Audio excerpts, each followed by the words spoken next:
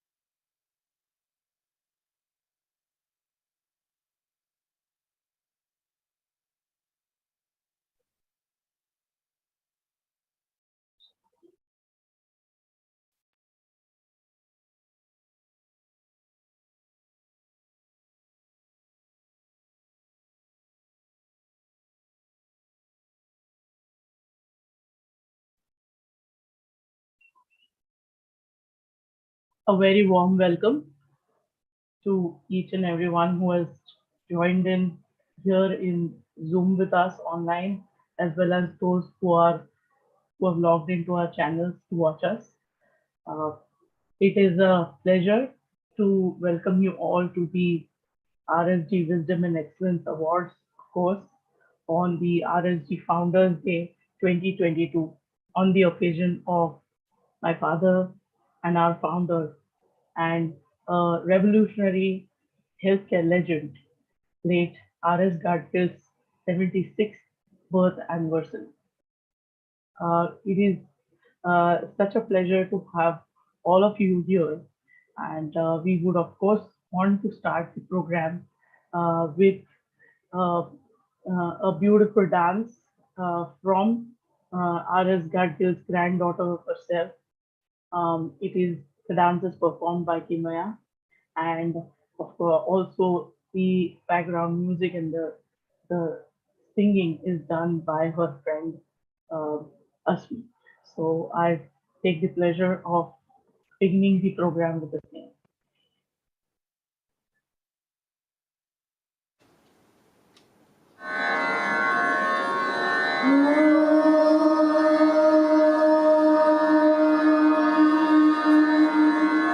दीपज्योति परब्रह्मा दीपः सर्वतमोपहः दीपेन साध्यते सर्वम्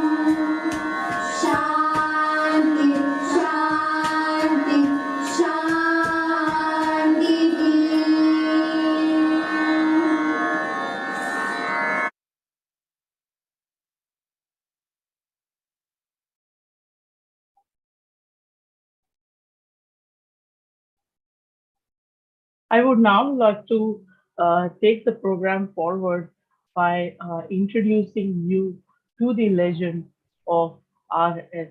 Gadgil with this video.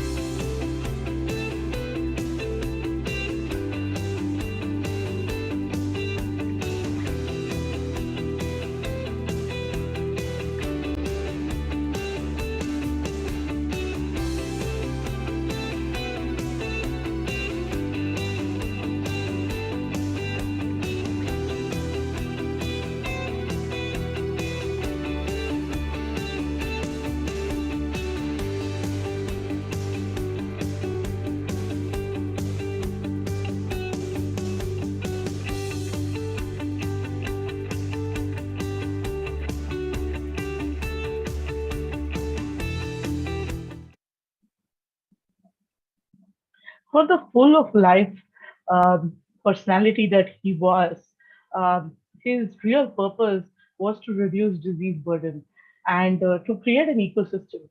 He obviously supported academia through his entire career, and reason being he wanted to recognize wisdom and excellence in the healthcare sector, which is why on his birth anniversary, even though he's no more physically with us.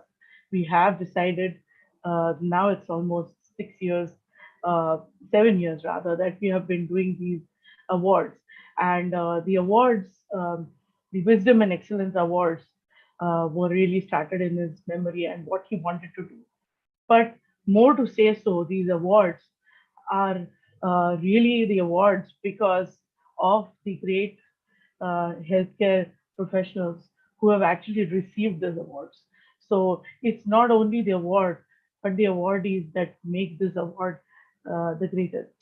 So I would like to quickly share also the awardees until now through this video.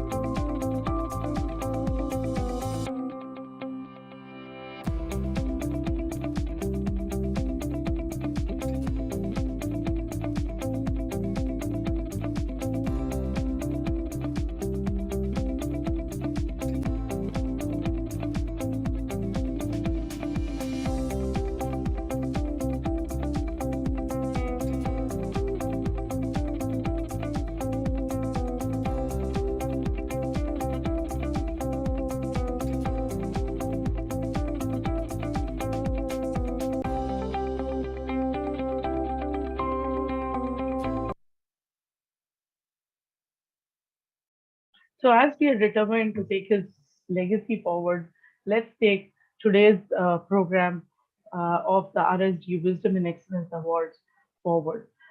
We have with us uh, um, celebrity doctors as well as a lot of people who are watching this program with us. So, I would though begin the program with a panel discussion on nutrition in bone, muscle, joint health. We, of course, have Dr. Ashish Arbat and Dr. Samip Soni with us, whom with whom we will actually be uh, conducting this panel. Um,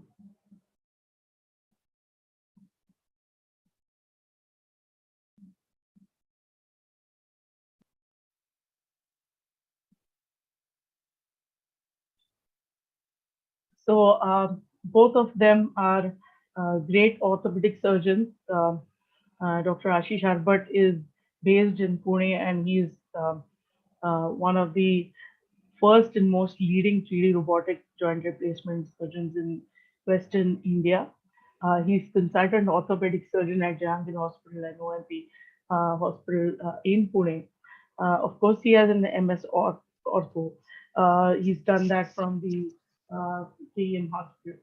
And he also has an NCH from the Royal College of Surgeons, UK. He has a fellowship at the Princeton University under Dr. Jeff Abrams and first Indian fellow under Dr. Ed Sugaya. So he's really trained under great stalwarts in the orthopedics. He also has a fellowship from Japan, and he has been part of several academic activities in orthopedics as well. He does a lot of patient awareness also. Dr. Sameep Soni, of course, plays two big roles. One, as the orthopedic joint replacement surgeon with 2 decades of experience. He's also from the he's also done his MS from Keegan Hospital.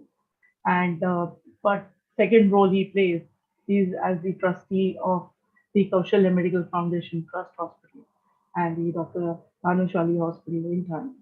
So two big roles that he plays and the experience that he has in orthopedics. Both these uh, great surgeons are with us today, and I would want to I'd request Mahesh to bring them.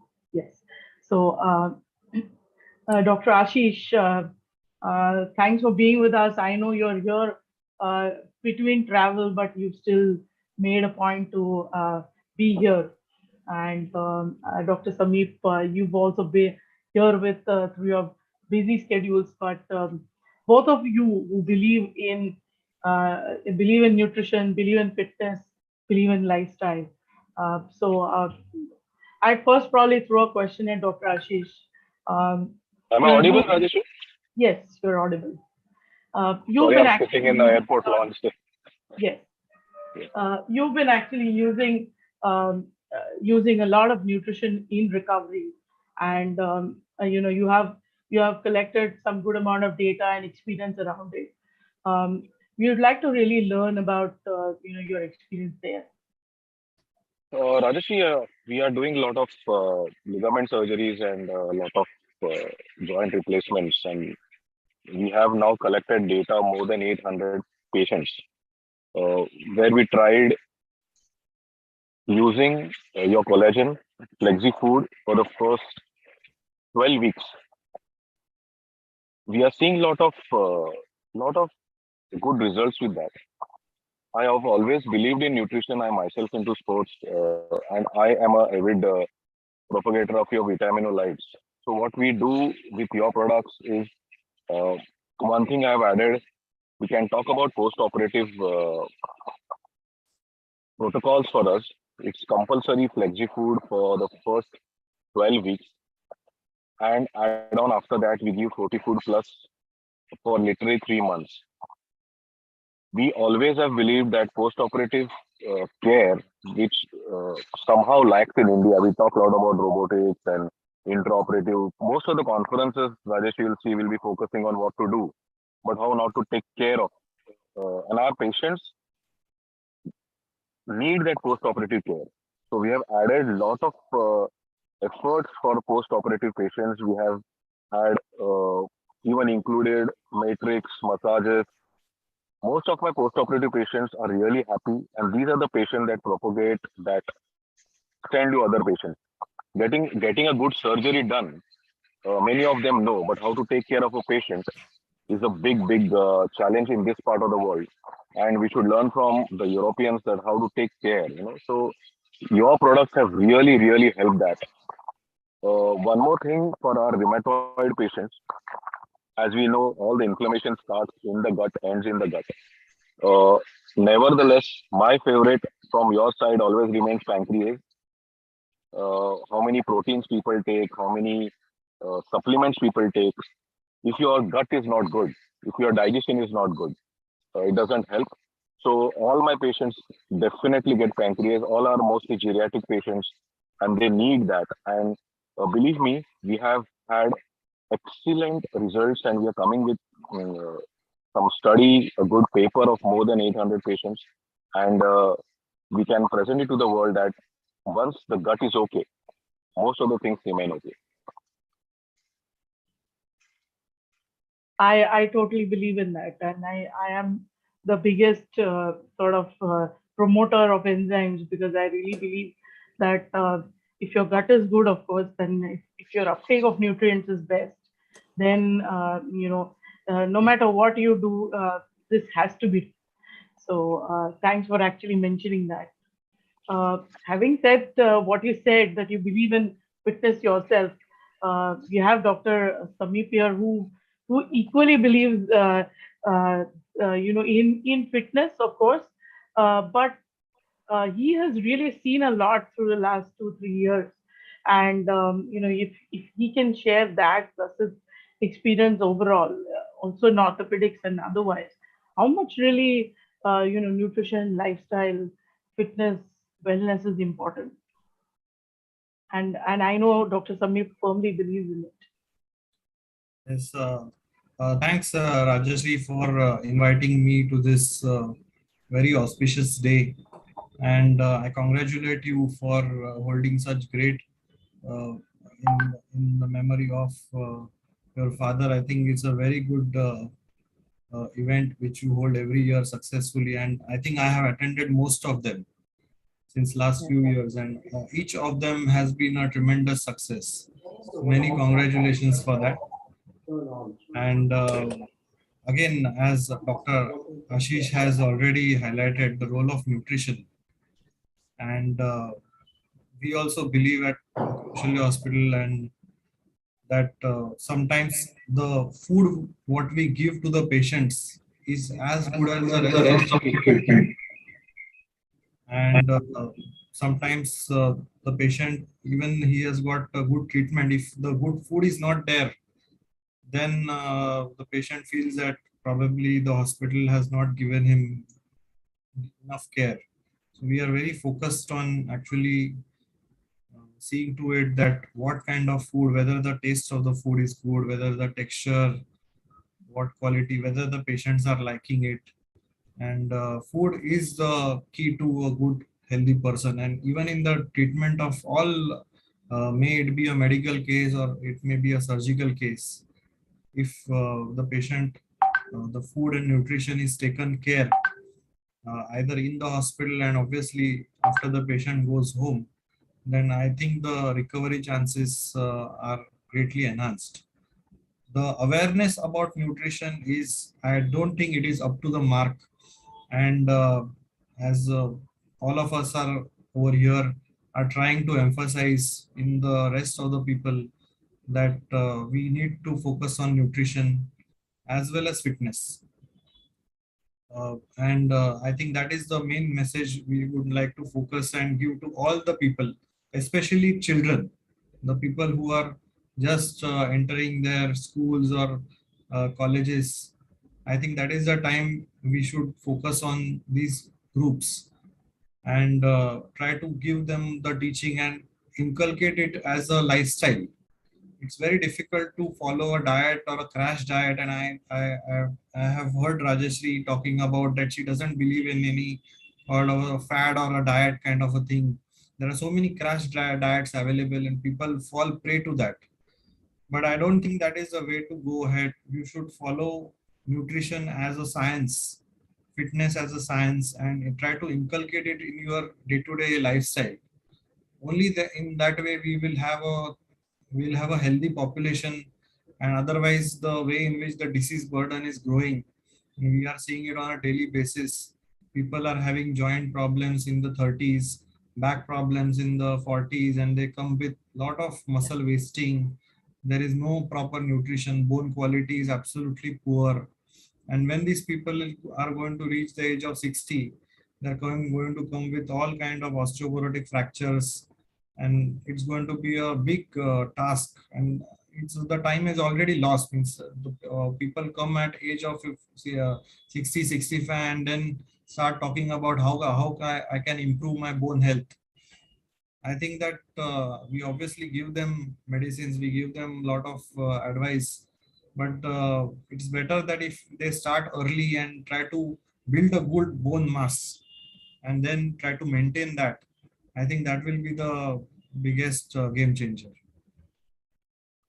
Well, I had a bunch of questions that I was going to ask you, but you have really mentioned all of them. The acceptance, the awareness, and also at the hospital level, the kind of I think with food, with nutrition knowledge, I think taste is also a big, something very important that we people in the nutrition field should keep in mind. So that can really improve compliance. So, if I may ask Dr. Ashish, exactly on the lines of So many things Dr. Samit really has brought on the table to this program today. I mean, thanks to you. So what do you really think, Dr. Ashish? I mean, in terms of compliance, how difficult is it to convince the patients to actually get onto nutrition so that their outcomes are going to improve? Was it difficult pre-pandemic? Is it better now? How does it look like? Yeah, Dr. Samit has very well put that they suddenly start getting aware once they get disease. Prevention is a big issue in this country. We won't prevent, we will treat. So, getting nutrition for my post-operative patient is very easy. Dr. Ashish, your But voice is nobody a little, your voice is a is it little okay now? soft. Yeah, it's better. Is it okay? Yeah, Bit better? better. Yeah. Okay. So convincing for the post-operative patient is pretty easy, but I hardly have patients who come down just because they have no disease. In the wellness front, hardly we get patients uh, who just come that doctor, I want to be fit, or I want to have good nutrition. Uh, Pre-injury, there is no concept of having this. So sadly, but most of the patients that we, at least I encounter, are the post-operative patients, and after getting an injury and when they want to recover, the compliance now is good, especially post-pandemic. They know that nutrition is the only thing that is going to make them recover, and we have a complete, as you know, we have a complete system made where at least 40 minutes the patient is counseled the importance of nutrition in our OPD. And I am a strict believer of post-operative management. There is a phenomenal change when you focus on the nutrition, because many a times what happens is surgeon just operates and patient relates everything to the pain post-operative, let it be the healing part or anything. And believe me, after using the nutrition products, my post-operative management has become very, very smooth. And the recovery is, you are as good as your incision, they say, right? So whatever you do, if they are pain-free, if they are happy, if their gut is good, uh, then they advise, and then their relatives come and ask me, doctor, you have given something to her, what should I do? And we are talking a lot of efforts, taking a lot of efforts for giving nutrition to our sports people. I'm treating a lot of these kabaddi teams. I keep on talking to them, a lot of national level sports people, because increase in awareness has been great post pandemic, and like our national heroes like Virat Kohli and the likes of Salman Khan and John Evans, they have become conscious about it. But I feel, Rajeshri, the female part, the women are not much interested in that, because like Samit said that fat diet, the 80% of patients going to, or people going to Herbalife, females come down just because they want to get married, or they want to lose weight, and then they are not there for fitness. So I feel the males have become more bodily conscious, and they are into a lot of nutrition things. But the women just want to get thinner and thinner and thinner, and that doesn't mean, if you're thin doesn't mean you're fit. So that is one front in this panel. I would say that that's one front we need to uh, propagate, talk about diet consciousness in premenopausal, postmenopausal women. And that one front, obviously, I think you should take ahead, because you being a woman, you should understand that if a woman is healthy in the house, everybody remains healthy in the house.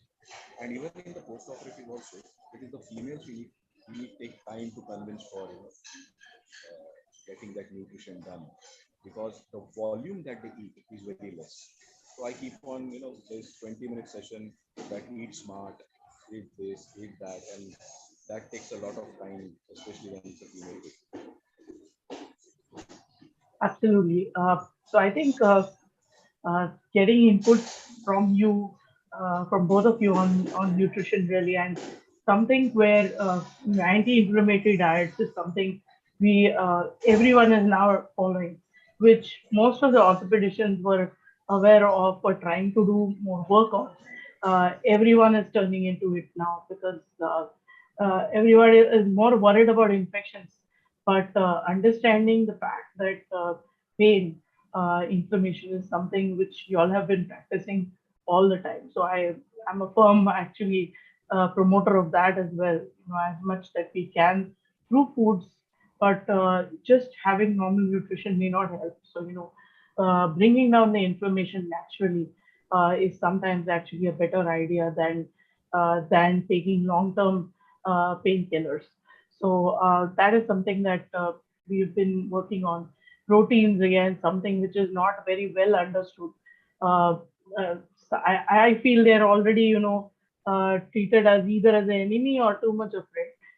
There has to be that middle ground where proteins have to be used well, and of course vitamin D and calcium, which is both of your favorite, I'm sure. But bonus again, calcium, not calcium alone. So it has so many more minerals and vitamins that play a role out there. So a lot of awareness has to be continuously done on this. Dr. Sameep, I want you to, of course, uh, you know, talk about the wellness approach that you and me are trying to promote, and also the fitness regimen that you yourself have been following now, so as to, uh, so that people learn from you as an example. I try to do whatever I can, and it is the fitness has to be sort of, you have to actually enjoy. That is the, I think that is the basis of all these long term activities. And just to give you an example, today morning after a long time there was a bit of a sunshine and not much of rain, and I took the opportunity to do a nice cycle ride today morning, and just it sets up the day so nicely.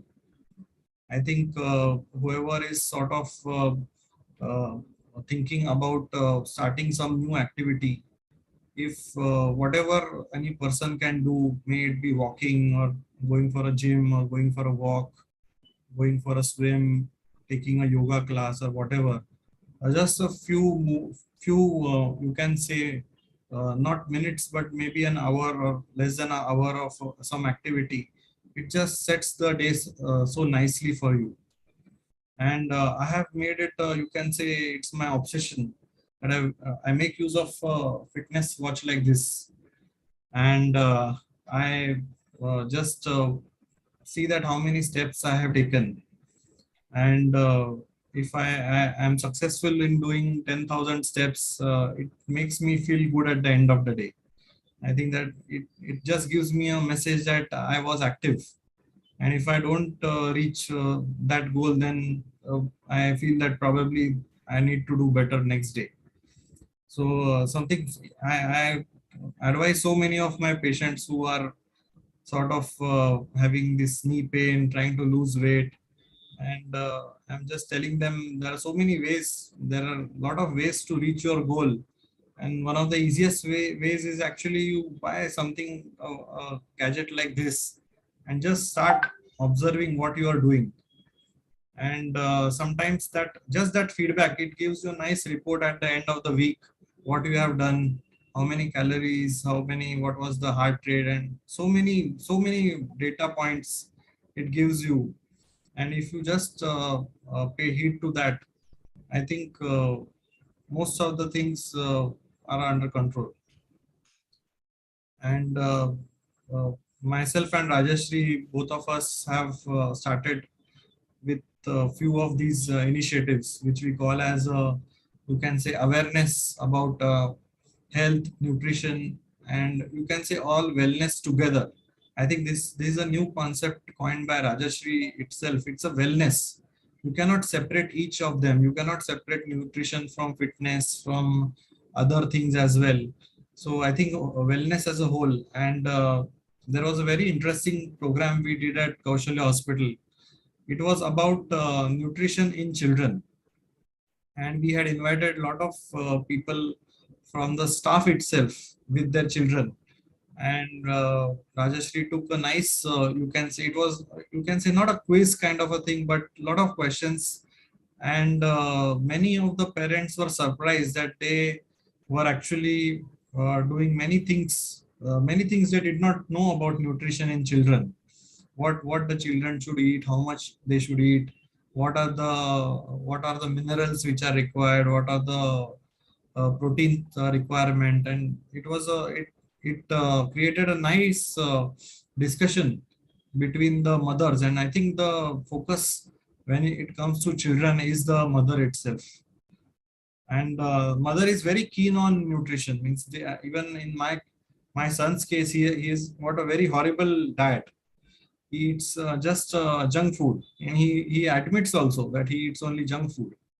But my wife, Dr. Neha, she's very keen on giving him all kinds of different foods.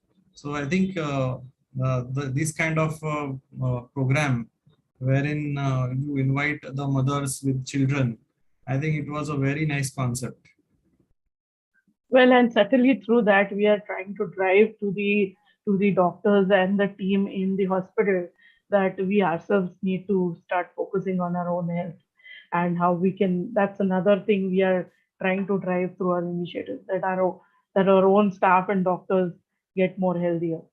And I know that Dr. Ashish does that too.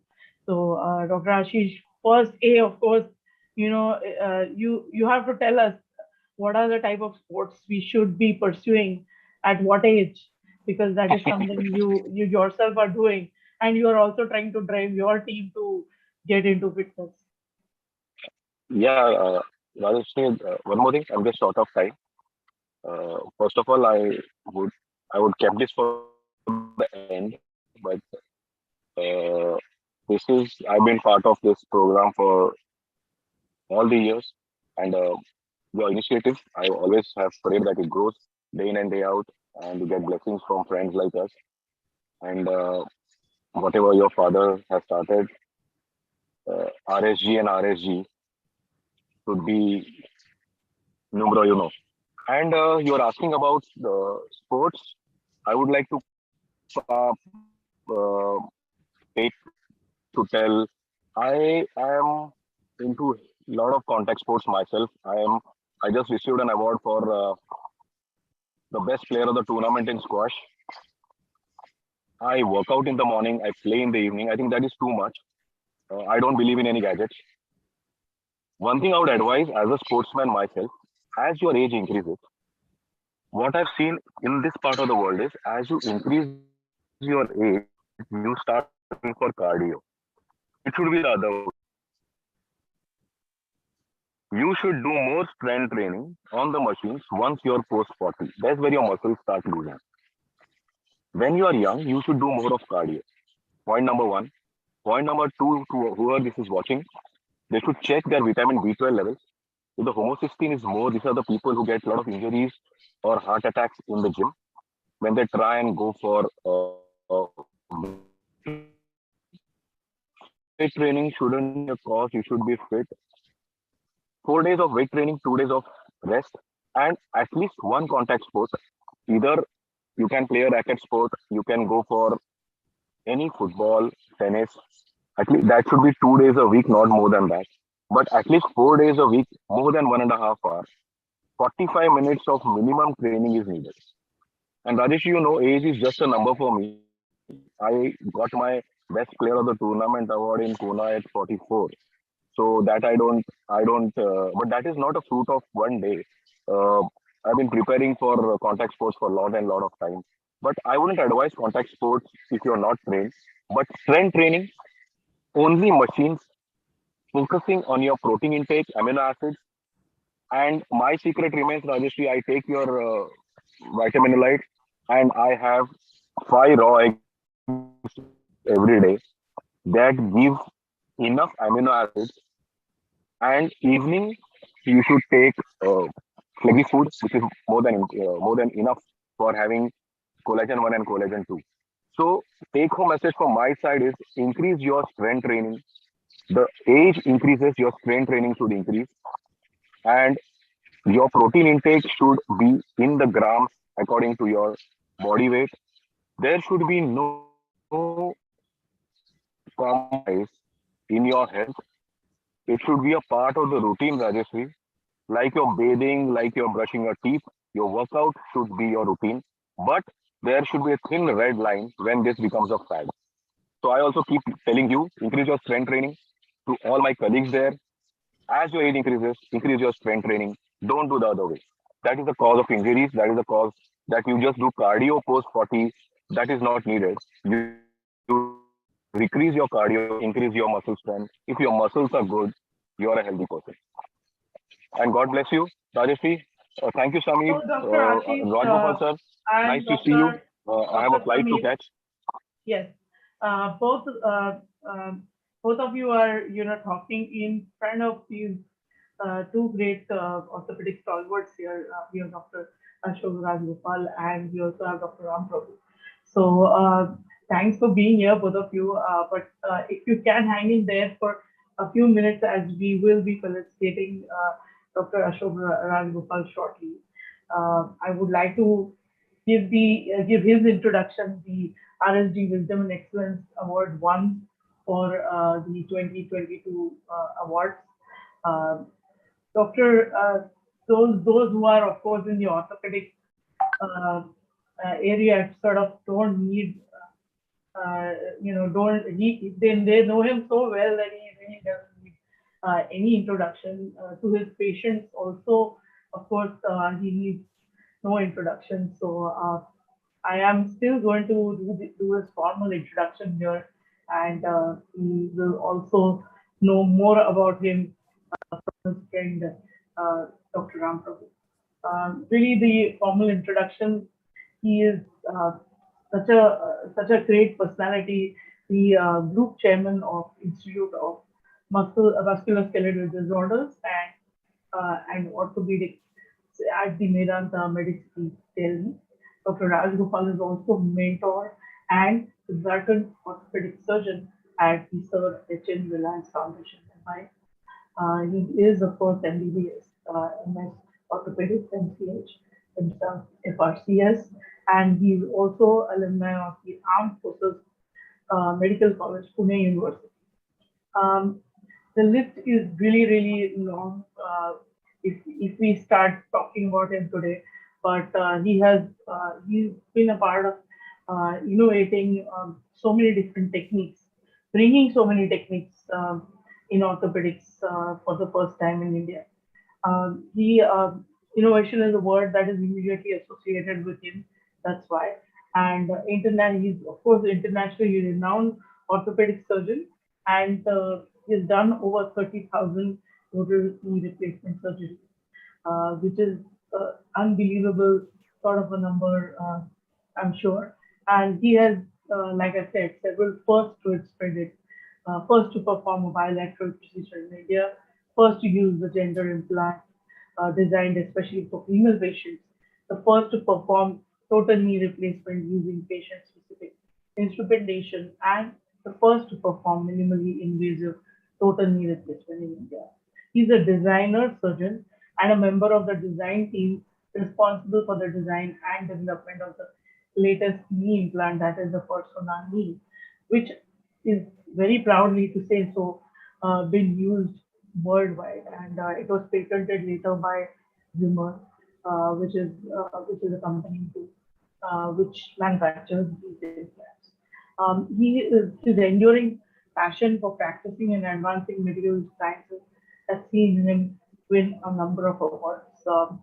He's also a musician par excellence, and I would definitely want to invite Dr. Ram Prabhu to talk about him because the formal introduction is not enough.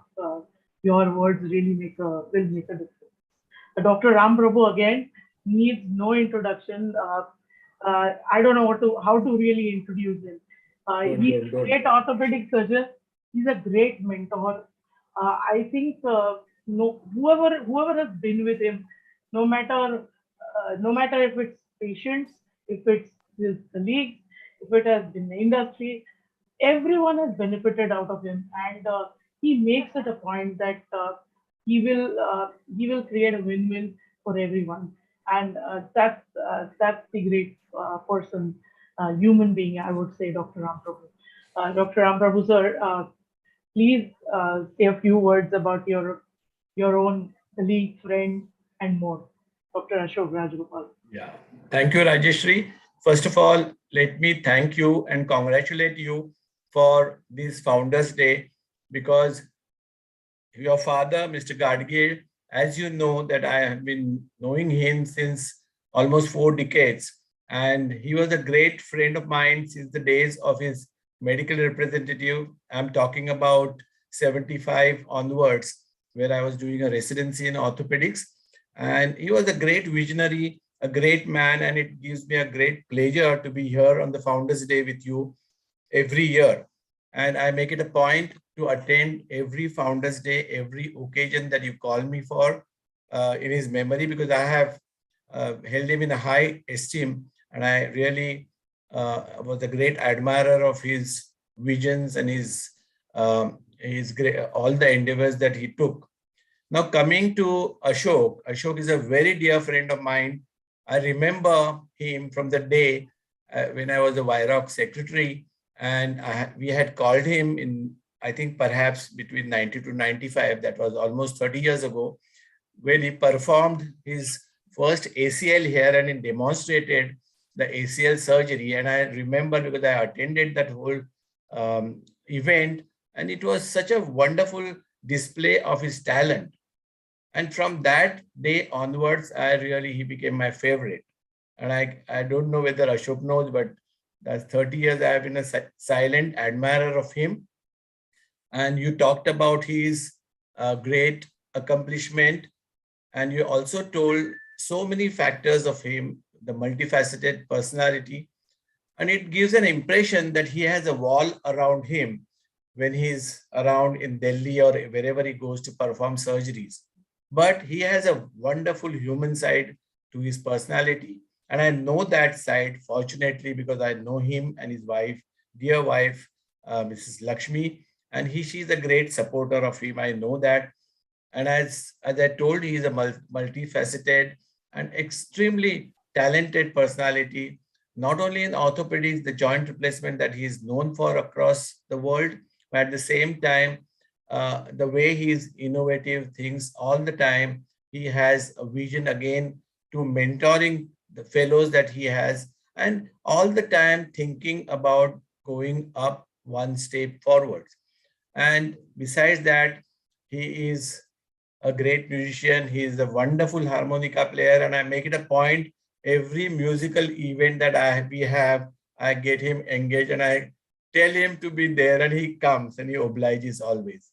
At the same time, he has a passion for traveling, which probably Rajesh didn't talk about.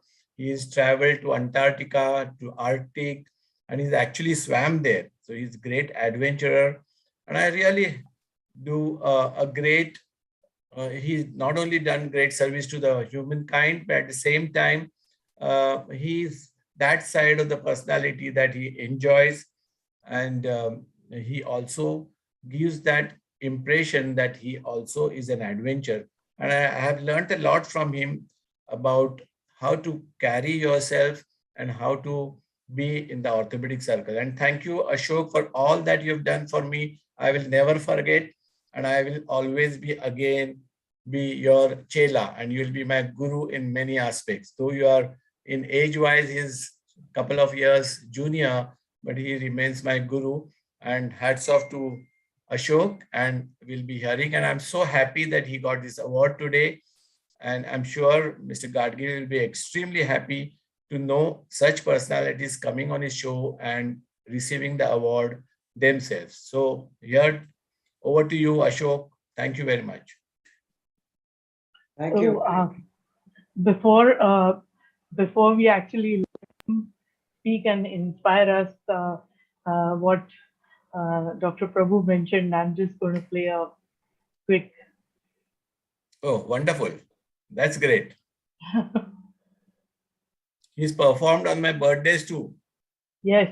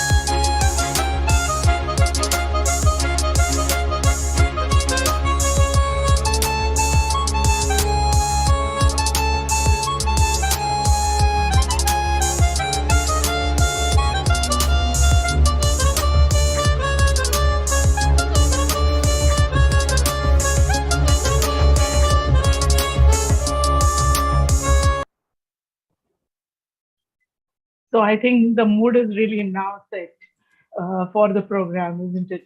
And over to you, sir. I mean, we really want to hear from you all your journey up till here, and I'm sure a lot of us are going to get inspired out here. Thank you, Rajshri ji. First of all, I want to thank you and my very, very dear friend Ram for those extremely kind words of introduction. I am kind of very humbled and overwhelmed by everything that's been said. I would also like to start by saying it's an honor and a privilege to be speaking at this 76th anniversary of Gadgil ji. He was a visionary, a legend, and I feel humbled by the fact that I'm following the footsteps of several of the giants in the field of orthopedics, like my good friend Ashok Johri, my mentor, Dr. Lord, who I look up to as a father figure. It's indeed a humbling experience to follow in their footsteps. So I want to thank you, Rajshri ji, for this very kind invitation. So I was asked to speak for about 20 minutes about my life journey, and I thought I'd sort of put together really my sort of my story as it evolved. I come from I'm a South Indian, I'm a Tamilian, brought up in the north. My father was a police officer, and I became a doctor by default because he wanted to be he wanted to be a doctor, could not because of economic constraints. So I think he wanted to live his life out through me. And ever since I was in the 7th standard in school, he was sort of constantly counseling me, brainwashing me that I had to be a doctor. I came out of school in 1969. That was the year when the first heart transplant actually had taken place. He got me interested in the concept of surgery. And in my innocence or my lack of wisdom, I actually set out to write a letter to Christian Barnard, who had performed the world's first heart transplant at the Groote Schuur Hospital in Cape Town, and said I would like to come and work with him, not understanding really the pathway to being a surgeon. Much to my surprise, 6 months later, I got a letter back from Christian Barnard, which I still have. It's one of my most prized possessions of all the things that I own, where he blessed me and he said, young man, you still have a long way to go. You've first got to be a doctor, then you want to be a surgeon, and then you can write out to me. I'm a product of the Armed Forces Medical College in Pune, and I did my post-graduation in the All India Institute of Medical Sciences in New Delhi. And thereafter, I went to the United Kingdom, and the one dream in my head was to do the MCA, which a lot of orthopedic surgeons from India at that point of time, and indeed I think even today, they have this aspiration of going to England. I had no roots, I had no contacts. I was sort of really trying to find my way around the whole system and the circuit. And I got a locum job in London at what's now called the Whipps Cross Hospital. It's a very large hospital, and I happened to bump into one of the consultant surgeons. His name was Derek Richards, and my evolution or growth as an orthopedic surgeon started there because he was one of the kindest men I'd met. The first day I met him, he came up to me and he said, young man, do you have a place to stay apart? So I said, no, not yet. And he helped me to get a room in the residency. He said, do you have any money? I said, not a lot. So he gave me a 40-pound note. He said, you can give this back to me now once you start earning. And he was the first one who introduced me to this concept of joint replacements. Interestingly enough, when I went round for his ward round, there were 40 patients, all of them infected. And I came out of the ward thinking, what a terrible operation this is. Little did I know that I would actually make a career in this. I then went on to Liverpool area. I was privileged enough to work at Ormskirk General Hospital, where I met my one everlasting mentor, his Welshman, Graham Hayes, very rough at the edges, but very soft on the inside. And pretty much my whole persona today, my attitude, my whole sort of bearing is modeled on Graham Hayes. He called a spade a spade. He was not afraid to tell you to your face that you were useless, that you'd done a terrible surgery. He was not one to sort of sugarcoat any statement. And the one thing I learned from him was honesty. And I'll give you a small anecdotal example. We used to do the Charnley total hip replacement, which is cemented. It was a monoblock system, which meant that we did not have the modularity. And he did this surgery where everything that could go wrong in hip replacement did go wrong. We perforated the femoral vein, fractured the femur. The patient had a pulmonary embolism, and as a senior resident, senior registrar, it was my job to write the discharge notes to the general practitioner. And when I did, I said, this patient had an uneventful surgery. And when the patient came back for stitch removal and the notes were read by Mr. Hayes, he actually called me and shut the door and wiped the floor with me and said, I do not like dishonesty. I think you should write everything that has happened, including all the complications that I created on the table. I was absolutely stunned that he actually wanted me to write this, but I think that was my first lesson in honesty. And the patient actually went on to sort of thank me for being so honest with her and the GP. And that was the start of a lasting relationship, which I even maintain today. He's now 84 years old. And one of the pet statements that I learned a lot from him. He was very fond of doing CDH surgery. And I used to follow up at, when the patients used to come back, and he one day in one of the ward room said, Ashok, how are our CDH patients going? And I had learned from him to be honest. And I said, Graham, the results are absolutely bloody awful. And I said it, I didn't think much about it. And next thing I knew, he was on 3 weeks leave. And when he came back, I said, Graham, where have you been? And he had been to Sheffield, to the Children's Hospital, to learn pediatric orthopedic surgery from Sherrard, John Sherrard, who has written this book on pediatric orthopedics, on how to do CDH surgery. So here was a man who was a consultant, he was a legend in his own right, but had the humility to accept what a resident had told him and improve his bit. He was the person who was instrumental. I got a consultant's post in Manchester. He was the one who told me I was not to accept it. I was accepted out of 11 students, 10 of whom were white British candidates. I was the only overseas. And he told me and my wife that I want Ashok to go back, which is one of the reasons why he did come back, because there was no way I was going to turn him down. I came back, we started knee replacement surgery, relatively unknown at that point in time. We had a huge set of challenges. We did not have implants, we did not have sizes, and we had this constant challenge of instrumentation to the point that we actually fabricated some instruments that were actually, believe it or not, made out of teak wood. And I used to make a little drill hole to find the teak wood, send it for cultures just to make sure that what we were using was sterile.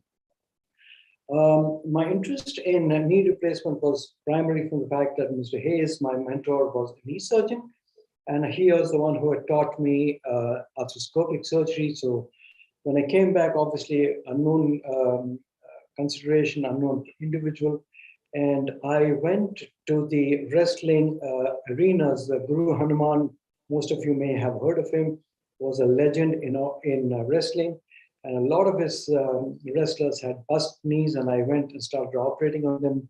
God was on my side. A lot of them went back to competitive wrestling. And that was the start of my journey. My journey in India was really sort of very, very turbulent. Primarily, I sort of swam against the current. At a time when pretty much everybody was doing one type of knee replacement, which was sacrificing the cruciate. I took the opposite view. We retained the cruciate. We were great advocates of the cementless knee system. And at this point, I would like to acknowledge the considerable encouragement that was given to me by two members of the Bombay Orthopedic Society's legends in their own right. One was Professor K.T. Dholakia, and of course our indomitable Professor N.S. Lord. And I cannot overstate how kind and benevolent and supportive they were of me. And we had some wonderful times together, and I've learned a lot from Dr. Lord and from Dr. Dholakia. The fundamental thing was never to run down your colleagues. I think we need to encourage and accept the fact that we all make mistakes, and when somebody else's bad results come to us, to be gracious enough to accept and encourage that particular individual. And certainly this was something that we carried on. So Mr. Hayes taught me honesty. Dr. Lord taught me not to be detrimental or badmouth any of our colleagues. I came across two wonderful individuals in Delhi, Dr. Abbott, who's my father figure, and Dr. Arjun Sehgal, who's a neurosurgeon at whose nursing home I started my practice. Dr. Abbott was the equivalent of Dr. Dholakia in Mumbai. There was no patient who had not seen him at some point during his treatment. He was a very kind man, he was a very indulgent man, and generous to a fault. He told me only one thing. He said, Ashok, you start your surgery, you do whatever you want. But make sure once you start the surgery, you're able to get out of it, because I'm not going to come and bail you out. And I have never been more grateful in my life than I have been to him. Sadly, we lost him last year to COVID. Through all of these, I started traveling internationally. I learned a lot. And over the years, we were blessed that we operated in some of the legends of the Indian sport industry. Gopi was one of them. Karna Maleshwari was an Olympic gold medalist. We operated on practically half the hockey team in the 90s, and several athletes, cricket players, hockey players, and wrestlers. But the one thing that I continued, and I was taught this both by my father and by several of my mentors, was to stay humble. And I think that sort of word of advice stuck to me. We were blessed because we were also given the opportunity to do several surgeries in overseas countries. So I've been invited to operate in Australia, in Singapore, in Taiwan, in Germany. I've operated at the Endo Clinic in Hamburg. So there have been several occasions, and at each of these, I learned a lot from the colleagues with whom I operated. I think one of the fundamentals of each of us as surgeons is the willingness to learn. And interestingly enough, you sometimes learn from people that you think are least equipped to teach you. And I'll give you two examples. The first one was from John Charnley. I had the privilege of scrubbing with him in Brightington in 1983. And he taught me that when he was putting in cement, he used to put a little catheter. And if there was no perforation of the femoral shaft, blood and fluid would come out of the tube that he had inserted. And he was gracious enough to acknowledge that this was actually taught to him by one of his residents. As a corollary, I was taught by one of my scrub nurses. I was struggling with trying to remove a stem, and she taught me a very basic and a simple. She just gave me a little screw, and she said, "So why don't you just screw this in and knock it out with a slap hammer?" And I've been struggling for 40 minutes, and it took 3 minutes for it to come out. So you learn from your residents, you learn from your nursing staff, and you learn from your anesthetists.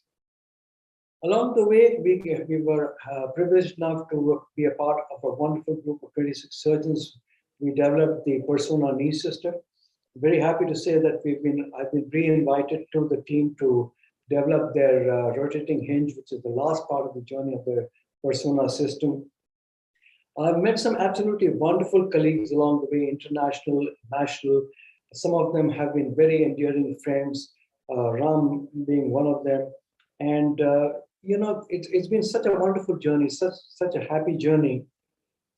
And apart from the professional circuit, about 2014, one of my patients, who happens to be one of the top nutritionists in the city of Delhi, actually came to me and said, you look terribly unfit. And I thought I was very fit. And when she worked me over, she said, you're hopelessly unfit. And that was like a slap to my face. We got into this, the earlier panel discussion, got into fitness, nutrition, and so on and so forth. I work out 1.5 hours every single day. I run about 7 kilometers every single day. I also followed my passions. I've done skydiving, scuba diving. I've been to the North Pole, the South Pole. I've trekked in the Arctic. I've trekked in the Antarctic. And we've done some absolutely crazy holidays, including swimming with the sharks. One of the other passions I have is music. I am not a trained musician. I just dabble in music. I'm self-taught. But it's a great stress buster, and to the extent that work does involve a fair amount of stress, it gives us the opportunity to de-stress ourselves. Finally, a word about my family. I have a wife and 2 children, and they're the best things of the greatest assets of my life. I fall back at times of despair, and all I would really say is be happy, have a good family, spend time with the family and friends, follow your passions, and really, in a word, if I have to summarize my life, I live for the day, I live my passions. I have no regrets in anything that I do, and I hope I continue to be this way. And on that note, Rajshri, I want to take this opportunity to thank you for this wonderful opportunity of sharing my journey with you. And I hope I have done some justice to what you have allocated to me. It's been such an honor and a privilege to have this opportunity to speak. And once again, my very, very profound thanks to my very dear friend Ram. God bless. And Ram, I'm sure we'll meet again next time I am in Mumbai. Thank you, Rajshri, and thank you, Ram. So, yes, Dr. Ram, probably. No, you'll have to unmute yourself.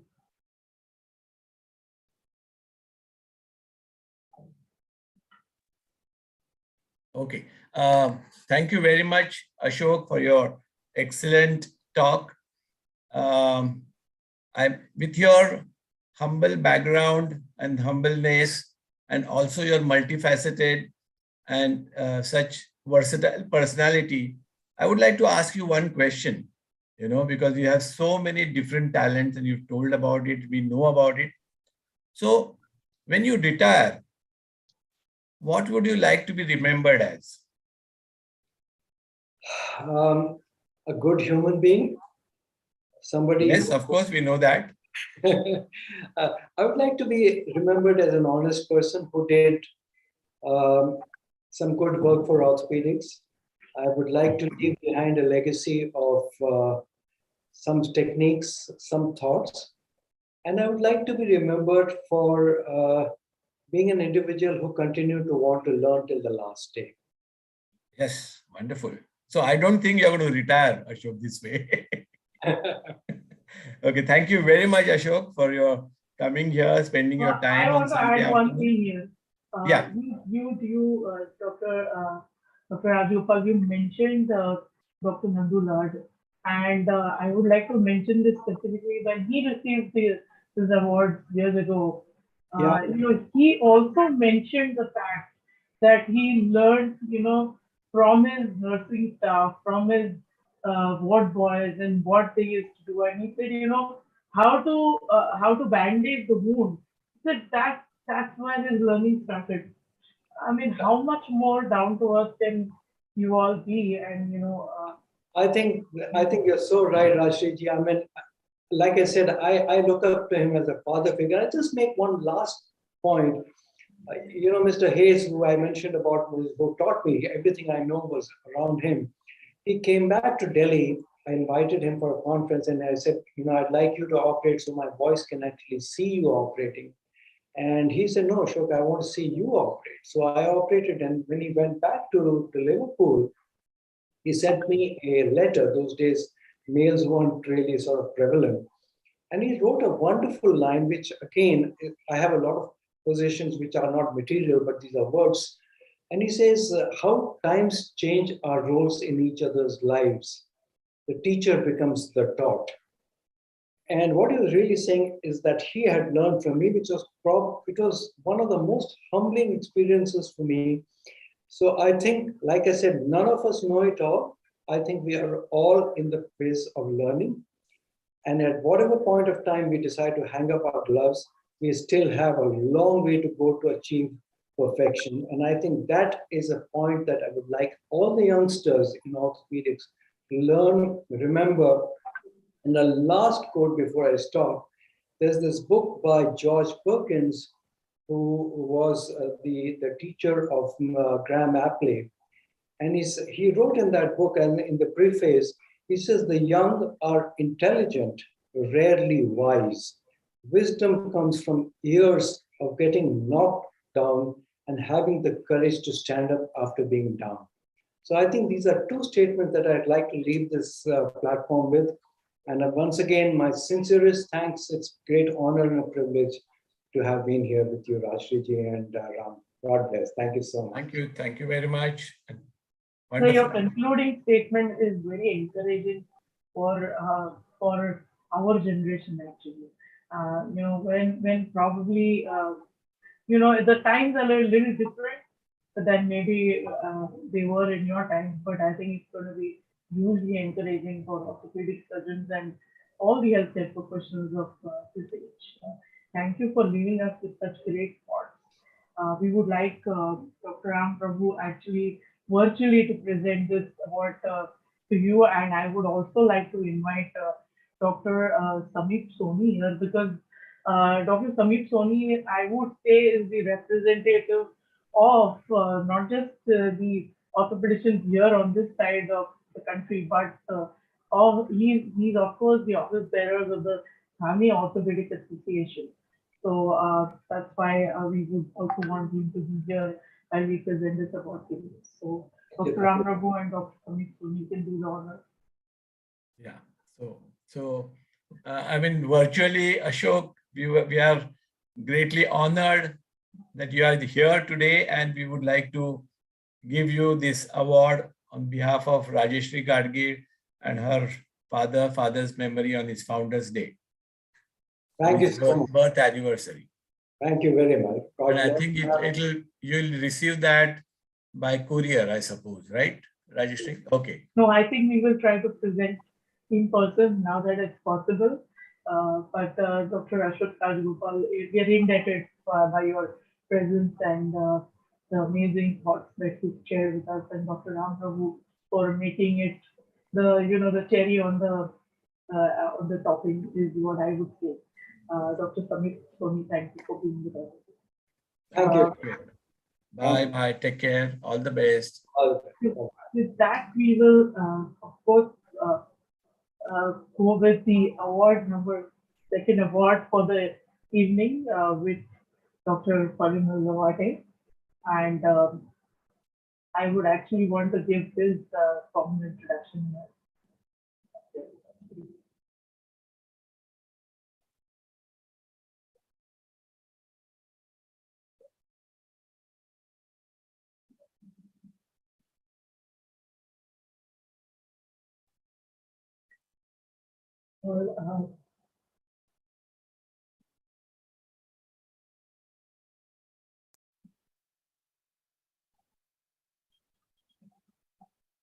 I am, of course, having the privilege of introducing him formally, but that will be followed by a few surprises.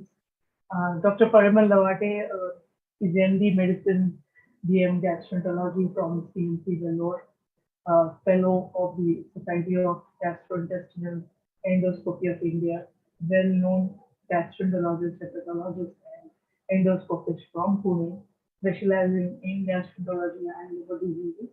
He's a veteran gastroenterologist with over 30 years of experience. He is awarded the prestigious Fellow of American Gastroenterology Association about 4 years back.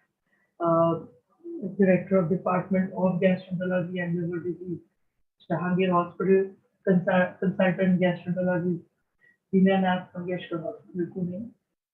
That's where he helps his patients get his expertise. He's the recipient of the Times of India Health Icons awarded in the first year of its inception in Pune. He will be receiving the Economic Times Achievers Award next week in Delhi. He's organizing chairman for the National Annual Conference for the Indian Society of Gastroenterology 2020 and 2021, practicing, as I mentioned, 31 years as a gastroenterologist. He believes in life beyond gastroenterology as an avid photographer, and his photos, have been featured in reputed travel magazines. He also plays keyboard professionally and has his Facebook page, music, medicine, and photography. So multifaceted as these surgeons really are, he has helped in setting up the Department of Advanced Endoscopy at the Jahangir Hospital, Pune, and establishing the liver transplant program there. I would let this introduction being done by not me, but we have Dr. Vinod Sawant with us today. So he can actually throw light and speak about Sir's, uh, Sir's amazing work at the Jahangir Hospital and this new department of liver transplant, rather the liver transplant program. Dr. Vinod Samanpatkar, of course, is the CEO with the Jahangir Hospital Pune, and it's a group of hospitals there. And thank you so much for being with us, Dr. Vinod Samanpatkar, on this occasion to actually say a few words about Dr. Parimal Lawate and your association with him. Good afternoon, Rajeshri ji. Good afternoon, all the dignitaries and well-wishers. It's actually my pleasure to be part of this program, and best wishes on 76th Founders Day celebration to you, Rajeshri, and the entire group. Rajeshri called me a few days back and expressed an interest. Vinod, will you talk about Dr. Lawate a few words? And I said, by all means, it's my honor, Dr. Lawate, to talk about you. As far as the clinical acumen of the doctors are concerned, require very less introduction or narration. And Rajeshri, you have put everything in a PowerPoint, so I won't talk much about that because I feel too small to talk about it. Because Dr. Lawate has a very, very legendary practice, and one must come and see him at the hospital. The kind of the fan following which he has. I actually got in touch with him first time when we were looking at the endoscopy program, because I was new in a system and Dr. Lawate was in a system for a very, very long time. So it was for me and it was my discomfort. But when I met Dr. Lawate first time, he gave me so much of comfort and he took me around the complete program. He explained me what is that we need to do. And perhaps, after that, I must have had a couple of meetings, which I did tell him a few times. And within 6 months, the entire endoscopy program was on. And today it is one of the very, very state-of-art program, I can definitely say, in Pune, running very, very well. And the way how doctor, interact with everyone, because as a director, his level of interaction is immense. Right from a time wherein he was interacting with the project team, understanding the engineering aspects of it, giving them a comfort, ensuring that entire program is coming in a place, talking to the biomedical engineering team, understanding their problems, trying to fit into the program. At the same time, parallelly discussing with the administration team, ensuring that we have right kind of people, whether it is technician, whether it is nursing, training them, at the same time working very closely with the medical director in getting right kind of doctors, because that's a complete program. And the way how Dr. Lavate has done it, he has done it with so much of grace and so much of ease. I have told him few times, and I've many times spoken to my chairman, saying that, sir, if I get couple of more, doctors with such kind of grace, and if we could change the entire scenario, within 2 to 3 years of time. So, that's what he brings. Apart from being a good doctor, he is a great mentor. He has mentored personally me also many times. When I discuss with him few things, maybe it's a transplant program, and his inputs are going to be so precise. His inputs are going to be so to the point. So it brings so much of comfort to you. He understand you first before he make you understand him.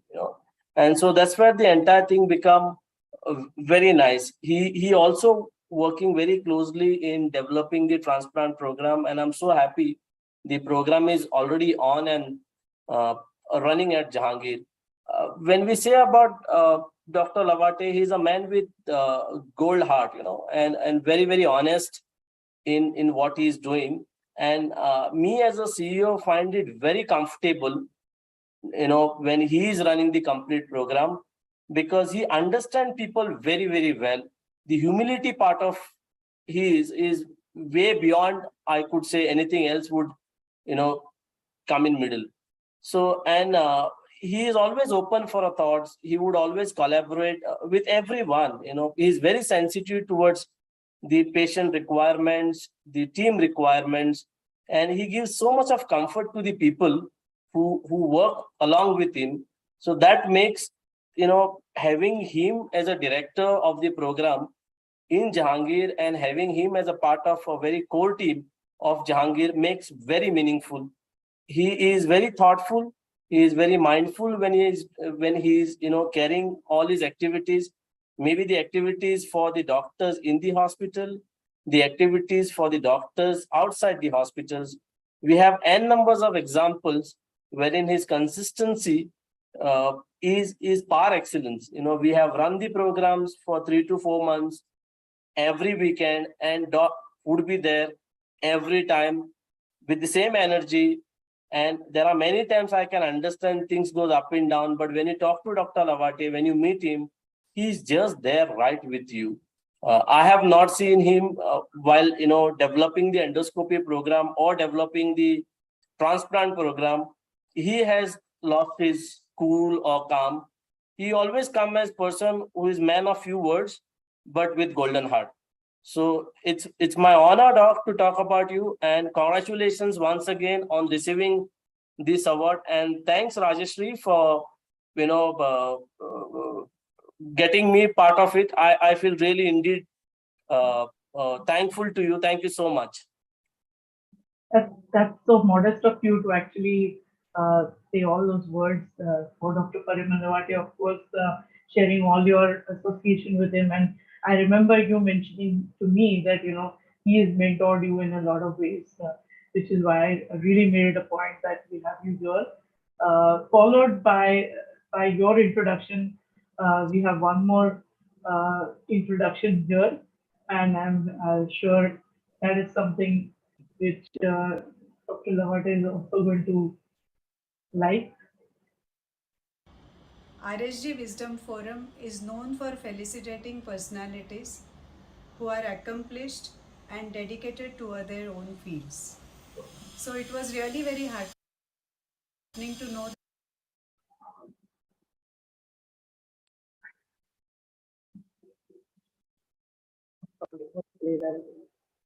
Parimal was. RSG Wisdom Forum is known for felicitating personalities who are accomplished and dedicated to their own fields. So it was really very heartening to know that Parimal was selected as its awardee. Other than his academic excellence, clinical acumen, and dedication toward his profession, he is a wonderful person who is extremely down to earth. His composure in all situations of life and his understanding and caring nature It's something which I've always admired. And so I truly feel blessed to have him as a life partner. When Baba told us that he had been nominated to receive the RSG Award for Wisdom and Excellence, I felt truly proud and happy. The calm and balanced demeanor showed by him is something that I have always strived to emulate. The gratitude and respect shown to him by his patients is not only due to his longhorn clinical excellence, but also because of the empathy and positivity that he exudes. However, the most wonderful thing is that none of this aura is borne by him when he is at home. For us, he is simply Baba, ever smiling, ever cheerful, and always ready to make time for family. I feel that it is here that his wisdom lies and is something that I hope to achieve one day. On this occasion, I would like to say that we are really proud of you and love to be part of your life.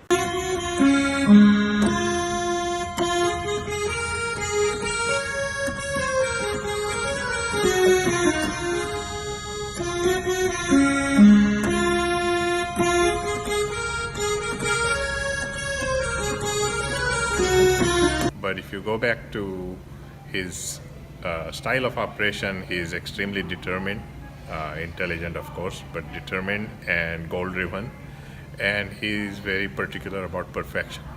So one way that perfection shows up for Parimal is in his clothing. He's very meticulous about his clothing, his pens, and everything else, his car, and so on. So it's some distinct qualities that he has. I think these are some of them. The fond memory I have is where myself, he and my mother used to take music lessons, and my mother used to play the violin, he used to play the harmonium, and I used to play the tabla. It was just some of the fantastic things we did together. I think one thing that he did though was he stayed with the harmonium. He's very musically oriented, and he does a really wonderful job playing that instrument even today. He never gave that up. Doctor Lawate यांना 60 वर्ष पूर्ण झाली हे त्यांच्याकडे पाहून खरं वाटणारच नाही, पण गेल्या 35 वर्षाचा त्यांचा अनुभव आणि लोक पोटाचे मालक होतात म्हणजे खाऊन पोटोबा होतात किंवा खाद्यपदार्थ पुरवणाऱ्यांना लोक पोटाची काळजी घेणारे असं म्हणतात. परंतु डॉक्टर लवाटे हे पोटामध्ये आपला काही बिघाड झाला तो शोधून काढून बरा करणं हे त्यांचं वैशिष्ट्य आहे. देशभरातून पेशंट येतात असे पुण्यामध्ये काही डॉक्टर आहेत वेगवेगळ्या विषयातले, त्यातले एक नाव आहे परिमल लवाटे. मला अतिशय आनंद वाटतो आणि माझ्या लक्ष शुभेच्छा. Dr. Lawate has looked after both my father and me, and he knows us both inside and out. And he's been such a wonderful doctor, really helped us to overcome all our issues. He hardly ever speaks, but on the rare occasion that he does, you know that his words are filled with care. Have a great year, Doc, and many, many more to come.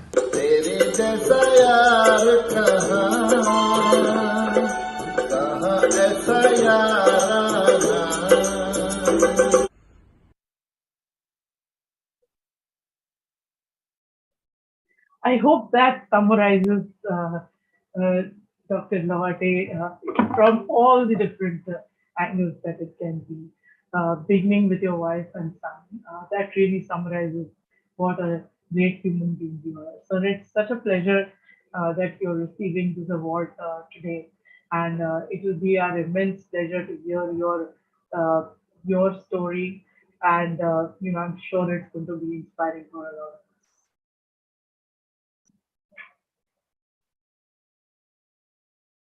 So please unmute yourself.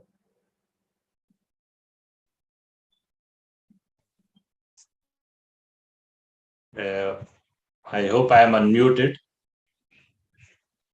Yes. Yeah, so thank you, Rajashri, indeed, for inviting me to this Wisdom and Excellence Award. it is indeed a great honor and pleasure to be part of this. And I think you have really put me onto a high platform, knowing the other luminaries in medicine who are the co-awardees. And it is really great to be part of this group of awardees. Uh, and this was a very pleasant surprise for me because I was not aware that you are going to have these opinions from my wife and my son and my twin brother and my close friend Vinay Thorat and some other people.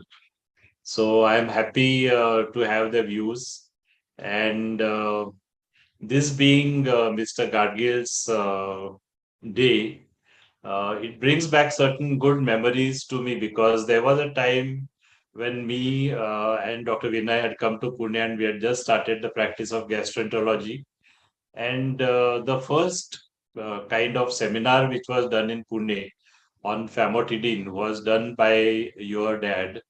And it was very well attended, very well appreciated. And subsequently, when we did the 1998 Indian Society of Gastroenterology meeting in Pune, we had great support from him, and it was an immense success. So, a true genius and a man with vision, and who really set the stage for having large academic programs in India, which undoubtedly have benefited hundreds and hundreds of young doctors to take up gastroenterology, to learn new techniques, new ways of treating patients, and finally benefiting our patients. So today, when you asked me to speak on wisdom and excellence, I was a little uncomfortable because one doesn't look at oneself from this angle really. So I was trying to think as to how I could put this across and what I should be saying in such a talk. So what I have done is I have tried to take my journey from the time when I joined medicine, and then over the years, whatever I have kind of picked up, whatever I have learned from various people, and what I feel is worth sharing for juniors is what I have tried to put in this. So I was born in Mumbai in Mumbai. My dad was an officer in the Reserve Bank. My elder brother, who was 10 years senior to me, uh, he was a very intelligent person. He is a rather very intelligent person. And he was very passionate. Both my dad and my brother were very passionate about good books. So we had a lot of books in our family. The other thing is when my father returned from his work, in those days there was no television. So there used to be classical music going on at home on the radio, and we used to listen to it. And that imbibed this interest for music. And like my twin just mentioned, Saurabh mentioned, we had a teacher coming to our house who taught her violin, taught my mom violin. And Saurabh used to be on the percussion, that is tabla, and I used to be on the harmonium. So very pleasant memories of those days in the beautiful city of Mumbai. And then, of course, we switched to Pune, and then I joined BJ Medical College for my MD medicine, and then was fortunate enough to get into CMC Vellore for my gastroenterology training. If I look back at what gastroenterology looked like in 1986, it was predominantly clinical gastroenterology, a touch of hepatology, and a basic dose of endoscopy kind of. So there was hardly anything much by way of endoscopy. And today, if you look at it at 2022, you have so many new branches which have come up. The endoscopy itself, there are so many branches. There are branches like motility. Then in hepatology, you have a sub branching of transplant hepatology. Of course, clinical gastroenterology has remained the same over all these years. So when somebody speaks of excellence, now this is another emerging branch which is called as esophagology. So you can imagine the number of sub branches which are happening in gastroenterology. And if somebody says or talks about excellence, I was wondering as to where I would put myself in this whole scenario. So there are two ways. One is being the one and only where you are doing a particular procedure which practically nobody else is doing. Or basically, I think for a lot many like me, what we can try to do at best is to try and be the good or the best amongst many who are doing the same thing. So that is probably where I would put myself as far as excellence is concerned. Like any other doctor, my career started as an undergraduate student, then a postgraduate student, and then a consultant. So, what message would I have for undergraduate students? I think the process of learning in medicine is perpetual and permanent.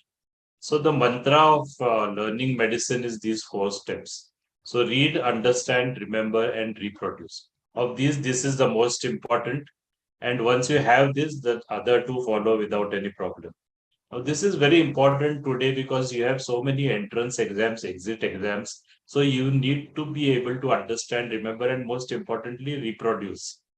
Now, when you first finish your undergraduate days and go to the wards, all of us remember that suppose we have a breathless patient, we try and do all sorts of history taking, we write a plan, and then we try and present this to our senior doctor who has come for rounds, a consultant, and he makes only 2 statements. He said, he says this man is looking acidotic, he's smelling of ketones. Do his ketones, check his sugar, and you just look at him awestruck as to how this doctor could just looking at the patient make a diagnosis.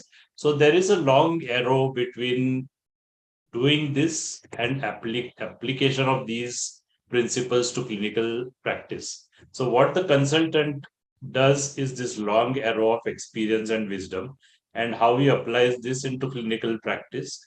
So for all students, I think the important thing is the first step, which is on the left side, and most important, apply it to clinical practice. Now, diagnosis forms a very major part of clinical practice. And it is basically the diagnosis which leads you to treatment and various choices which are available. Over the years, I have found an interesting thing. There are 2 ways of making diagnosis. One is an algorithmic approach. So here what happens is you have to put in a lot of effort. You have to study a lot. You have to study the branch points and then try and eliminate one over the other and reach a diagnosis. There is a new set of students whom I have been observing over the last few years or decades. Their approach is a little different. So there may not be too much of depth in it, but it leads you to a street smart clinician, as I would call it. And these are basically what I can call as template creators.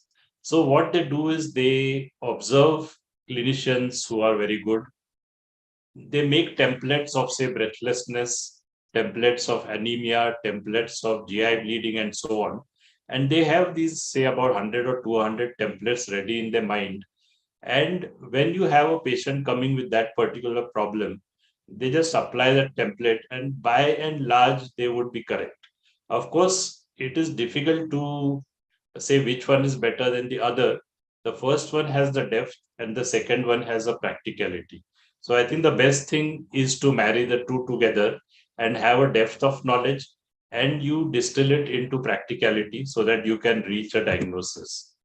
Now, once you finish your undergraduate days, you finish your postgraduate days, you become a consultant. And then the important thing you have to remember is this is a time when you're likely to get married. You will see more and more patients. And there are so many people whom you come in contact with.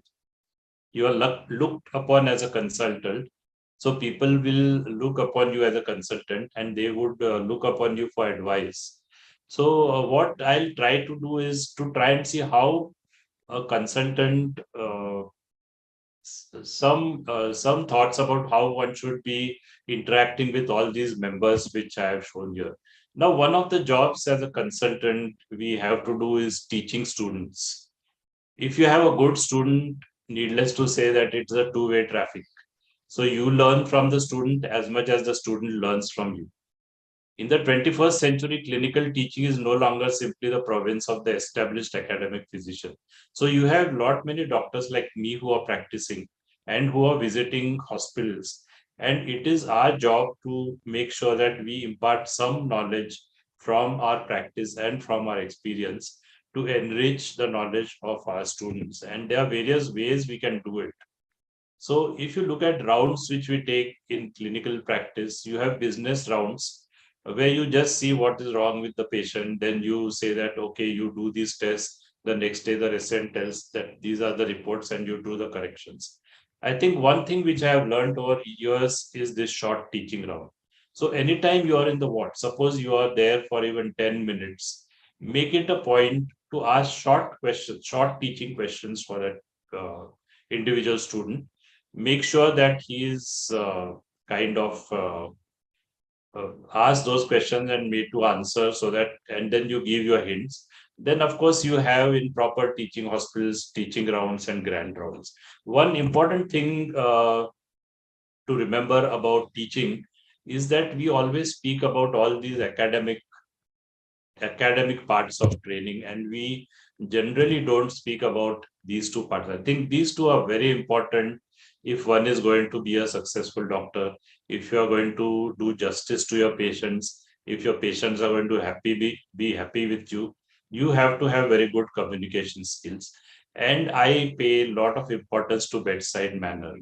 Your way of talking, your dressing, your approach to the patient, the way you touch the patient, you interact with your colleagues and the staff nurses, they're extremely important. And all this makes a very genial and comfortable atmosphere in the patient's room, so that the patient feels very comfortable.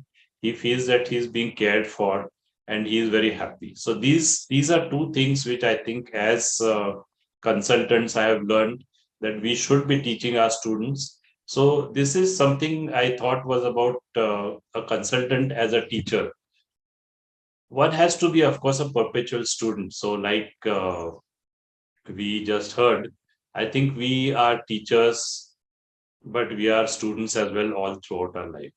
So as we go down our journey of medicine, we keep on acquiring small things from each person. So that person may not be a medical student. It may be your colleague. It may be even your endoscopy assistant. It may be a staff nurse. So try and learn something from each person. And each person you will find teaches you something or the other, which is going to be beneficial to you. The other set of people you interact is with colleagues. So this is extremely important. And to me, I think the most important principle is don't look at them as competitors. You are complementary. So complement rather than compete. And two very important characteristics which you should have as a consultant, or if you are a head of the department: humility and respect for all your colleagues. So this helps immensely in building your team, and the atmosphere in your department remains so good that you never feel that, oh God, I have to visit this department now, and you will meet this person, you will meet that person. So you are very happy, and at the end of the day, it's a very satisfying experience. This is another aspect which is very important, and I was indeed deeply moved to see the videos of my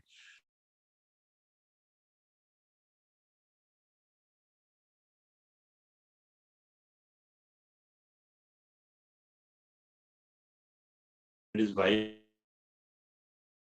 Valor. And very early in the days of my practice, she kind of gave me certain advice regarding this. And from that day, we decided that every year you get the appointment diary. We mark all the important occasions like birthdays, our anniversary, important festivals, and they're all marked in the diary. So the moment you get a New Year diary, mark all the birthdays, and the clinic is closed on that day. So this is very important. All our children's gatherings, teachers' days, and similar things which happen in the school where they are participating, in the diary we marked it as closed, and that definitely I think help in creating a bonding between you and your children. There is a concept of a Sunday daddy nowadays. So what happens is the daddy is very busy throughout the week. On Sundays, he is free, and he practically just becomes a Sunday daddy. So it is incumbent on all of us as doctors to avoid this from happening. And we should make sure that at least one dinner time is together. You have a family holiday. My father was a person who taught me this, because we used to have family holidays once in 2 years, and they were really very enjoyable in those days. And this tradition I have managed to continue. My wife, Dr. Chitra, is a pathologist. She was, in fact, a gold medalist in the university in pathology. But I am very satisfied and proud to say that she struck a very beautiful balance between her practice and home management and looking after the children. And that is a very important reason why I've been able to practice and put my efforts in clinical practice for such long hours. So indeed, one has to be very thankful to his or her own family and make sure that adequate time is given for your family. The last aspect I would like to touch upon is the patient. This, of course, forms the crux of our practice, and it is basically shown very beautifully in this painting. So it is an eloquent portrayal of what medicine is about. So if you look at the concern on this doctor's face, the concern on the face of the relatives, and this child who is very sick and lying listlessly. So this practically sums up as to how a doctor should be. Look at his attire, look at the expression, and the concern and the care he has in his eyes. So I would put this series of patient care. So a doctor has to be caring, compassionate, confident, communicative, conscientious, collaborative, and communicative. He should be committed. So all these C's are very important practice, and each one is important in an individual situation with an individual patient. But make sure you try and pick up these from your mentors, from people whom you see around. You can't like learn these qualities. You have to absorb them when you're observing your seniors taking rounds, your teachers when they're teaching, and so on and so forth. So for young doctors, I think caring, compassionate, confident, communicative, conscientious, collaborative, and committed. Very important.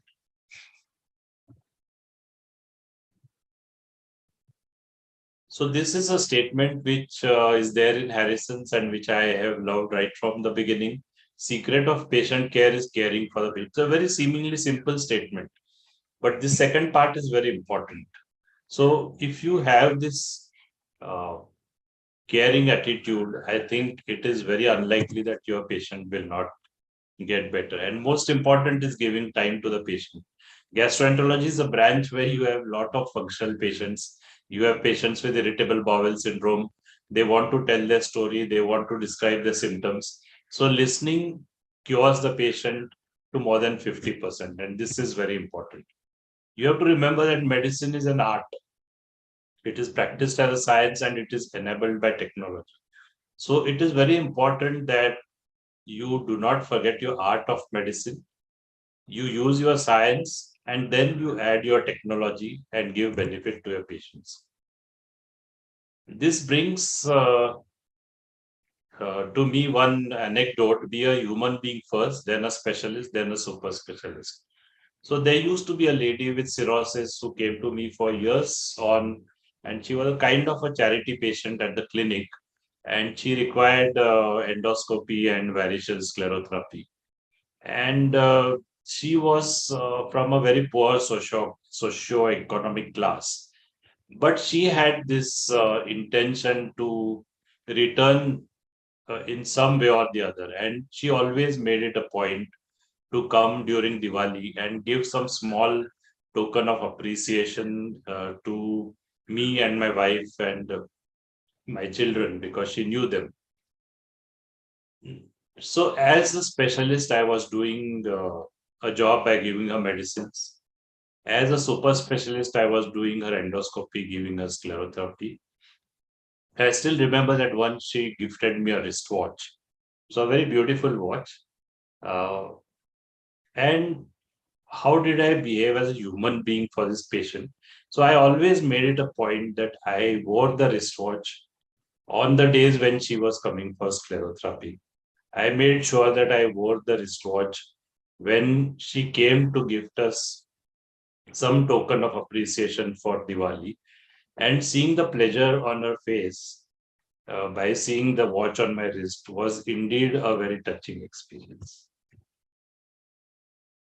There are 2 or 3 situations which are difficult patients. So you have so many difficult patients, and it is basically list writers, bad reviewers today, persistence with calls, always without appointment, comparator, and you can get angry with these patients. And here again, I would like to recount a very touching episode about a patient who used to come towards the end of the clinic, always without appointment. She was from a very poor socioeconomic class, and her son had an auto rickshaw. So each time she used to come, it was towards the end of the clinic. And I used to get a little annoyed with her, although I never very explicitly expressed this. It so happened that she kind of did not come for a few months. And then once as I was finishing my clinic, her son and her daughter who used to get her came in. So I had a slightly kind of irritated expression on my face. And I asked what was wrong with her. What happened later really touched me. So what they said was, she is no more.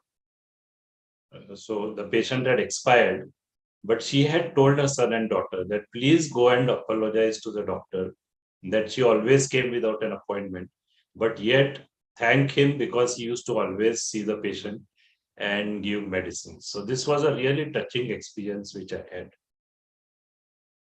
There's a set of patients who are non-responders. What do you do with them? So this is another thing which is very common. Change the diagnosis, change the treatment, and change the doctor. So this last step is very important because you should do the referral yourself. You should tell the patient that you're not feeling better with my treatment. I suggest that you go to this colleague of mine and he'll help you out. This again is a situation which all of us face. So here again, I would like to recount an incident which happened. There was a man who was in the National Chemical Laboratory. His dad used to be a patient. He was an old man and he used to look after his dad. Then the old man unfortunately got bedridden, and this person used to look after him.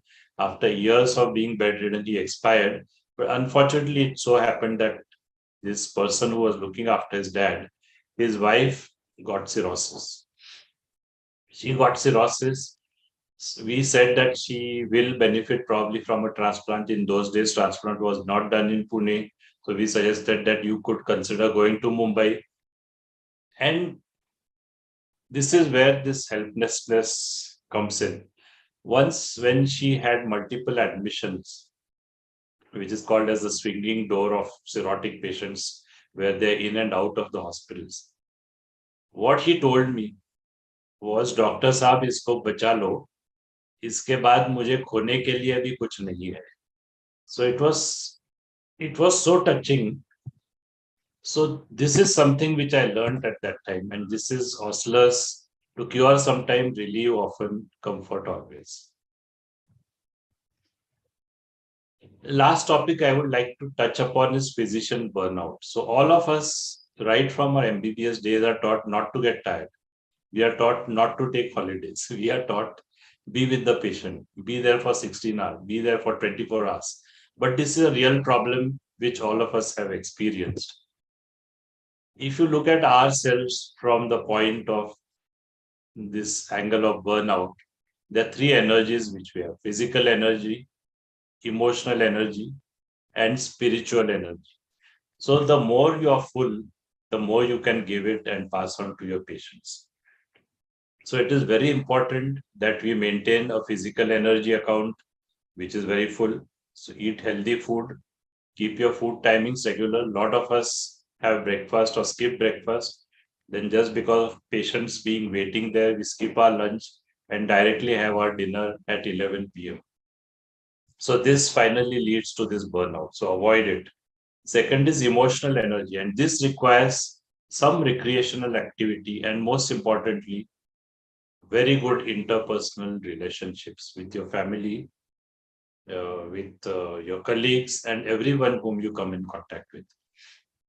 with your administrators, with your nursing staff, each one whom you come in contact with, keep very good personal relationships so it does not give you stress. And lastly, in whatever way you have your spirituality, you can have a spiritual energy account and try and boost it up, it maybe through meditation or whatever. So have hobbies is very important. So I'll end this talk with some pictures, which photography being my passion, and we were on a family holiday in Kerala, and we were in a place called as Thikdi, where there was a hotel called as Arandyanivas, and this pool was actually meant for us, but there was monkeys, a lot of monkeys swimming there. So I took a lot of random pictures of these monkeys, and here what I've done is to try and weave up a story based on those photographs. So if you look at it from the photographic angle, these are not great pictures, but this story which has come up from those pictures is really interesting. So this baby was trying to see what the temperature of the water, and it was probably saying the water is nice and cold, we should go for a swim. And he takes the plunge. What happened next was, this was his family, and probably what they were saying was, oh God, this brat. The anxious family was looking on.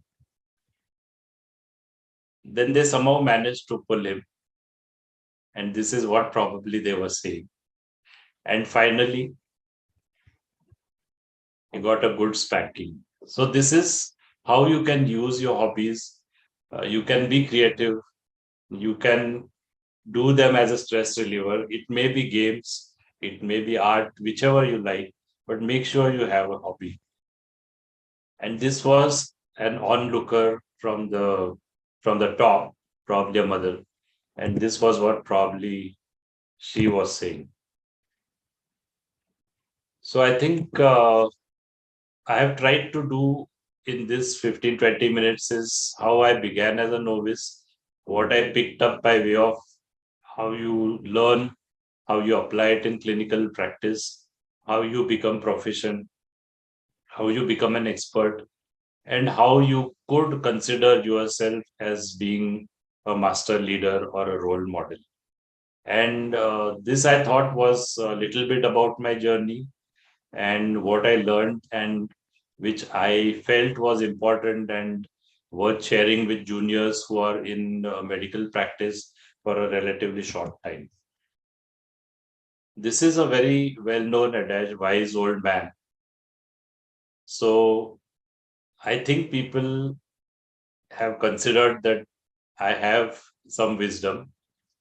The first part is probably to some extent true, but the second definitely is true.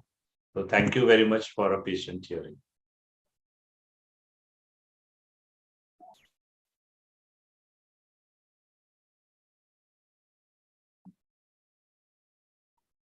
Well, absolutely.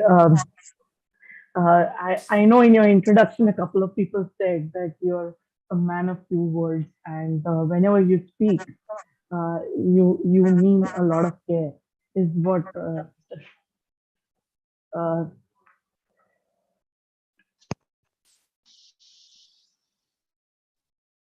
is it better now?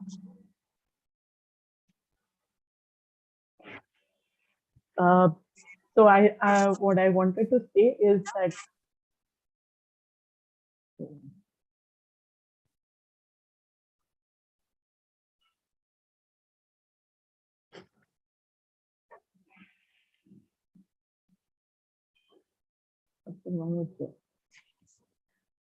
sorry, I had some issues with technical issues here, but what I was trying to say is that earlier in your introduction, sir, Mr. Garwade said that you're a man of few words, and when you say those words, you mean a lot of care and a lot of concern. So we had so many words from you today, and so many uh, simple to insightful to complex uh, aspects shared of your of gastroenterology of life of being a human being, and like you said, have an hobby and de-stress and take care of yourself. it was an absolutely learning and amazing presentation for me at least, and I'm sure for all of those who are here. Um, Luckily, we have joined in here by more of your fan following. Of course, we have your wife, so I'm gonna add her here. Uh, your son is also here, and I would just request them to start their videos.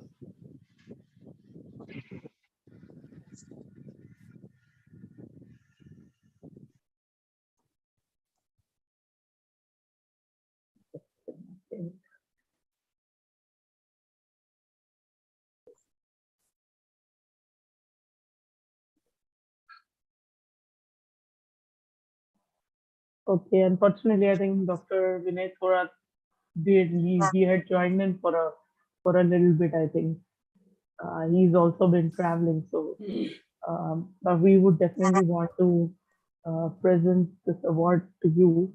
And again, for a second, we're trying to add. We have Dr. Rekha Bhatkande here as well. Unless anyone wants to say a few words. And I have Dr. Saman Parker. So,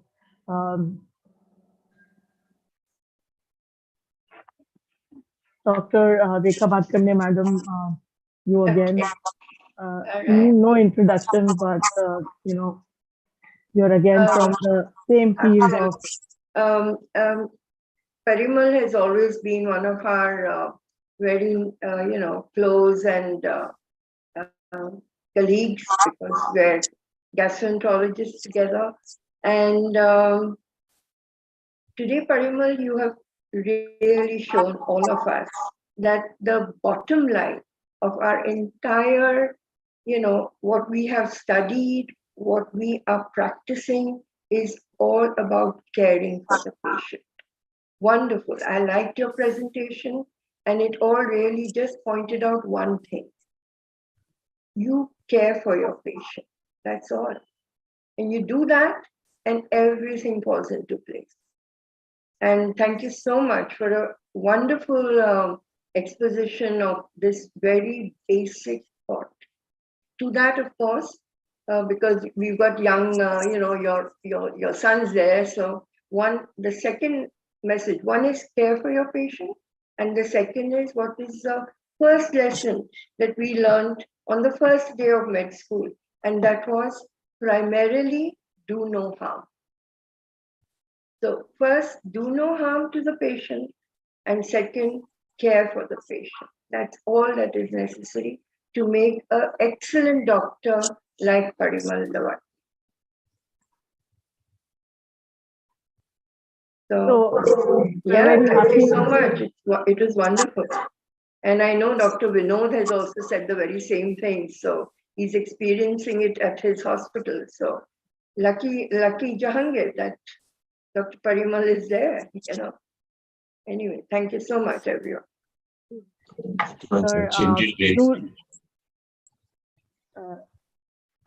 Sir, we are very fortunate that you are receiving this award, this RSG Wisdom and Excellence Award today. And I'm sure we will be there presenting that to you in person as well, but do accept it virtually with all of us here today. Okay, we will now move forward, of course, with our next award. Sir, thank you again for being with us, Dr. Parimal Lawati.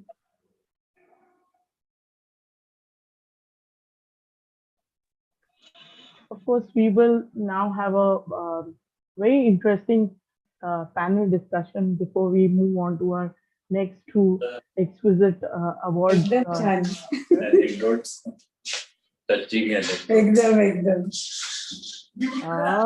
just have, I'm just trying to pin people here. Just bear with me for a second.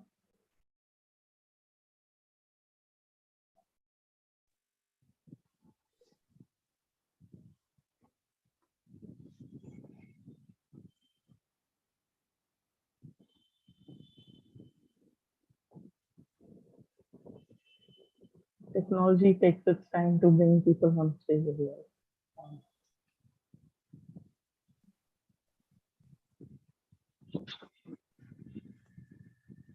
Let me take the opportunity of Dr.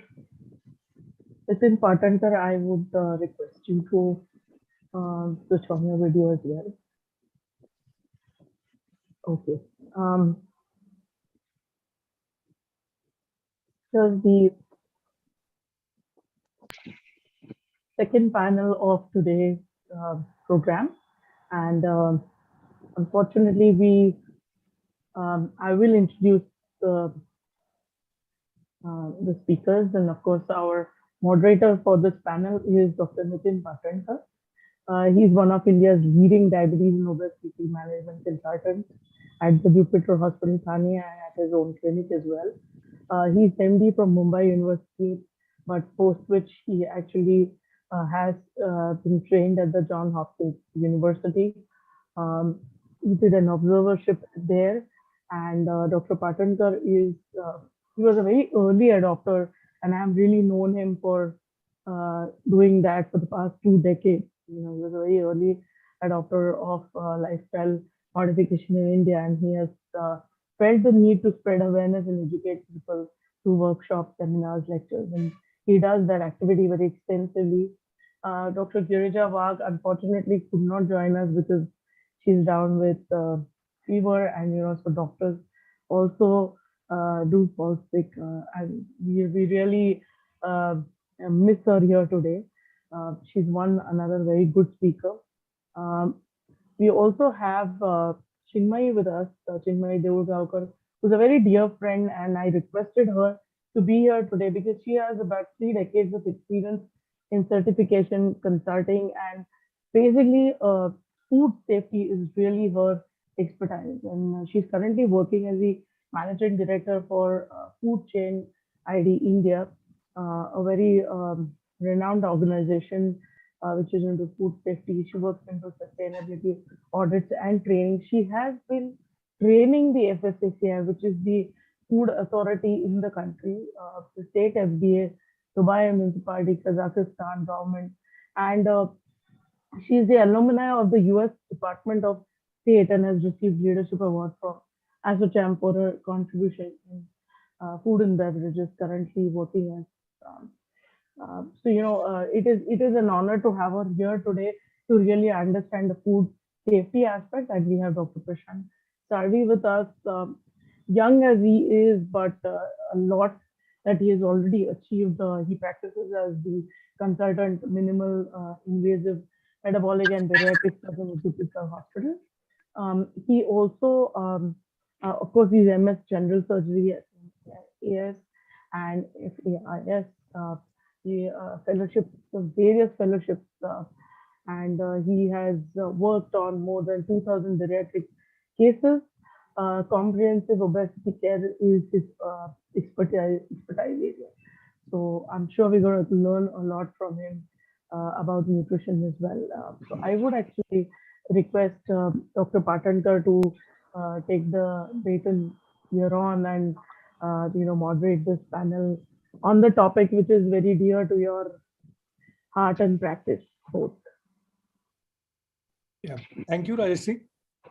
So, and thanks for giving all of us the opportunity to talk on this topic, because many times the seniors and our teachers feel that the nutrition is not a neglected science, but it is a science, but the people who promote the products are chores. And that is a impression carried by many of our senior teachers. And you are still standing amongst them and promoting ethical products with Dr. Gadgil's blessings. And so this is a good opportunity to clarify that issue from these experts. So I will I will start with Prashant Salvi.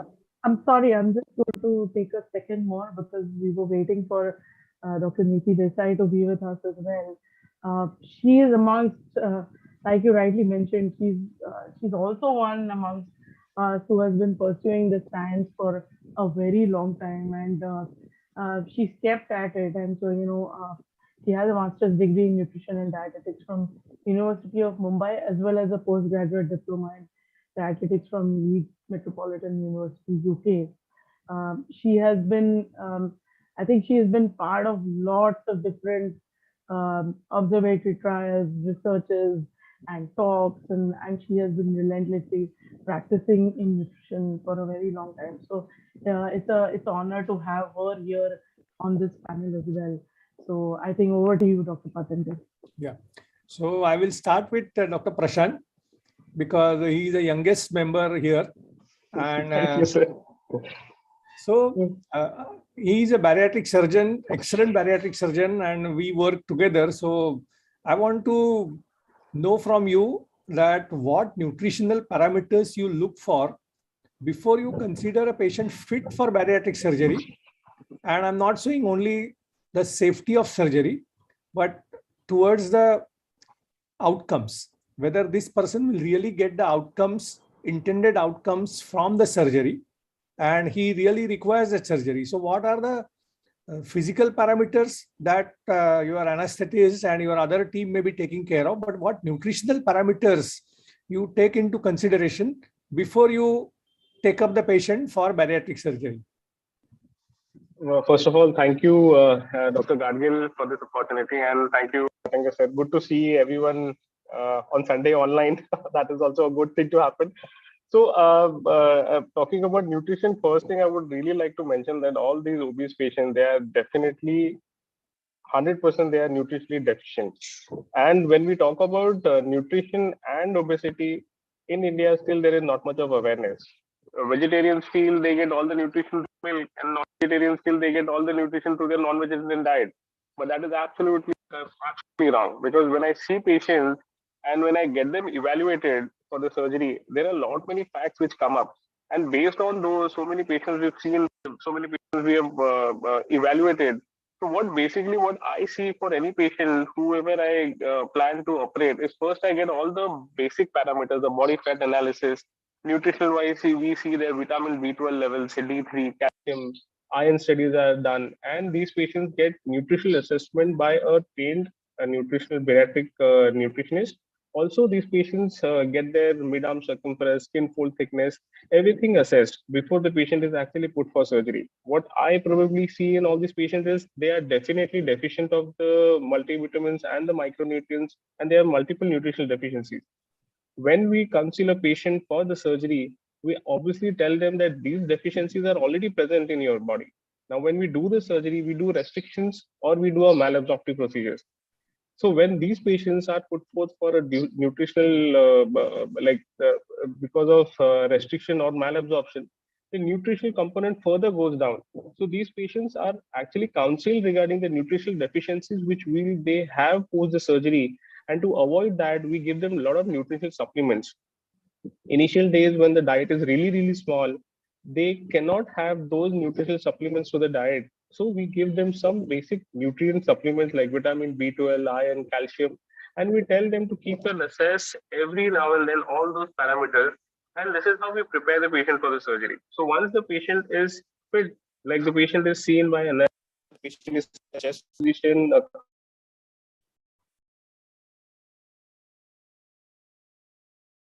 bariatric surgery. Okay. The following question is, say after the bariatric surgery, I have seen your presentations that you make the patient walk in 4 hours or 6 hours after the surgery in ICU. But how many times or how many days you use nutritional supplements? And is there any criteria which nutritional supplements will you use in first 6 weeks of bariatric surgery from 12 weeks onwards till 1 year? Whether there are, you make any differences? Okay, I select a nutritional product for first 6 weeks, then maybe B, or when you switch over totally to home nutrition and you don't require a nutritional products at all. So what is your experience for this first short term and then long term?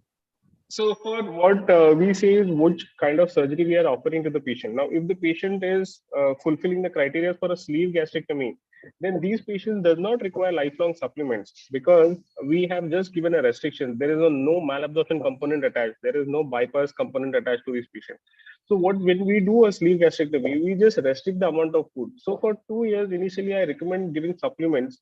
After 2 years, these patients, we keep on following up with these patients, right?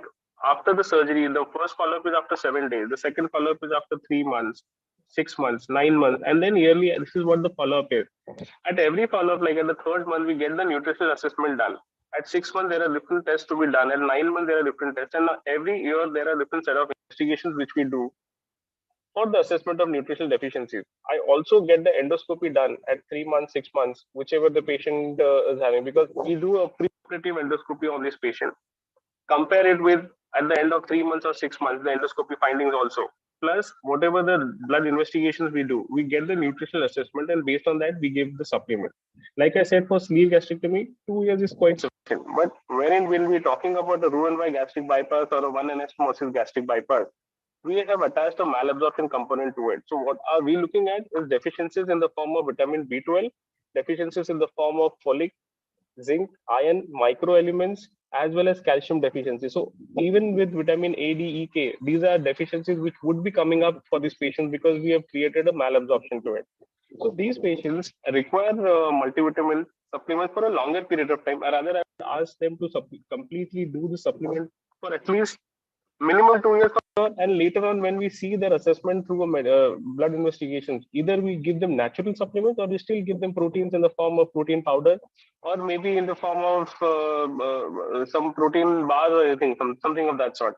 But it all depends on which kind of surgery you choose, which patients require more of nutrients or proteins after the surgery. It all depends on how they behave after the surgery. But by far, sleeve, if a restrictive procedure is done, 2 years is the time frame which we are looking at for the supplements. And if it is a bypass, then we require lifelong supplementation. And we depend whether the patient is coping up properly. We decrease the protein supplements, we give them more of natural proteins. But this multivitamins and this calcium tablets, B12 tablets, I assess after the investigations are done at the end of 3, 6, 9 months. And then whether we continue or discontinue it based depends on your results of the blood investigation. But to be very frank, sir, what I see all these patients, even if they say that they are taking the medications, they do not do that for long. That's why I have a very close follow-up. I have a team which is sitting on the phone and calling up them every 15 days. A call goes from our side saying that how are you feeling? How is your nutritional medicine going on? Even when I give protein supplements to the patient, I make sure that these protein supplements, I have a table when the protein has to get over. So when the protein, that one packet of protein is supposed to get over, I get a reminder on my phone and I tell them that your nutrient supplements are to be again refilled. So this initial 2 years is crucial, and it's very important for me to keep a track of these patients because these patients will just feel that everything is going normal. Yeah. So Prashant, maybe a quick answer.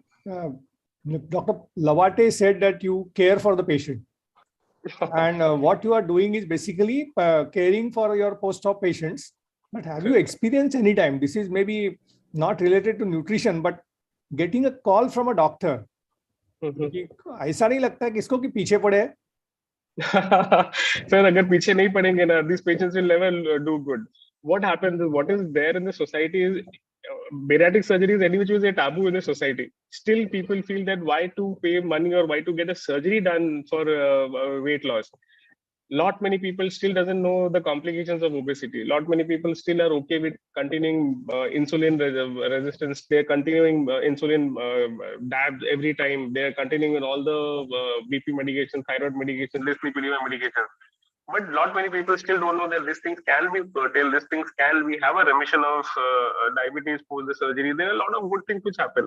So if I bug the patient, that is there for their betterment only. So I still continue to bug the patient and I call them every time for the follow-up at 3, 6, 9 months, and I'm going to keep on doing the same. Because if I do not do that, they'll have a loss to follow up and then they'll have nutritional deficiencies for sure, which I don't want to happen. Thank you Well, so much, because I love the fact that he said nutrition medicine. So, you know, nutrition should be treated as medicine. No, because Dr. Gadgil, there is a lot of things about nutrition which is very important and very mandatory for everyone. Even if you undergo bariatric surgery or if you do not undergo bariatric surgery, nutrition is a very important aspect where we do not give that much of stress. As doctors also, if you see how many times we have taken care of our own nutrition, we at times miss out on so many nutritional aspects in our food and we do not care that much. So forget about the people. We ourselves should be more worried about nutritional deficiencies, I feel. And we all should ourselves get all the deficiencies cleared. Then only we'll be able to treat our patients properly. Thank you so much. Now, we will go to our another esteemed speaker, Dr. Chinmay Devulgaonkar. And good afternoon, madam. So basically, you are a global expert on food safety. So can you explain? I know that the topic can be very vast and you may require a complete day or maybe a week to explain what you do exactly. But within the time span, I want to know in short, what is basically food safety? What doctors should know, what patients should know about it, and who decides the standards, which is the enforcing agency, and what is your role in it? This is one question. I have some few questions more. So thank you. Thank you so much, Dr. Nitin. I think I'm the odd woman out in this planet of the doctors, being from the food safety background. So thank you, Rajeshri, for including me in this panel discussion. So I'll just take you through what is this food safety and how do we relate it to it. So when the doctor prescribe a patient that use ABC product to increase your weight or to increase your protein content or increase your iron content, so what happened? The patient goes to the medical shop. He picks up the product and he basically checks the date, the shelf life, and maybe the veg logo and some kind of mark here and there. But there is a trust in his mind that the product inside this container is safe and it is going to solve the intended purpose. Now that is where the role of food safety comes in. And when it comes to food safety, we talk about two things. We talk about we talk about two things. One is the product and the second one is the process. So when we talk about products, so how is that product all about? Like, for example, what is the nutritional content given there? Is it accurate? Is it validated information? How is, whether the shelf life given on the product, whether how that shelf life is determined? What is the basis of that? Are there any, the claims which are made, height बढ़ता है, ये बढ़ता है, वो, all those things, whether they are validated, not validated. I mean, you have number of claims nowadays, and post-pandemic, the number of claims has gone like anything. So whether all these claims are validated, not validated, is there any microbiological, chemical hazard or any contamination, physical contamination? So for example, ink used in the printing, whether it is going to migrate and contaminate the product, or for example, I still remember there was one company wherein I had gone there and they were saying that one bowl of my product, if you consume one bowl of my product, you will get X amount of iron. And this X amount of iron, when you actually validate it, it is actually 2X and not really X. So on the label it is X, but in reality it is actually 2X because they don't have proper process control. And that's where the role of process control comes in. Whether the product is hygienically manufactured, how is the factory, how is the infrastructure, whether people manufacturing are disease free, are the protocols, the zoning protocols in place, whether the raw material, the suppliers are validated, they're giving the product as per right condition, how is the quality checks of their product, how are the testing method, are they approved test methods? I mean, all these things, traceability. So these are all the components that are form the food safety component.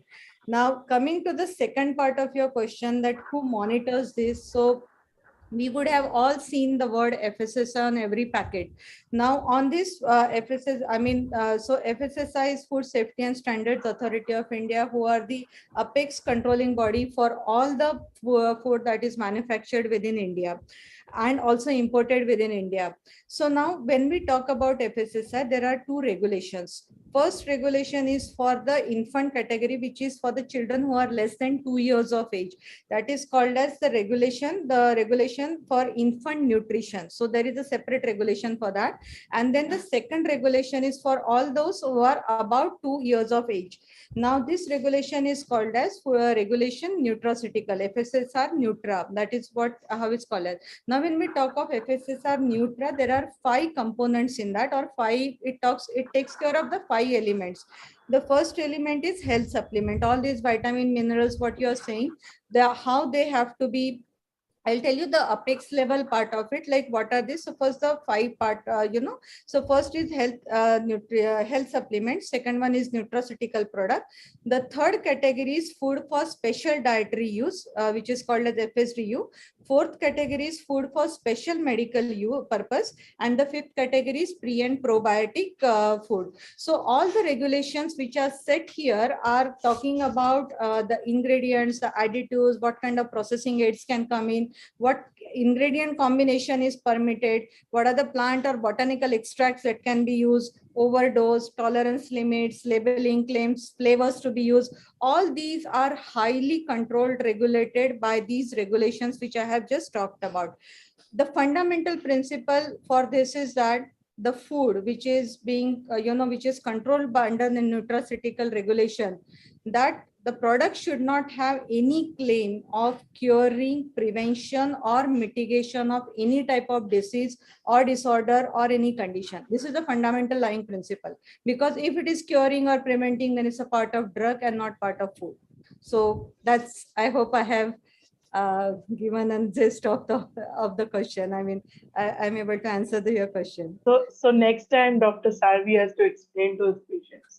Now he has more ammunition to tell them that it goes through all so much of control that they don't need to, the patient don't need to worry about. Another question, madam. There is something called the ISO certification. Right. Then is FSSAI looking at some ISO kind of a processes, CGMP kind of a processes, and what happens after I get a certification when the follow-up is made? Because I am very sure when I prescribe a product and the patient sees that it is a FSSAI approved product, but is there any follow-up after say 2 years, 5 years, whether the facility is working in the same fashion? Okay. So FSSAI is licensed to operate. So like how you need a driving license, food industry need a license to start, make the product. Now for some categories, like high risk product, for example, infant, for example, nutraceutical products, seafood industry, meat industry. So there are high risk categories identified. And in that, for these high risk categories, FSSAI does pre-installation inspection and the, surveillance inspection, maybe, depending upon the score obtained, maybe 6 months or 1 year, so once in a year, those facilities are inspected either by their own officers or by their authorized auditing agency. They pick up the sample from the market, they verify it, and then that's how, that's how. So remember, I mean, recently there was a case of ORS related claims. So there are many drinks in the market who are looking like a substitute for ORS. You drink this and you have energy and so on. So that is how all these things are being controlled by FSSAI. The second part is ISO. Now what happens? ISO is a different part of the whole regime. So I have set the process, I have set the system, but I need a system to see that the processes are intact, they are in place, and that is done through the ISO part. ISO never guarantees any kind of 100% food safety, but what it assures is okay, the process controls are in place. So that's why FSSAI, when they are issuing license, they look at having food industries any food safety management system certification. And thirdly, like if I want to write a prescription, I will have to have a say my MMC number, right, to practice. So like for chartered accountants or for lawyers, chartered engineers, right, doctors, they have to have certain numbers. Right. Similarly, for prescribing food, is there an authority who gives authority or say a dikkat the certain person can prescribe a food product. Are there any system exist in India? Okay, so if I talk generically, the FSSI license number which a food industry gets, individual license number, that has to pass on throughout all the invoices, which goes as a part of supply chain transactions. So even the retailer who is giving the food product should have FSSI license, and that should be reflected on the invoice. So that is how it has to be passed on. But there are some products, like when I talk about nutraceutical industry. So for example, let's say, if somebody is claiming my product is nutritionally complete, you will see these words on some of the products, nutritionally complete, or the food is, food is not sole source of nutrition and shall be consumed with other, other nutritional products. So these kind of labels, or let's say statements, will be there on the label. And so these kind of rules, the nutraceutical rules, are the ones which controls this, and the rules also specify which product, especially let's say weight management product, or food for sports person, they have to be given under the prescription of medicinal doctor. That is what the rule talks about. So there is a linkage between medical field and the nutraceutical field. So you cannot make all the nutraceutical products as OTC products? No. You cannot just go to the chemist and buy a nutraceutical product? No, that is because some products, some categories, like especially the food for the medical use products, the medical uses, those product has to be prescribed only by the doctors. It is not the OTC products. Okay, because we would like to know have the list, or because this is a very gray area, right, where so many people have seen that they do some gym course for 3 weeks and then they start prescribing the products. Right. So which are the category of the products? Like doctors usually don't write products which are OTC products. Right. So they will write products only which are ethically marketed. So similarly, we would like to know from you in future that which are the products which are basically restricted to be used by medical practitioners. So they have got more safety and we can use them. Right. So, I mean, just definitely we can connect offline and we can talk on this, but just for this seminar, for this discussion purpose, is the food for special medical purpose, which has to be 100% written by the doctors, prescribed by the doctors. Okay. Thank you so much. Thank you. Now, Dr. Badankar, can I ask you one question? Yes, sir. In this connection. Yes, sir. I believe the pharmaceutical industry is $500 billion industry, while the nutraceutical industry is $750 billion industry.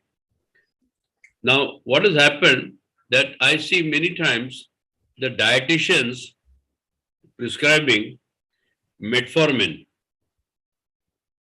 And obviously in our country, there is no regulatory body that will say that this is not written by a doctor, and metformin is dished out as an anti-obesity drug by the chemist. The prescription is written by a dietitian. Now, similarly, if the prescription is written by a dietitian or a nutritionist for a product which needs a very regulatory understanding, what is the mechanism by which the product is dispensed? That is what I wanted to know. Okay, so you are right, sir. This is the dispensing mechanism. So so as I said, like, the out of this 5 category, 4th category is highly controlled, and that has to be dispensed through a very controlled mechanism. Rest all are they are like a normal FMCG kind of product which are dispensed. But what you said, the prescription by a dietitian for a metformin, I think that's something. So there is, as you rightly said, so there are some things which are not really regulated or controlled. But having said this, I would say that when it comes to the product safety, the mechanism, and the shelf life and all these things, that's where FSSI is very, very actively speaking. But your point is right. That mechanism of having the dispensing thing is not completely controlled. Thank you. Yeah, thank you, sir. Because that was the main question, that who should be writing that prescription, food prescription. There should be some restrictions on who should be writing what. because they should have some insights into what they're writing. So thank No, you so that much. approval mechanism happens from FSSI, that this company is approved to manufacture this product and the products. So all that approval procedure happens. But first question of dispensing it to the, only to the medical, to certain, let's say, certain part of our ecosystem, that part is uncontrolled. But the product approval is controlled part, but the dispensing part is not controlled. So I am actually going to intervene because we will have to wrap up our panel discussion sooner. We will have to have this was just a teaser panel discussion, ma'am. I know you have a few questions for Neeti Desai as well, sir. So we'll wrap up because we have to continue with 2 more awards. But Chinmay's introduction to this was especially for this, so that we can learn more from her in the future. So should I go ahead and ask Dr. Neeti some questions, or we are going to wrap up? No, please go ahead. Yeah.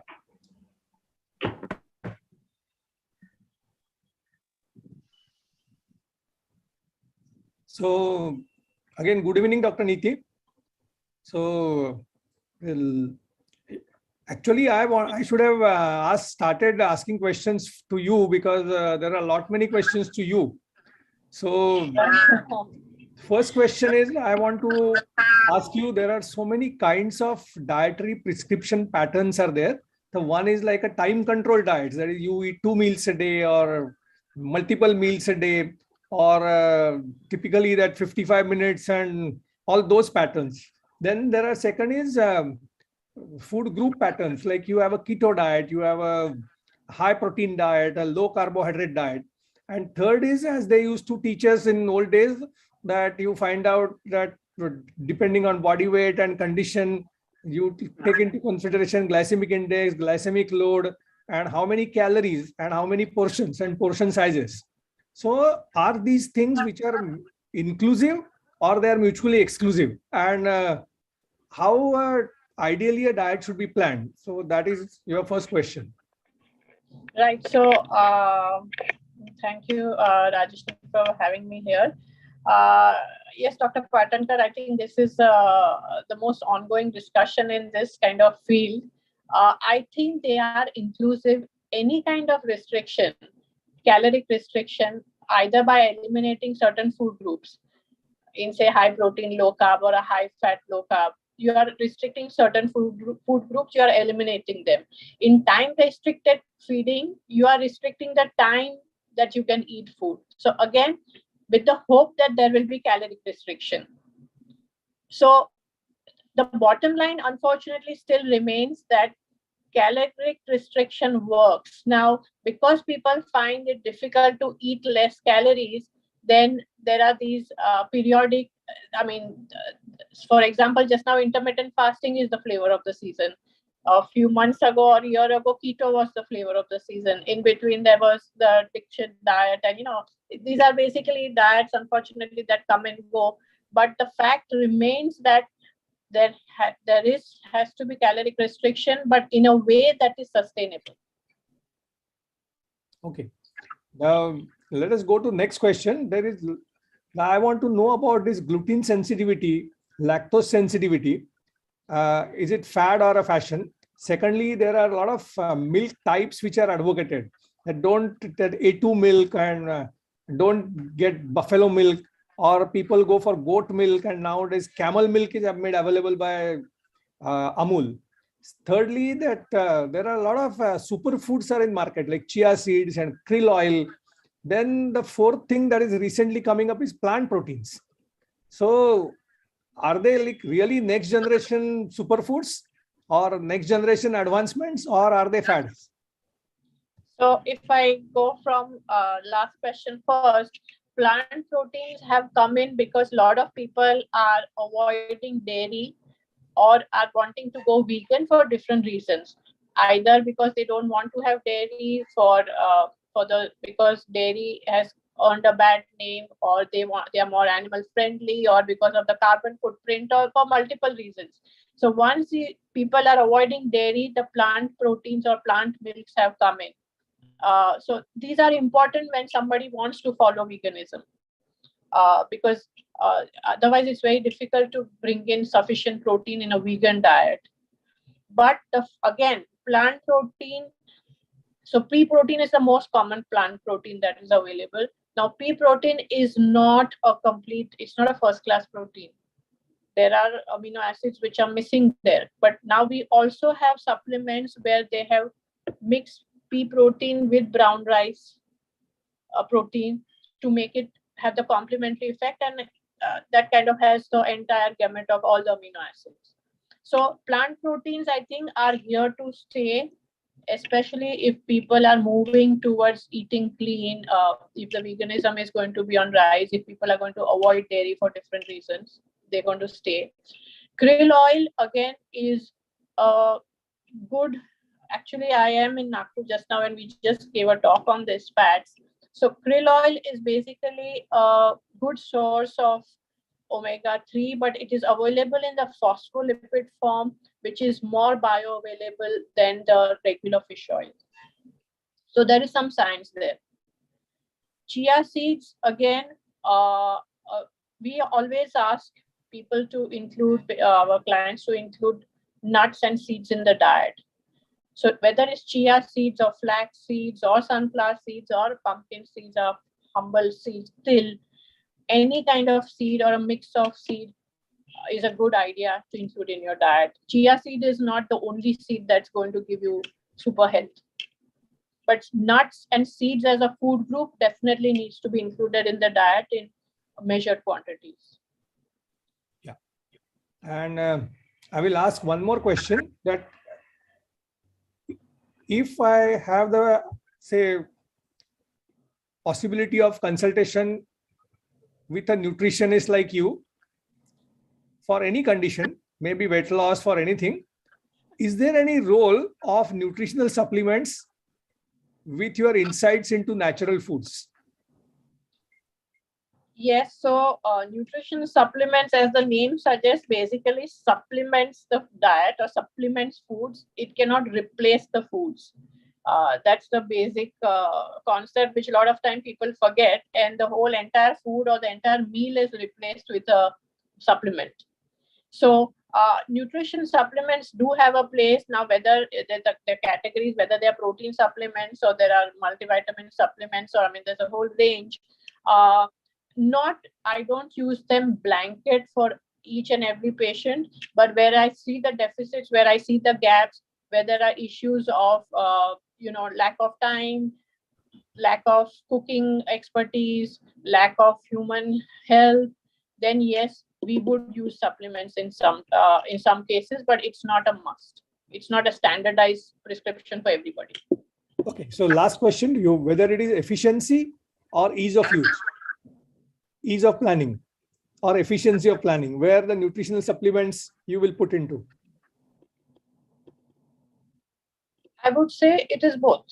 In some cases, it is, of course, ease of planning.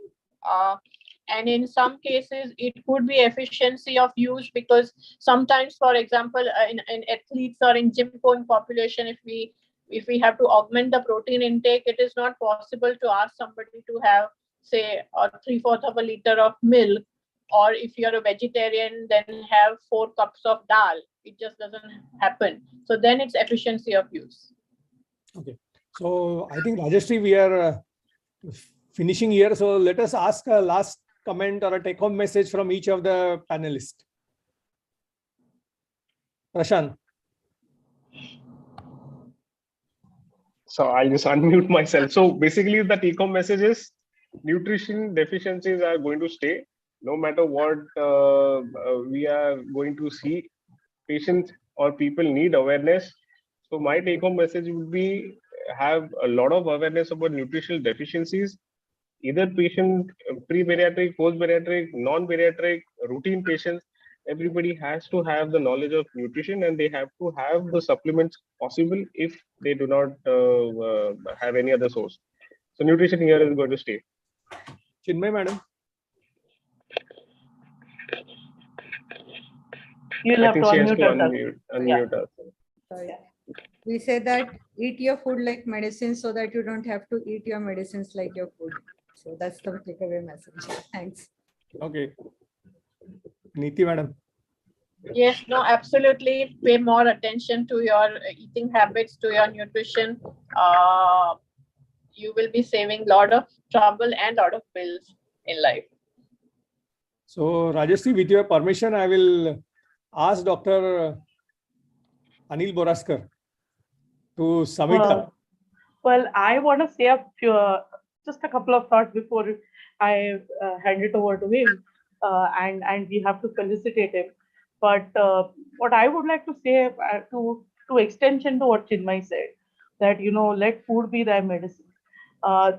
More than deficiencies and just supplementation, nutrition has a much larger role.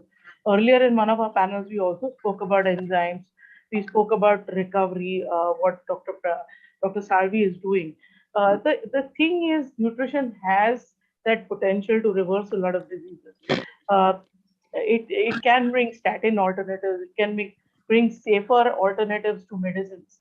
And there's a huge amount of work that needs to be done in this area.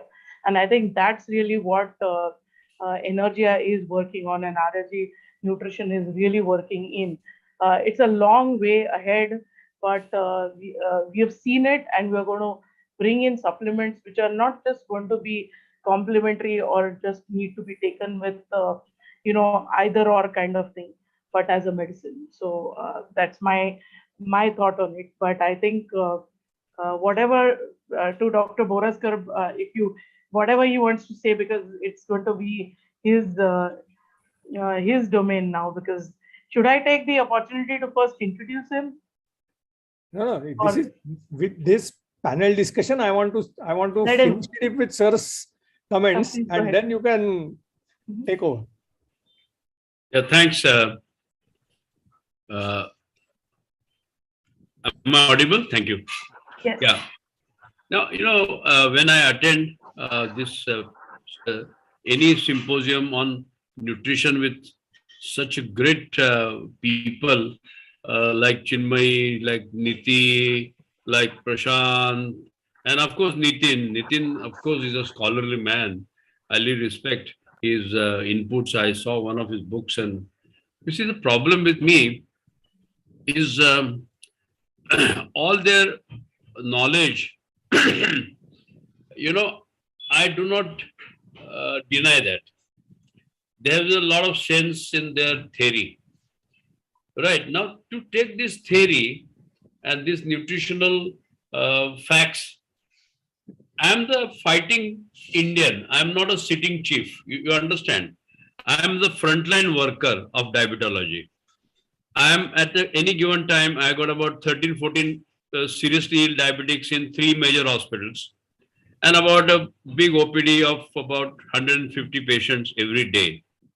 Now, when I definitely want them to follow the advice of a nutritionist, dietitian, and our physiotherapists and everything. But to translate this great theory into actual practice, you are interfering with anybody's diet, you are interfering with their culture. It is impossible to separate your culture from your dietary practices. Like, try to understand our ancestors. If we really study this, they are very wise people. Only thing, when we stop listening to them, our ancestors had told us what is known as Rutu Charya. Follow the seasonal effect on your body. Include til and gul at the time of Sankrant. Take pana and kairi at the time of summer. You see, these wise people had taught us so many things.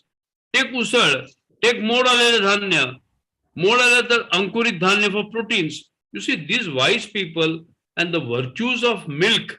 I don't know this elephant milk or whatever they call camel milk, and maybe one day you will start seeing more number of camel on the road than the cars if the people start drinking camel milk.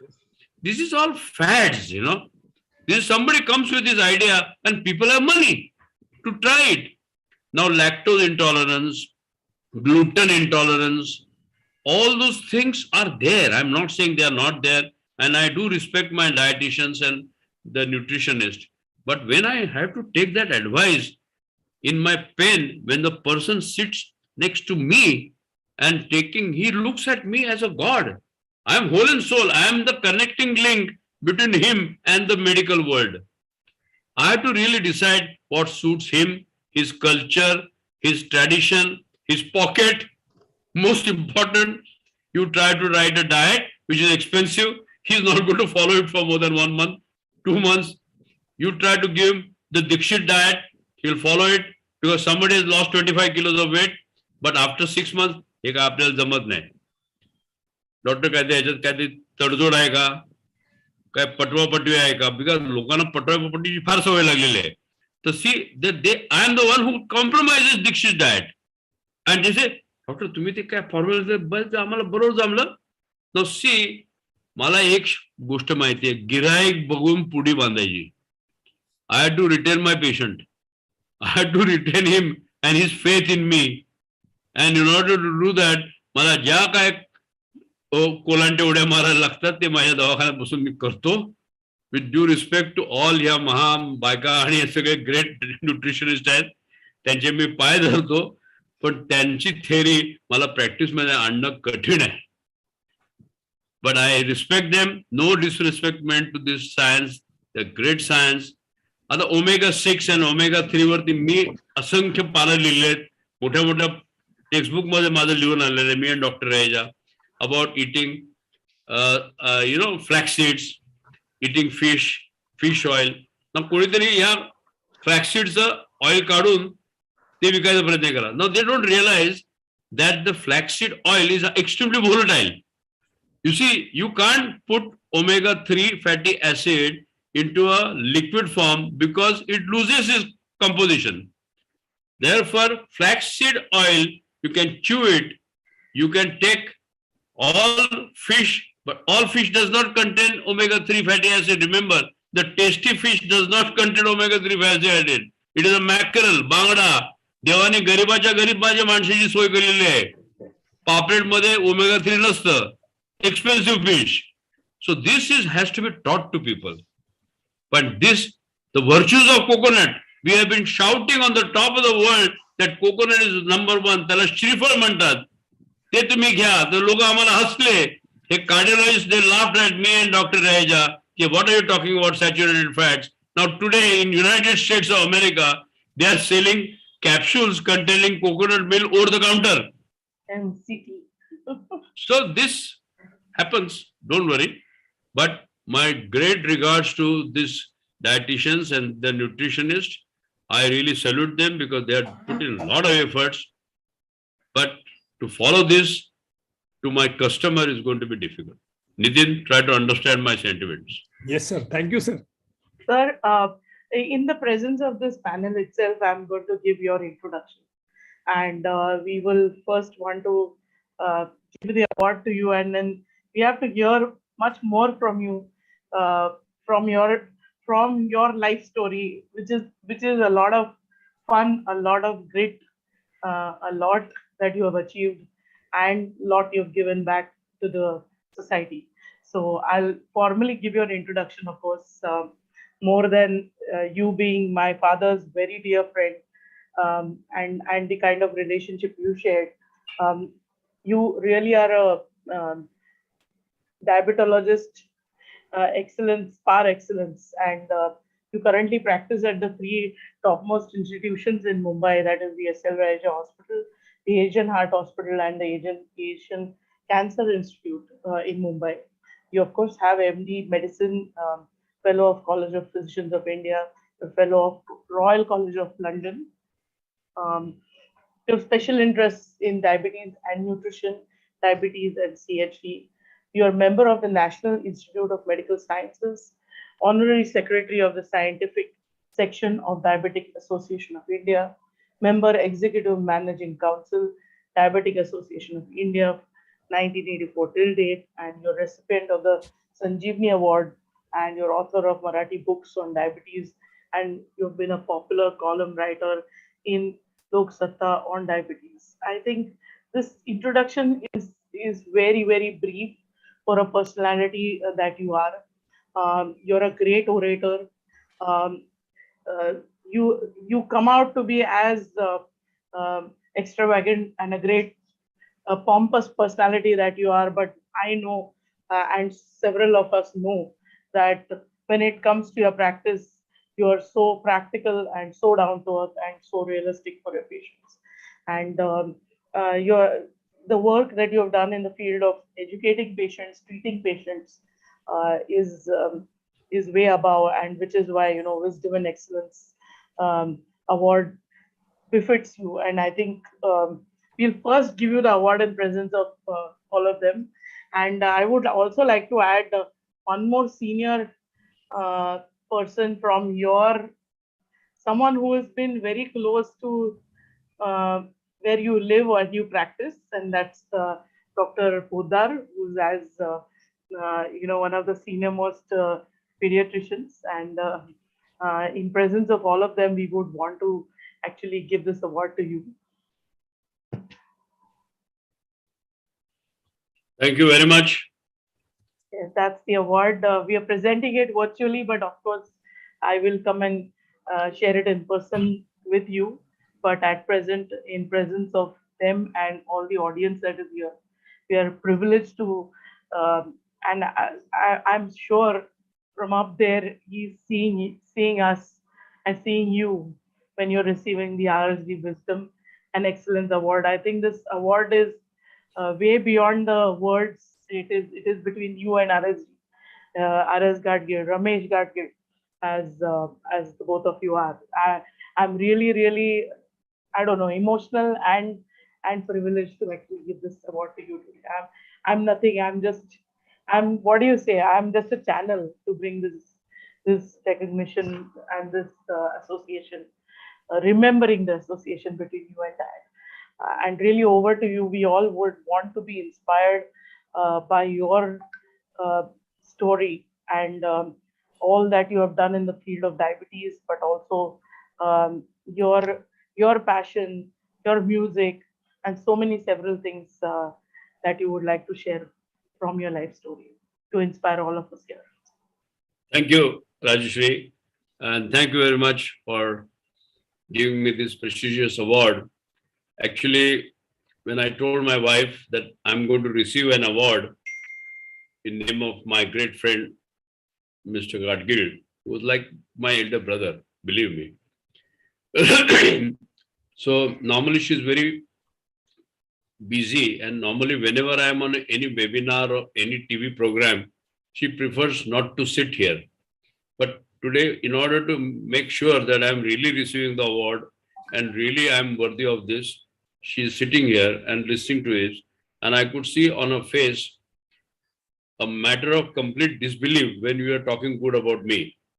But doesn't matter. That is also, even when you talked about me so good and such lovely words, I was wondering whether you're talking about me or by mistake somebody else's biodata you are reading.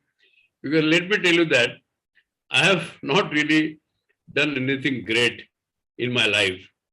I was not a very brilliant student. I was not a standing first person. I have an academic record which automatically comes to you when you are 40 years in this line and you are in a teaching hospital, and automatically when you become a leader and you get all the things which come on the platter. Of course, I worked hard for it. The only way I worked hard is I looked after my patients. But I'm not a great academician and I'm not a great reader. I do not have multiple papers, or I've written few chapters in textbooks and things. That's okay. But my contribution in academics is, compared to my other colleagues, is that way not as much. But I try my best to keep myself up to date. But my biggest contribution to my development and my growth in arranging conferences and seminars and giving me a projection when the time when I was building up my career was Ramesh Gadgil. Ramesh Gadgil was my godfather, not for anything else, but I had to just tell Ramesh that we are going to Mauritius. And we have tried to arrange a conference with Mauritius Diabetes Foundation. As usual, Mauritius people were as paupers as what they are now also. But they said that our budget is this much. So I said, doesn't matter. I asked Dr. Reja. Dr. Reja will always open his purse for me. But he said, what is your expenditure expected? Like me being a Deshastha Brahman, my flight of information of the expenditure was about 12 lakhs. So I said, Ki, I am 12 lakhs, we have collected 3 lakhs. So Dr. Reja gave me 9 lakh rupees from his personal account. Then actually when it came to airfare and the number of people coming and the hotel accommodation all, the expenditure means shortfall, you cannot imagine, it was 48 lakhs. म्हणजे मनुष्य किती गाढवासारख्या चुका करू शकतो आम्ही भट माणूस we have no idea about this. So Gadgil was there. Gadgil मला काय प्रॉब्लेम काय तुझा? Gadgil आणि मी, the one thing is there that we used to finish one bottle of black label between two of us.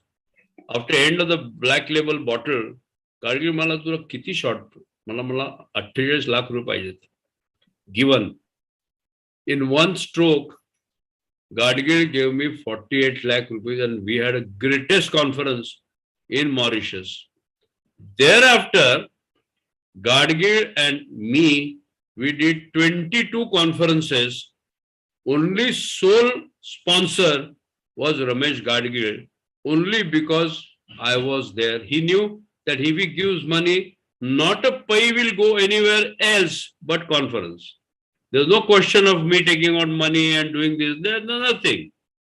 So 20 conferences single-handedly Gadgil gave me, due to which my image in the conference society and in general went up. So many people appointed me as secretary, chair, this, that. And I also wondered, what is this API? So Gadgil was my main supporter. And the worst is the National Diabetes Congress, Calcutta Congress, Calcutta being Calcutta, and those Bengali being Bengali, they said that we will arrange everything. As usual, Calcutta Bengalis are bigger beggars than us. So when they called up prior to conference, oh, Anil, wow, we are short of some money. I said, how much? Almost their budget was 1.5 crore. They managed to collect 11 lakh rupees. About a crore rupees. I said, Gadgil, आता काय करायचं? तिथे 1 कोटी कमी पडतात काय? चला कलकत्त्याला जाऊन बोलूया त्यांच्याशी. So both of us went to Calcutta, first morning flight, and there was a curfew in Bombay. There were some riots going on. So we stayed overnight in a hotel at Centaur. Now overnight, Gadgil and Boroska staying in Centaur Hotel. You can imagine what happened.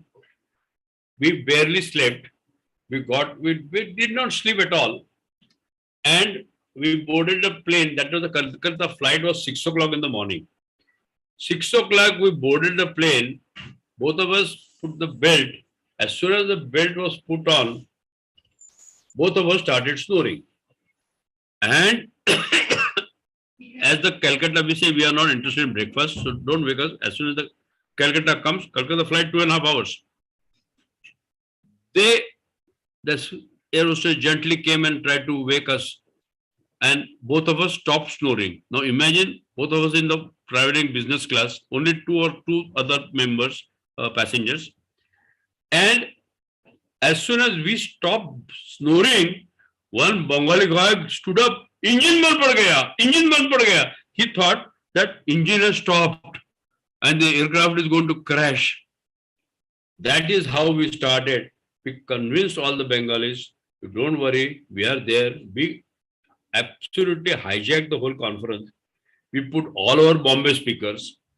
We put all our students, on a platform to present many cases and many papers. We gave only 20% seats to all these Bengalis, and they say Chatterjee, Mukherjee, all these people. ये क्या हो गया सब महाराष्ट्र का लोग है, बोला क्या करेगा, तुम्हारा पैसा नहीं है, तुमको बात करने को नहीं आता है. It was Bombay National Congress, thanks to Gadgil. Now I get extremely emotional when I talk about my friend Gadgil. So we had a lot of fun, a lot of exchanges of great ideas. He was also extremely fond of music like me, and he had a good sense of classical music. Only thing, you should not have had a mispleasure of listening to him singing. His singing was a combination of shouting and a bang of a masjid and a sort of a, gade ke doom hoti hai na waise. But in that, he used to sing Urdu ghazals. And the sentiments with which he used to sing would bring tears in the eyes of people, particularly the music, who had learned music after listening to the music for definitely. But my best time in my life I spent with Mr. Gadgil. I will never forget him. Thanks, Rajeshri. Rajeshri has got a lot of good qualities of her father. She's also dynamic. This company she has really taken to a very high level, and she has got the pulse of the people rather than selling some funny antibiotics and drugs. She has got a really pulse of the business. She's selling nutraceuticals, which is a very big business, and if done properly and scientifically, it will definitely do good to people who really need this form of therapy. Thanks again for inviting me and giving me this award. Thank you. So I have a few questions for you, couple of them at least. I know that you're a big fan of Bhimsen Joshi and Pula Deshpande, and they have inspired you in many ways. Would you like to share something on those lines with us? No, Bhimsen Joshi was my everything. Means up to the age of 16, 17, I was so infatuated by him that there was a time where I had completely forgotten my studies, and I was a good student, means always distinction, but never first. I never stood first in my life. But I used to spend a lot of time in Pune with Bhimsenji. So the point is, my father also was a great musician. He used to play Dilruba. One day he saw that हे काय खरं नाही. So he called me आणि मला म्हणाल काय एवढं रे सारखा पुण्याला जात असतोय याची सवय गंधर्वची पुण्यात येते 3-3 दिवस तू रोज गाणं ऐकतो त्या वेळेला मला दाखव काय काय काय शिकलंय. अरे म्हटलं वा बाबा माझं गाणं ऐकलं मी काय म्हटलं मला त्यावेळेस पंडितजींनी मिया की तोडी मला पंडितजींनी फक्त एकच यमन कल्याण आणि मिया की तोडी तिथपर्यंत माझं शिक्षण झालं.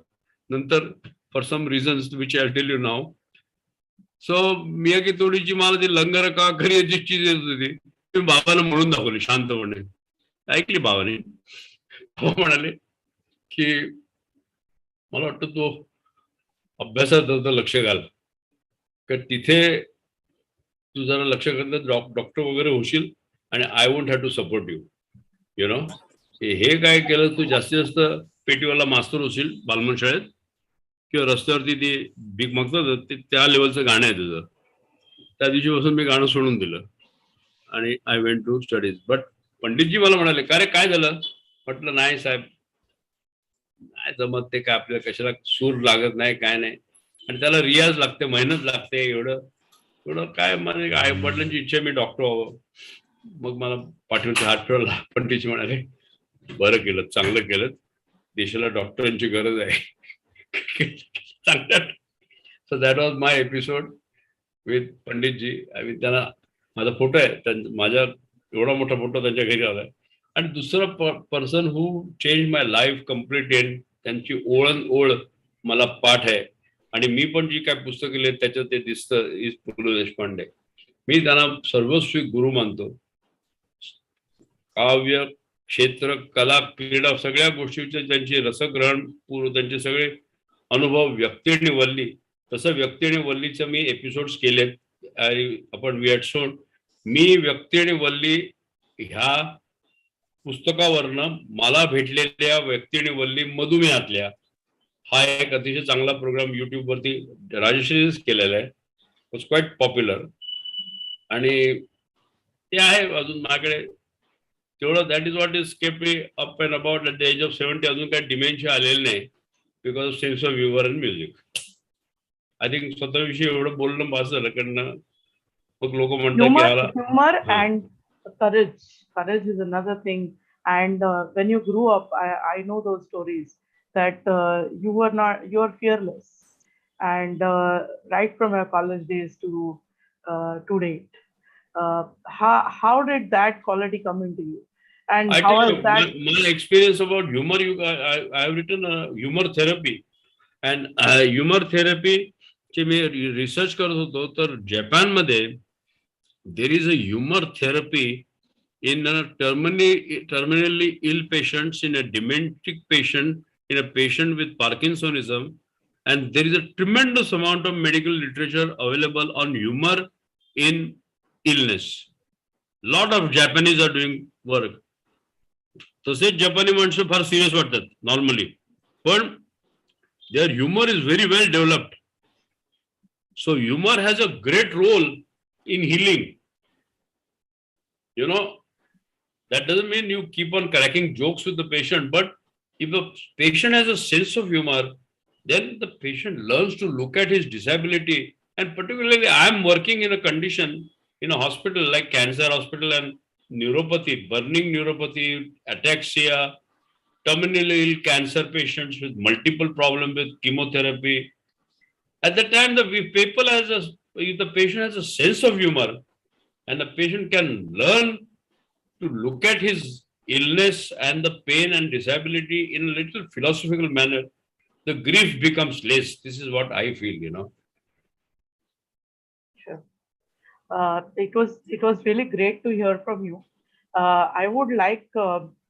Rekha Bhatkande madam and Dr. Poddar to say a few words. I mean, I know we are running a little behind schedule, but even then, if they can say a few things about Dr. Poraskar, because they have known him, they have lived around Dr.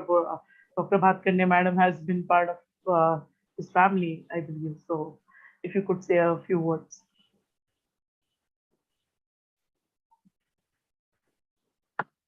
Yes, actually, Anil is like a cousin to me, and being younger than me, of course, it's always, I mean, humor, if it all was directed at him, not his humor directed at me.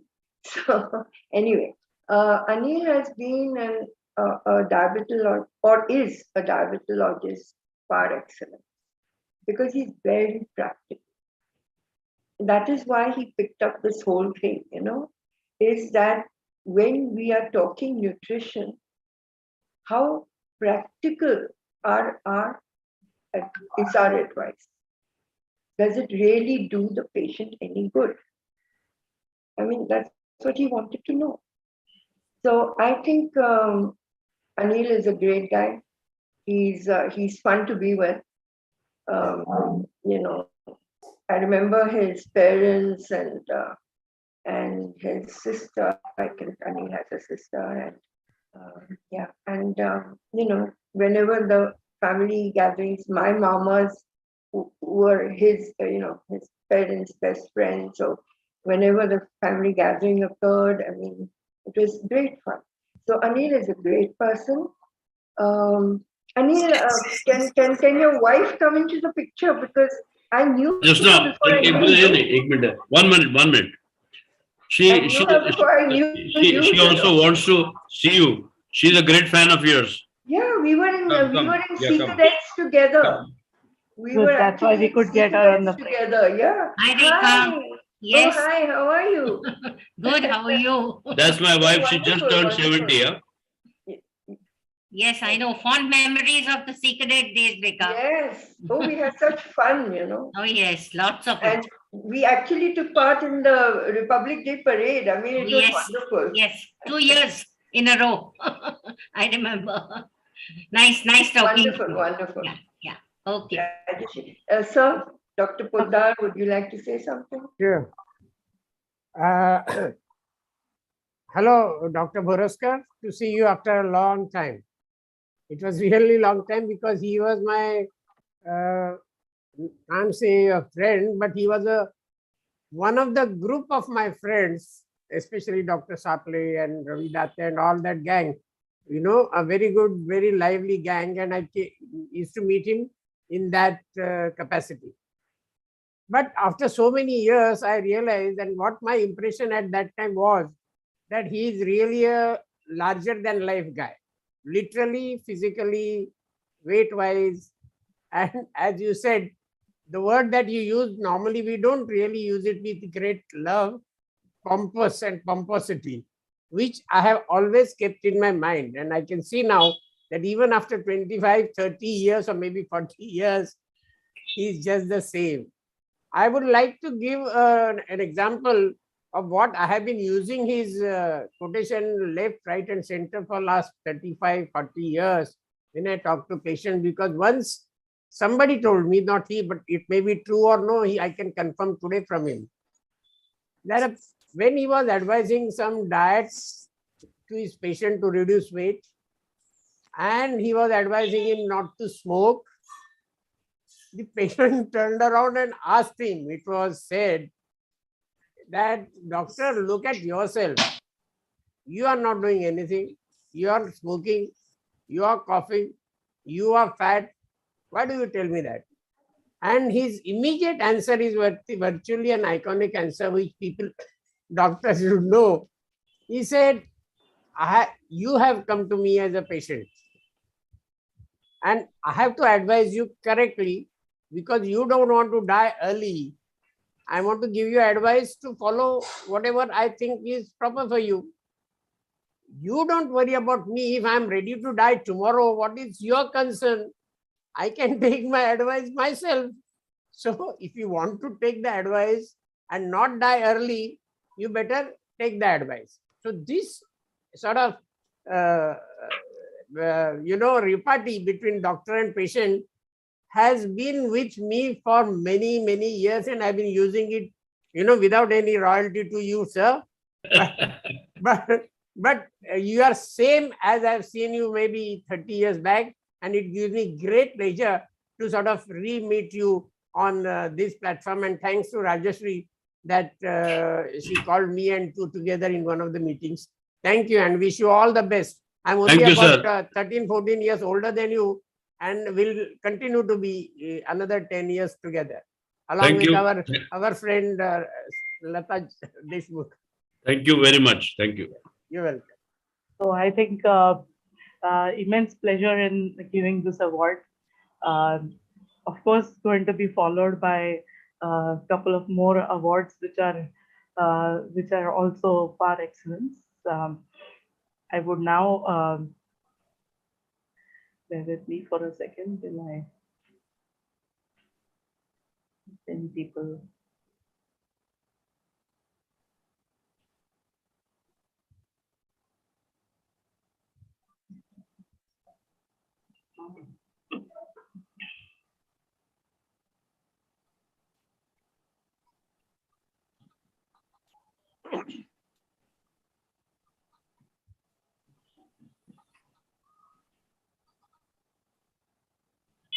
Dr. Oak, pleasure to have you here with us. You are our last but not the least, the awardee for the RSG Wisdom and Excellence Award. Your introduction is, I mean, I don't know, it's immense pleasure, of course, but I can go on and on with your introduction. And honestly, the entire of Maharashtra sort of doesn't need an introduction. Everyone knows you, but here's your formal introduction that I take immense pleasure in giving.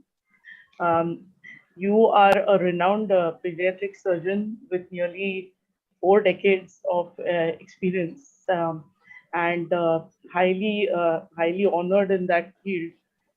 Beyond that, also you have a rich experience in the health sector administration for 2 decades, and you've been professor of pediatric surgery 1999 onwards, dean at the TNMC, that is the Nair Hospital. From 2005 to 2008, you have been director with KEM, which is the most coveted hospitals in Mumbai. From 2008 to 2012, you have been vice chancellor with the D.Y. Patil University. From 2012 to 2016, you have been CEO at the Prince Ali Khan Hospital from 2016 to 2020.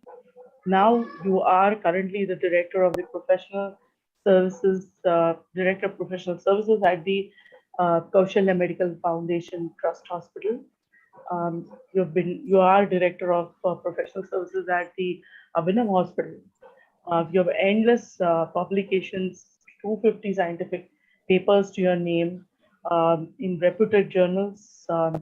You have written more than 50 books in Marathi and English, and you're a prolific orator. And I have heard so many of your talks, and uh, they are not just inspiring; they change you. And I'm hoping that's what we are going to hear from you today. You're a role model to many medical students. You've been awarded the Dr. B.C. Roy National Award in the year 2005 for medical excellence in development of a super specialty. You've established the liver transplant unit in KM, setting up a medical simulation laboratory, a virtual classroom, research laboratory, and schools for autistic children in TNMC and in the D.Y. Patil University, acquiring ISO and NAC accreditations. You have established the RT-PCR lab and new OPD building. So many more achievements to your name. Of course, the government of Maharashtra has authorized you to operate at civil and sub-district hospitals in Alibag, Shahpur. You have spent your weekends actually doing these surgeries. They're free of cost. We know that, and you've been appointed as the chairperson of Chief Minister's Medical Relief Fund from 2017 to 19. In 2020, you were appointed as the chief of the task force for Maharashtra. Everyone knows to combat corona, the coronavirus, the pandemic, and you've also participated in the national protocol design team.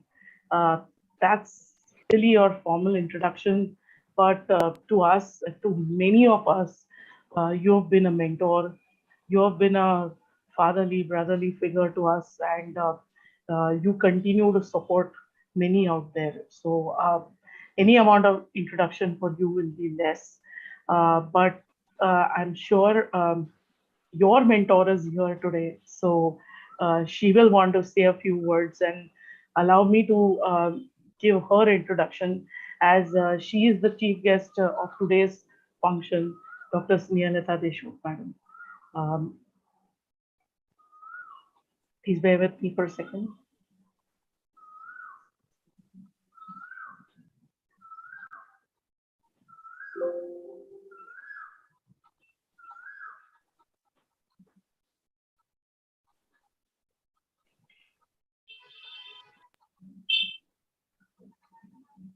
Professor and Dr. Snehalata Deshmukh, madam, a lot of us in the fraternity have known her as a mentor, as so many have looked up to her. So many women doctors have obviously looked up to her. She really needs no introduction, as I say here.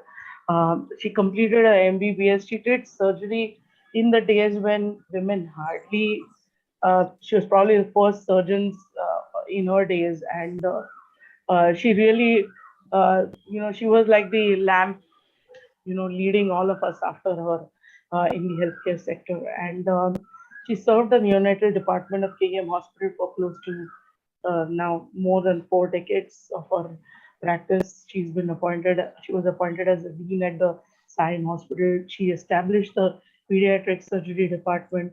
She worked relentlessly for the children in the slum areas of Dharavi.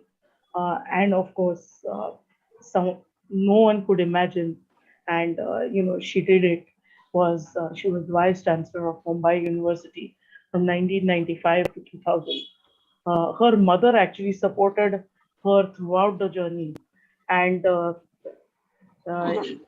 great so that her legacy continues as her granddaughter. Who is now already a surgeon and practices at the KEM hospital, is what I learned the other day. So it's a proud privilege to have you, Dr. Sneha Deshmukh Fellow. And I would want you to say few words about Dr. Sanjay Oak before we actually present him the award. Thank you, Rajeshri. Words fall short before introducing Sanjay Oak, who is not only a very renowned surgeon and able administrator, but to me, he is a mentor to all the students of medicine. Not only students of surgery, but the students of medicine. Anytime you go to him, he has a solution ready, absolutely, for you. Any problem at any stage, he will solve.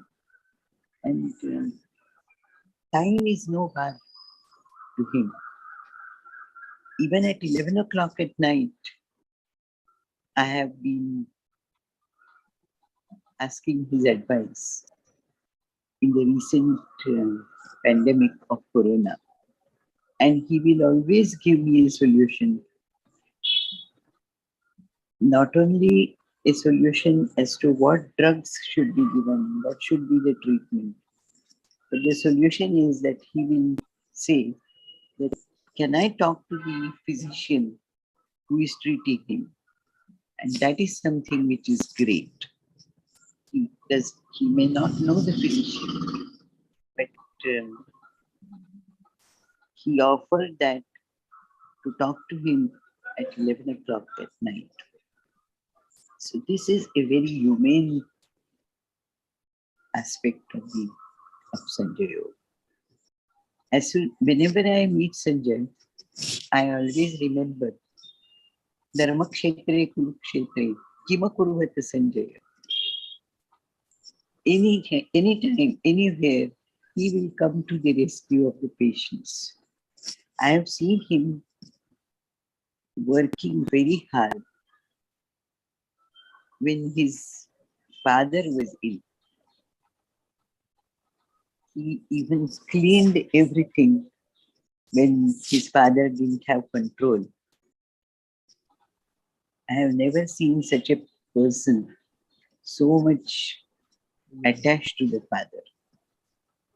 And for his family, he does everything. Whatever is necessary, he contributes to his family. I won't talk about his surgical skills. His surgical skills are very well known.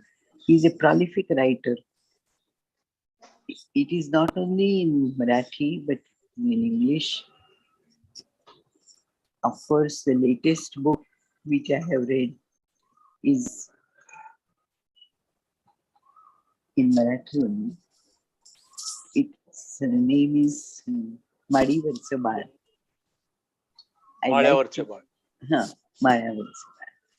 It is a lovely thought process as to what the Baal feels about life.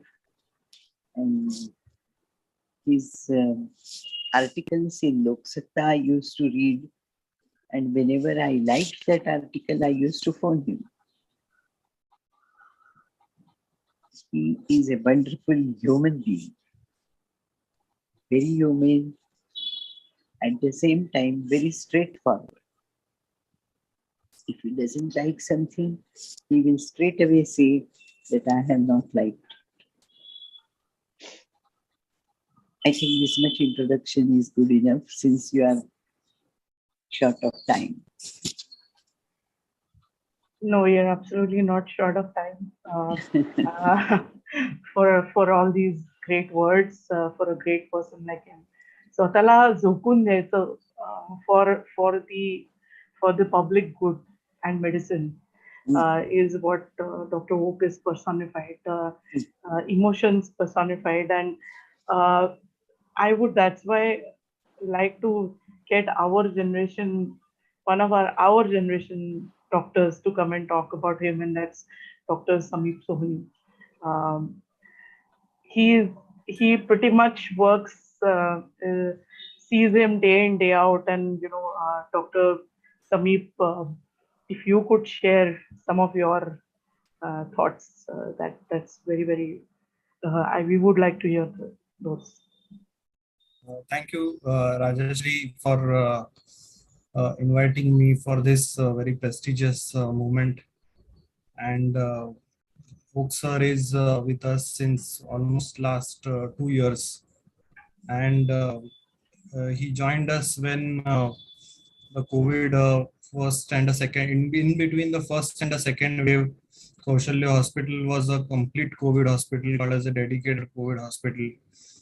And we had started renovation work of our hospital as well as extension, and the work was completely shut for almost 8 months. And in this dire situation, Oak Sir has joined us, and today I can proudly tell you that under his guidance, we are able to successfully complete the most of the, apart from some technical formalities, and we are ready with the entire hospital with the new wing as well as the renovated wing. And I got to work with Oak Sir since last 2 years, and I observe him in very minute detail, because whatever he does has got certain logic. Whatever he says, there is some thought process behind it, and it is the skills in various aspects. I have seen him come to Kaushalya at morning 6 a.m., do pediatric operations, go back to Sion Hospital, do a long list over there, come back to Kaushalya, then do the administration work. We do a lot of brainstorming for the new ideas which come. Then again see the OPD patients for pediatric surgery. And gradually, I can say that people from Thane, Mulund area, as well as Shahpur and nearby, they all have come to know that Oak Sir is there in Kaushalya Hospital, and a huge number of patients are coming for pediatric surgery, and a lot of good work is being done at Kaushalya Hospital under his guidance. So day in and day out, I think I was always a student of Sir. I am from KEM Hospital, but I continue to learn from him every day, and so is all the staff of Kaushalya Hospital. So I think we are grateful that Sir is there with us to not only to guide Kaushalya Hospital but to teach us as well. Well, so I think let's take the opportunity to felicitate him with this RSG Wisdom and Excellence Award. Unless I think we should probably do the other way around. I feel this time we listen to him first and then present him the award, because I think we all are impatient to first listen to him. Rajesh, So, yes. Rajesh, Yes, if I could just say 2 Sure, sentences. Okay? sure. I would like to applaud Sanjay for the 2 wars that he waged in the healthcare sector. One is that he had taken up this whole, he was heading the committee for against unlawful abortions. You know, when the whole MTP Act had come, was under the scan. I think that was a brilliant work that he did. And the second, of course, we all know as leading the task force in COVID, which is it was a daily changing scenario, and the task force had their work cut out for them, because the directives had to be followed by so many, healthcare facilities, hospitals, and things like that. So, Sanjay, congratulations and thank you for that sort of work that you did. Thank you, Rajesh. Would Dr. Puraskar or Dr. Poddar want to say anything? I mean, unless You know, I really I'm amazed with this man. His relentless energy and pardon, because I'm known to talk very frankly, particularly against the regulatory bodies, and I'm totally cheesed with WHO, BMC, ICMR. They issue contradictory directives on a daily basis. It is impossible for people who are dealing with me like a end stage people who are trying to follow the guidelines. So I normally tell all my residents, do not follow any guidelines. Only follow Dr. Boraskar's guidelines, because I am the boss. I'm the person who's going to kick you on your backside if you don't follow my common sense medicine. And ultimately, we have got so far treated 3,500 COVID patients in Raj Hospital and lost only 11 patients. That is Dr. Boraskar's common sense medicine. If I had to follow the guidelines of quarantine, guidelines of drug therapy, every alternate day they are bringing new drugs. Ultimately, I do not give drugs unless the patient is sick and unless the patient needs ICCU. I do not give them these high-end drugs. Now see, for a person like Sanjay, I don't know how he had kept his cool when he's dealing with these bloody idiots, and how he could keep his face smiling and would not get aggressive. Not even once I found him aggressive or giving any statement in the papers that this is not done. You see, hats off to his patience and perseverance. Sanjay, hats off, really. I really admire you, but this is something fantastic. This is what I would like to say. Sure. So I think we will invite him to speak now, and I'm sure, like Dr. Bhatkande Madam said, that these couple of wars that he has actually gone through, but more than that,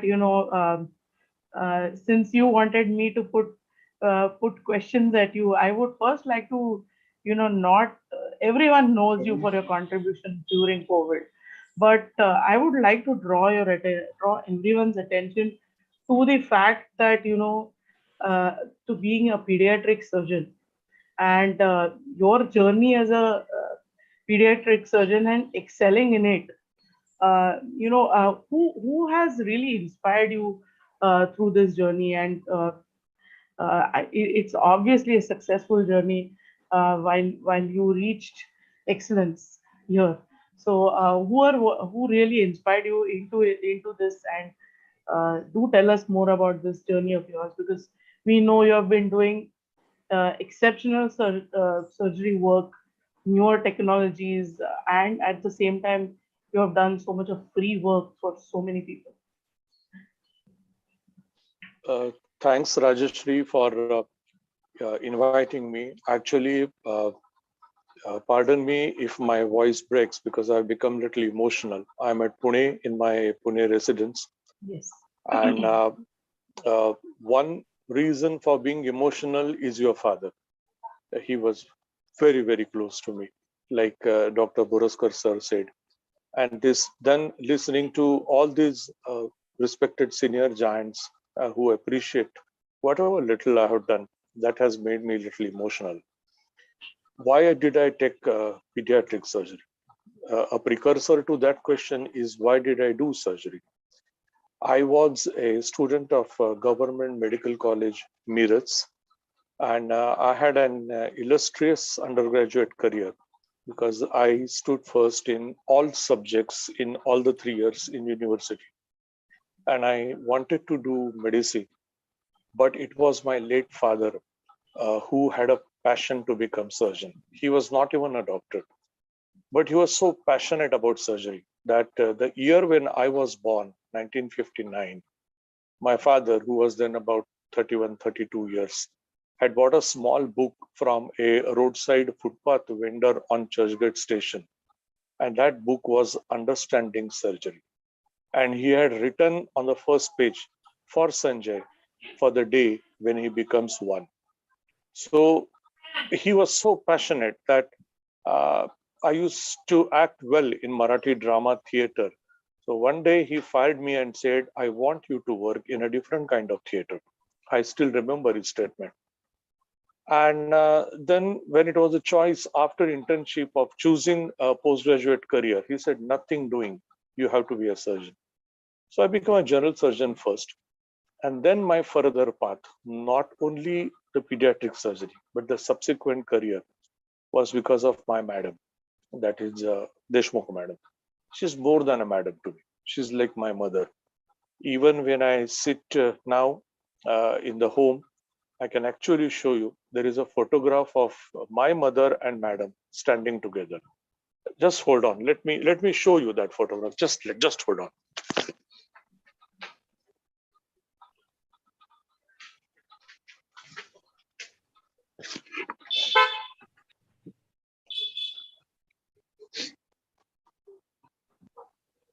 So all of you can see, this is my mother and Deshmukh madam when madam had come my home. Rajeshri, it is great teachers who make the students' lives. A good teacher teaches, a great teacher inspires. Madam influenced my surgical skills, but much more than that, I think she introduced me to myself. After passing MCH from Bombay University, I had an option of settling down in Pune, and madam had helped me getting a prestigious attachment at Jahangir as well as at Ruby, both very prominent hospitals. But I distinctly remember the travel together that me and madam had taken at Indrayani Express in the evening. And madam explained to me of if I become a private practitioner, perhaps I would earn money. If I stick to academic life, I think it is the teacher in me who would prosper more and would help several other students. That's the reason I continued in full-time job. Madam sent me abroad. I have been to both the prestigious institutes at Liverpool and then at Johns Hopkins. And both places, the bosses asked me if I could stay back forever. But I was so committed to my own nation that even till today, I have not repented even one day that I came back. Not only the growth as a pediatric surgeon, but then subsequently the administration also. What I've done, I have just followed madam. So I think मी असं गमतीने म्हणतो की चांगला गुरु योग्य वेळेला मिळणं हे खूप भाग्याचं लक्षण आहे. हल्ली अशी अवस्था आली आहे की चांगले विद्यार्थी मिळणं हे गुरुच्या भाग्याचं लक्षण झालेलं आहे. After madam, when it came 1999, madam by then was the VC. I tried my hand with laparoscopy. And there, I think Dr. Tempton Udwadia and Dr. C. Palanivelu from Coimbatore, they gave an idea that yes, laparoscopy in children is possible. And we then took it ahead. So to cut it short, I think it was my teachers, my peers, at times even my postgraduate students who said, sir, there is a new thought on this. And the most important, my patients who made me work as a good surgeon. So, of course, the second role which you very, very successfully played, there are hardly any administrators like you. I mean, an astute administrator, you've been at so many hospitals and so many, the two major municipal hospitals, and also as the vice chancellor. You know how much, because I know, and you just showed it to us that you're such an emotional person. But how much does that EQ with the IQ? How is it really? What does it mean to you? I mean, do those emotions and values have they actually made you a successful administrator? I think definitely, undoubtedly, yes. Emotions are integral component of a surgeon as well as of a good administrator. Unless and until your heart beats for others, you cannot see an unshed tear from your patient's or your peer's eyes. You cannot hear an unuttered sigh. And for that reason, you must be empathetic and you must try to put yourself in the patient's or their relatives' shoes. Quite again, I remember my years in our hospital. We had a Wilms tumor in its last stage patient. We could not operate him. He was on chemotherapy. And we knew that one day he won't be there. So while taking rounds, while explaining things to his father, I had tears in my eyes. And my residents looked at me with surprise and they asked me that, sir, tears? And I told them, and I repeat that sentence, is that tears is not a weakness of a clinician. Tears are a surgeon's strength. And then you can perform much better because then the battle against cancer, and that is true with me even till today. Last week, I did a stage 3 Wilms in Kaushalya, poor family coming from Shahapur. And Rajeshri, nothing stops me. I need to raise money for that patient. I can easily raise. This is a wonderful city where if I make 3 or 4 phone calls, there are people who know that I'm not asking for myself. So they will send money. I think this strength comes when you start thinking emotionally for the patient. Same is true with administration. You must know the intentions, the purpose, the pain of the person standing opposite your chair. The chair is just a medium. At all 4 places, I worked for approximately 4 years because I believed that you must leave that place when everyone is asking you, why are you going, rather than why are you here? And I followed that particular thing. I believe in nurturing my juniors, just as you heard from Samip.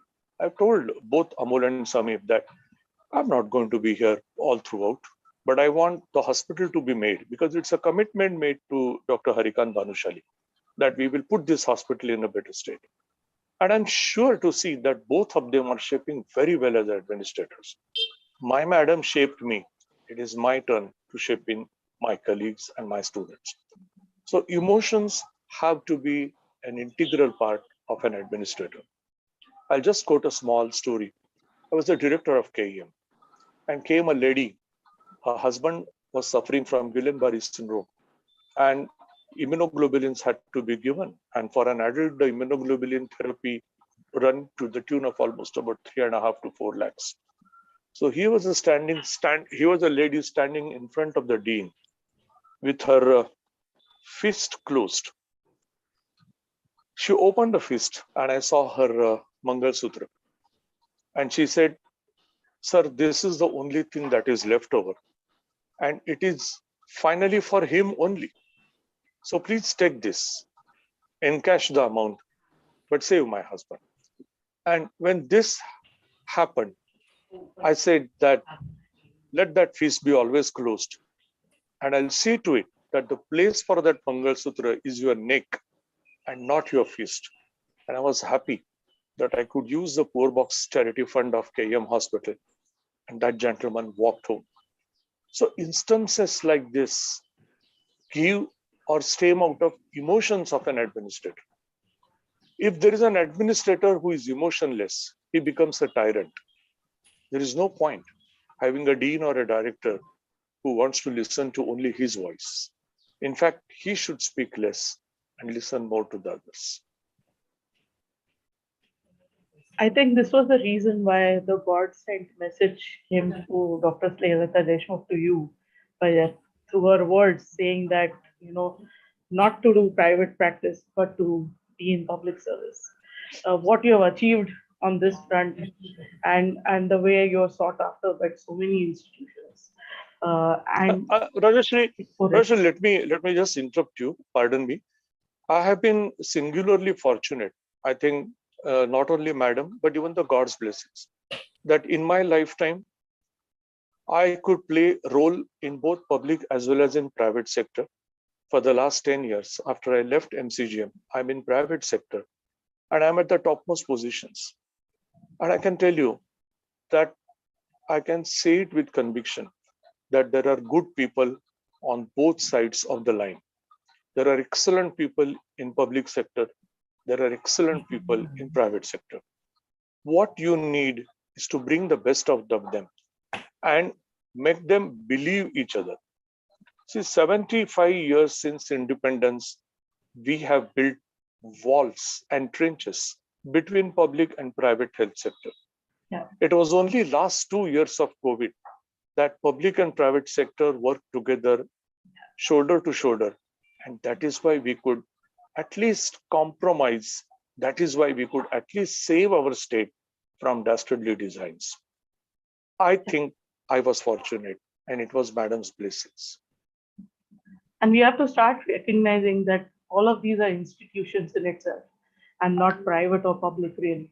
And of course, I would, because Dr. Sameep is here also, came basically the Kaushalya Medical Foundation Trust is one example of what you mentioned right here.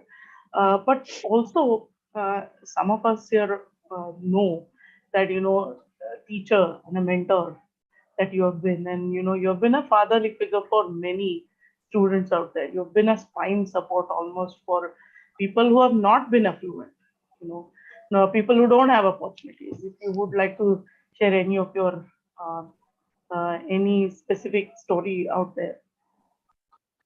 I'll not take the name, but I had a student when I was the Dean of Nair. He was in second MBBS, and his father was admitted in the hospital with a coronary issue, and unfortunately we lost him. He was in his second year. He had a hand-to-mouth existence. Father's pension had not started. It takes time. So he had no food. One day at about 8 o'clock in my dean's office, I found a small note slid under the door of the dean's cabin. The note was written by another boy, his friend, and he has said, "Sir, he's unable to eat twice every day. Can you help him?" Very easy for me. I called my canteen manager and I told him, for 6 months, you will give him his dinner and lunch and not ask for money. Either I will give it from the college or I'll get from my personal things, but you will not ask for it. The boy continued. One girl student made a fun of him. Ki tu fukatcha daba khatos vagare vagare. I called that girl and very jokingly I asked, घेतेस का त्याची उर्वरित आयुष्याची जबाबदारी त्याला दोन्ही वेळेला जेवायला घालण्याची? And she understood the message. This boy came back to me after 4 months and said, "Sir, वडिलांचं पेन्शन आता सुरू झालंय. आता नको सर, मी पैसे देऊन जेवीन." So that honesty he had. This boy stood first in surgery in MBBS, stood first in MS in general surgery, did DNB in surgical oncology from one of the prestigious institutes from South India, did fellowships in Tata Hospital, and today he's a budding oncosurgeon in Mumbai. Things like this. There are so many students. But again, Rajeshri, I have learned this from my teachers. In first MBBS, I had a teacher called Dr. Jahagirdar. He's no more now. He loved me like this. Madam Deshmukh, it is not only me. Madam Deshmukh remembers every student, their wives, their children's name, what they are doing for almost about 30-35 years. This is fantastic. This kind of relationship I also have with Dr. Tempton Udwadia. Now see, I was never a direct student of JJ Hospital, so I never worked directly with him. पण सर्जरीमध्ये बऱ्याच काही गोष्टी एकलव्य द्रोणाचार्यांकडनं शिकत जातात. आणि हे असे द्रोणाचार्य आधीच्या पिढीमध्ये आम्ही बघितलेले आहेत की ज्यांनी एकलव्यांच्याकडनं कधीही अंगठे मागितले नाहीत, पण त्यांना एकलव्याच्या धनुर्विद्येचा विलक्षण अभिमान आहे. In the book that I have written, I have narrated an incident about Dr. Udwadia. I was a professor of Nair, and we had started doing thoracoscopies in children, almost unheard of anywhere. सो सरांचा मला phone आला आणि म्हणजे संजय मला बघायचंय तुम्ही काय करताय पण मला फक्त अर्धा तास आहे उद्या. आय said sir please do come. Sir आले. 8:30च्या ठोक्याला थिएटर सुरू झालं. 11:30 12 वाजले तरी सर उभे आहेत. मी म्हटलं सर तुम्हाला जायचं होतं ना. Any problem Sanjay? I said नाही सर तुम्हाला जायचं होतं म्हणून विचारतोय. And while living he told it to my residents that boys, you don't know how fortunate you are with your boss and with your department. You will remember this in your subsequent lives. How true and prophetic sir's words were. Today, each one of my that group students is heading a department and doing extensive minimal access surgical work either in India or overseas. असे incidences घडतात आणि I think त्याच्यामुळे career होत राहतं. Now that you spoke about the book, I mean, that is another big facet of yours where you have written so much. Your father named you Sanjay, which in itself means victorious, and he wanted you to be a surgeon. What really inspired you to write so many books? Was it to reach all this knowledge and experience to patients, but also to the rural areas, to people where people don't have access to this kind of knowledge and experience? Was it that, or was it more than that? And we would like to know about at least a couple of your books. I think I inherited writing from my mother, who is a prolific Marathi scholastic books author. She was associated with the famous Navneet Prakashan for 53 years. So I think I inherited from that, but I developed my own style. Initially, I completed a series in Lok Satta, which was half left when our beloved Dean Dr. Dahanukar suddenly passed away. But then Kumar Ketkar, who was then the Dean, who was then the chief editor of Lok Satta, asked me, will you complete this? He liked my writing, and then I continued. So till today, Rajashri, I have finished 53 books. The last one, obviously, which is printed, is Jagane Surgery Palikadse. This is a biography that was written by Gadgil Sir and released in December 2021. I read it and I felt that this must reach my residents and this must reach millions of Marathi people who have been Sir's patients and common Marathi people to understand what it makes in the life to become a surgeon. There's a wonderful chapter that Sir had written. That's a नाव आहे making of a surgeon.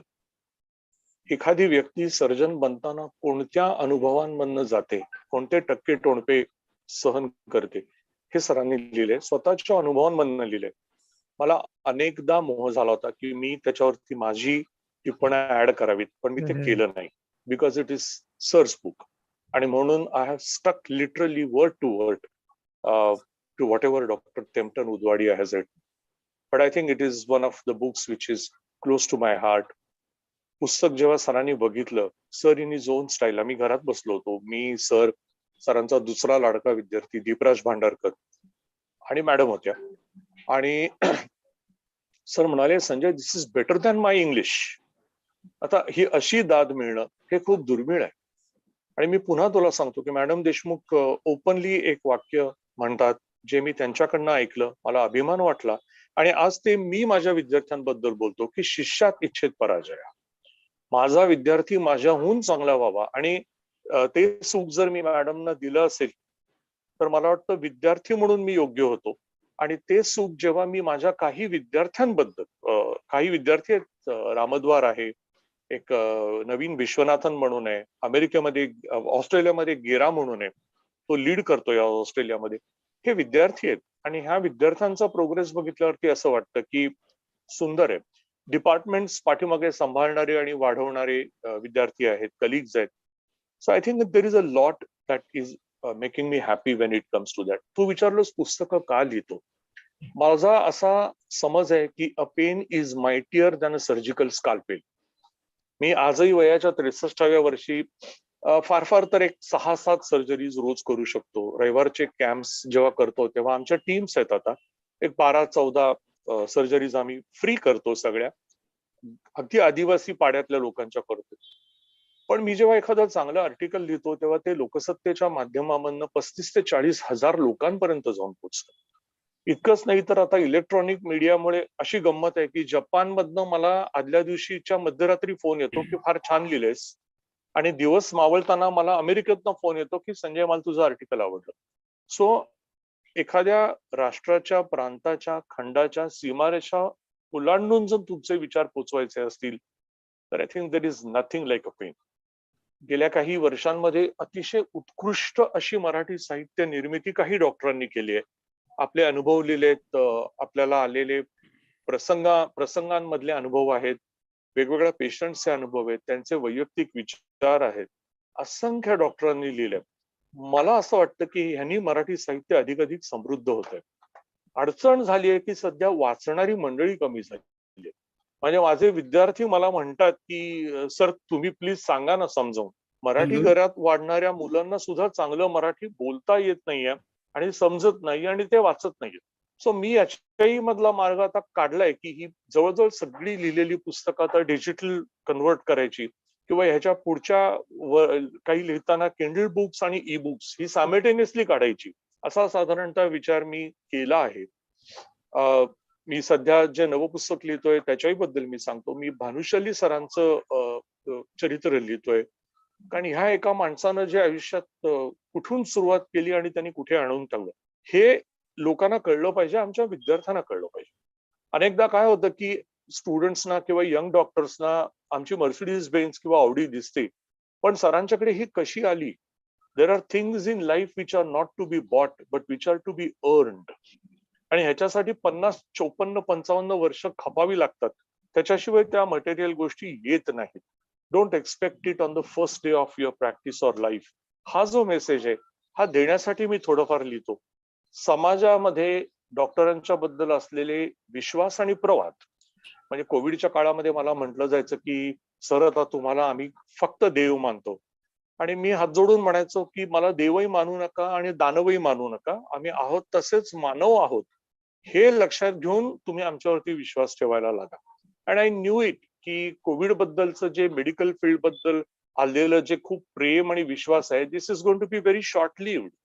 The day the Covid is over, today you will be surprised. माझ्याबद्दल Boraskar sir आता एवढं बोलले, Poddar sir बोलले, madam, you will be surprised today we are answering and facing public interest litigations. माझ्यावर, Shashank जोशीवर, Rahul पंडितवर, all the task force members are facing PILs and we are fighting it. कारण सोडून नाही देणार कुठली गोष्ट. We did it in the good interest. So असंही समाजामध्ये होतं. I think you have to accept those responsibilities. मी ज्या वेगवेगळ्या विषयांवरची पुस्तकं लिहिलीस, तू म्हणलीस की सर तुम्हाला कुठली आवडतात. असं आहे की शेवटी ती माझी बाळ आहेत, त्यामुळे ती सगळीच मला आवडतात. पण काही पुस्तकं ही लोकसत्तेत छापून न आलेल्या सदरांपासून निर्माण झाली आहेत. उदाहरणार्थ मी महाभारत लिहिलंय आणि ते माझं सर्वात आवडतं पुस्तक आहे, कारण त्याच्यासाठी मी महाभारतावरती जे जे छापून आलंय ती सगळी पुस्तकं, ते सगळे ग्रंथ, त्यांचा अभ्यास केला होता. आणि मग मी महाभारतामध्ये वावरलेल्या 18 प्रमुख पात्रांच्या नजरेतून ती गोष्ट लिहिली. म्हणजे गोष्ट तीच आहे जी महाभारतात घडली, पण द्रौपदीला ती कशी भासली, कुंतीला कशी भासली, कर्णाला कशी भासली, विदुराला कशी भासली, हे मला खूप आवडतं जे जे त्या काळी लिहिलं गेलं ते. आणि काही शिवाय अशी काही वेगवेगळी पुस्तकं आहेत, कॅन्सरवरती लिहिलेली पुस्तकं आहेत. 5 साधारणतः चरित्रात्मक पुस्तकं लिहिली गेली आहेत, तीही माझ्या खूप जवळची आहेत. लिखाणातनं आनंद मिळतो, पैसे नाही मिळत, आणि पैशाकडे बघायचंच नाही कधी लिखाणातनं मिळणार आहे. So long as it is being published and it is being read, I think you should write. So you almost read my mind in asking the questions, I think. म्हणजे तुम्ही भानुशाली सरांबद्दल बोललात आणि तुमचं हे ठाण्यावरचं प्रेम and the way you are trying to bring up institutions in Thane, and your love for Dr. Bhanujali and love for also my father. If you would like to I must talk at this juncture about your father. And if I cry, please don't mind it. My mind goes back to 1996. जसं अनिल बोरासकर सरांनी कॉन्फरन्सची आठवण दिली, तशीच त्या वर्षी आम्ही association of surgeons of India ASI ची conference घेतली होती.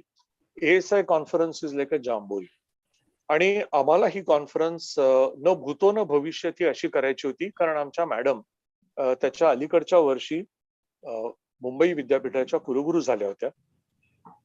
पण मॅडमच्या सन्मानार्थ ही कॉन्फरन्स होती, खरं सांगायचं तर. आणि SNDTचं ग्राउंड घेतलं होतं आणि पैशाला प्रचंड तुटवडा होता. And your father at that time was the marketing chief of USV. आणि वरळीला त्यांचं ऑफिस होतं. सो माझी आणि त्यांची थोडीशी ओळख होती. पण मी त्यांची अपॉइंटमेंट घेऊन मी आणि त्यावेळचे आमचे सायन्सचे डीन डॉक्टर RGP शिरट्टी, गुरु सर आम्ही त्यांना म्हणायचो, मी आणि ते आम्ही दोघही जण बाबांच्या ऑफिसमध्ये गेलो. बाबांच्या मीटिंग्स चालू होत्या आणि आम्हाला बराच वेळ थांबायला लागली. आणि शिरटी वॉज बिकमिंग इम्पेशंट की Sanjay, I am the dean and why I am waiting outside of a company. And so I said, sir तुम्ही तुमच्यासाठी नाही थांबलेले, आपण काही चांगल्या उद्देशाने थांबलोय. आणि मला माहितीये की गाडगिळ सर जर आपल्याला थांबवत असतील तर त्याच्या मागे काहीतरी कारण असेल. आणि exactly this is what happen. जे बोरासकर सरांनी, मी आता आकडा नाही सांगणार, पण जे बोरासकर सरांनी सांगितलं की त्या कॉन्फरन्सची संपूर्ण जबाबदारी USVने उचलली, तेव्हापासून माझं आणि त्यांचं एक वेगळं नातं निर्माण झालं.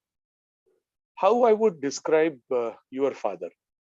आय think he was an encyclopedia. He was an institute in himself. Basically he was a hardcore academician. Professor होते ते खरे. He was a merchant of statistics but a maverick of marketing. Marketing कसं करायचं, कोणत्या वेगवेगळ्या पद्धतीनं करायचं, खूप गोष्टी मी तुझ्या बाबांच्याकडनं शिकलेलो आहे. आणि आज जर मी एक सक्सेसफुल ऍडमिनिस्ट्रेटर असेल तर ते केवळ एका मुद्द्यानं की I never sell my self or my hospitals, but I market my hospitals and my services very well. वेगवेगळ्या पद्धतीनं आपल्या सेवा आपल्या ग्राहकांपर्यंत आणि रुग्णांपर्यंत पोहोचवणं म्हणजे वैद्यकीय क्षेत्रातलं मार्केटिंग आहे. उगाच मोठा बिलबोर्ड लावणं किंवा जाहिराती देणं, that is not required. You should do your work well and very softly and subtly talk about yourself and your hospitals. हे मी RS गाडगिळांकडनं शिकलो. त्या USV मधनं निवृत्त झाल्यानंतर एक जर्नल आपण काढलं होतं. त्या जर्नलच्या बाबतीतही माझा आणि त्यांचा संबंध होता. मी तुमच्या घरी आलेलो, मी तुमच्या घरी येऊन पोहे खाल्लेले आहेत, चहा प्यालोय, ते माझ्या घरी आलेले आहेत. आणि त्यानंतर मधल्या काळामध्ये ऍडमिनिस्ट्रेशन सुरू झाल्यावरती मी बिझी झालो. आणि त्याच्यानंतर मी त्यांना पाहिलं, Rajashree, you will not believe, is when he was breathing his last at Jupiter Hospital ICU. सकाळी 8-8:30 बाबा गेले होते. घरातलं कोणी नव्हतं तुमचं, but I was there in the ICU and he had breath his last and they were taking off the IVs and endotracheals and all those things. आणि मला भडभडून रडायला आलं.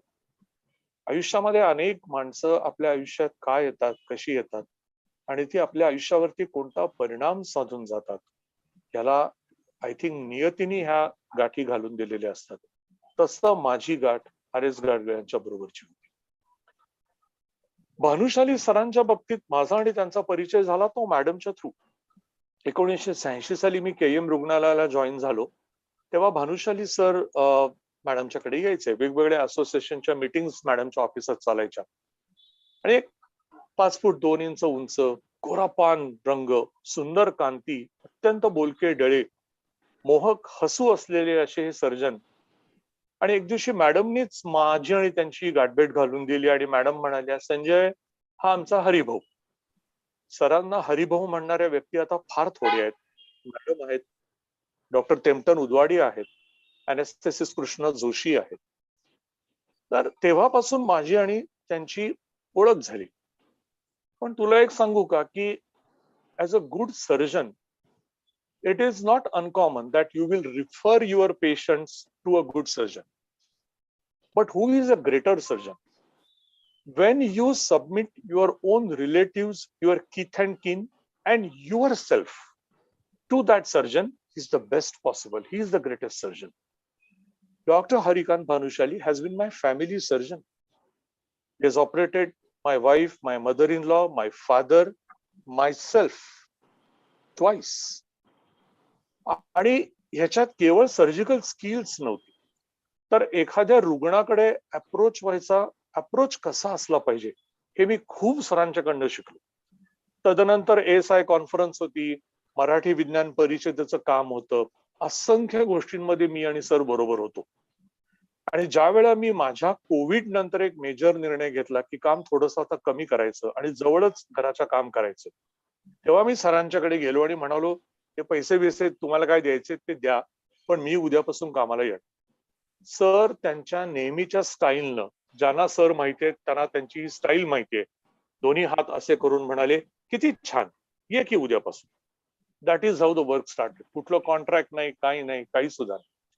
पण समीप म्हणला ते खरंय की जे हॉस्पिटलचा प्रोजेक्ट 8 महिन्यापासून रेंगाळला होता, तो आम्ही सगळ्यांनी मिळून गेल्या 1 वर्षभरामध्ये पूर्ण केलाय. ह्या काळामध्ये मला सरांच्याकडनं कधीही तो अमुक एक गोष्ट अशी कर, अमुक एक निर्णय तू तसा घे, कधीही नाही. सरच नाही, कोणाच्याच कडनं नाही. इव्हन सिनियर डॉक्टर सोनी नाहीत, कोणी नाही. Complete free hand. मला खरा आनंद कधी झाला माहितीये, थिएटरमध्ये आम्ही जेव्हा कपडे काढून ठेवतो तेव्हा आमची छोटी छोटी कॅबिनेट्स असतात आणि त्यांच्यावर नावं असतात. मला जे कॅबिनेट देण्यात आलं त्याच्यात वरती नाव आहे डॉक्टर HS भानुशाली आणि त्याच कॅबिनेट वरती खाली पट्टी लावली होती डॉक्टर संजय ओक. खूप न बोलता मिळालेला तो एक मान होता. आणि सरांनी मला फक्त एक गोष्ट सांगितली कौशल्याबद्दल. कौशल्य हे मिडल क्लास लोकांच्यासाठी निर्माण केलेलं हॉस्पिटल आहे. तू इथं काहीही कर, तू लिव्हर ट्रान्सप्लांट घडवून आण, पेशंट पिडियाट्रिक कर, काही कर, पण मध्यम वर्गासाठी आहे आणि पैशासाठी कधीही कोणाला नाडू नका. हा संदेश अनेक वर्षांपासून मॅडम देत आल्यात. हाच संदेश माझ्या इतर गुरुवर्यांनी दिला. And I think that is the way to go ahead. When I close my monologue, I will just refer to 4 sentences which I read today. And it says, look back and get the experience. Look forward and get the hope. Look around and get the reality. And look within and find yourself. That is what I am doing, Rajeshri. Well, I have no words. For me, this is more than what I could have asked for. And your tears are basically the reflection of what's going on in my mind and in my heart. So I am privileged and Rajeshri, can I say one word about this? First of all, I am extremely embarrassed that you have invited me when you had called such vibhutis, and I'm really embarrassed to be amongst Sanjay Oak and all these people. And second thing I have to tell you, it reminds me of one great saying by my mentor and guide and guru, Dr. B.S. Reja.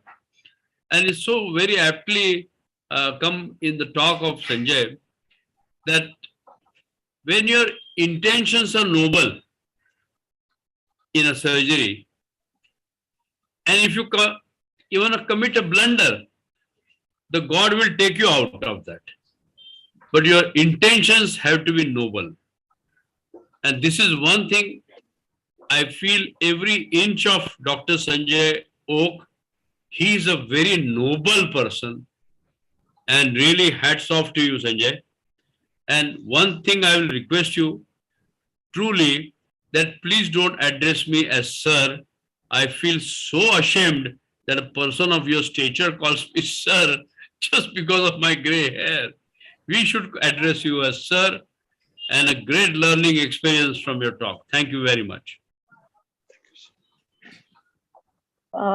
मी याच्यावर एकच गोष्ट म्हणेन की doctor पुरस्करांचा खूप मोठेपणा आहे. Because I have seen him through years together, and he is so modest when he says all this, and I don't know how he can say all this, but he's a great person. He's a great doctor. Everyone knows that, and he can just come and say all this. Because someone should refute what he's saying. Kaka, this is not true about you at all. Well, I think we will just bring the award up, and I will of course come and present the award to you in person, Dr. Sanjay Oak.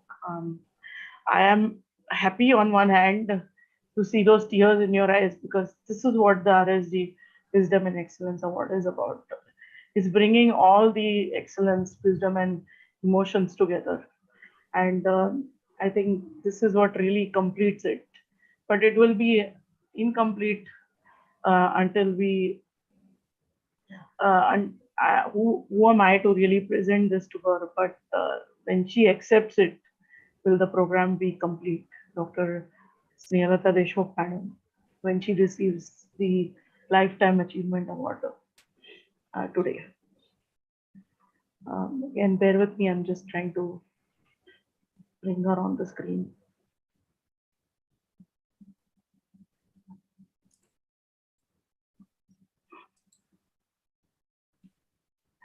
I'm going to take the proud privilege of introducing her. I must have been really, really young when she was the Vice Chancellor, but I am fortunate to be a student. I think maybe me or Dr. Sameep probably might have been a student when she was the Vice Chancellor. So a different feeling from our end. But bringing her, just a second, I'm going to present her resume here, and of course I've introduced her, but मला आता सगळ्याचा विसर पडायला लागलाय.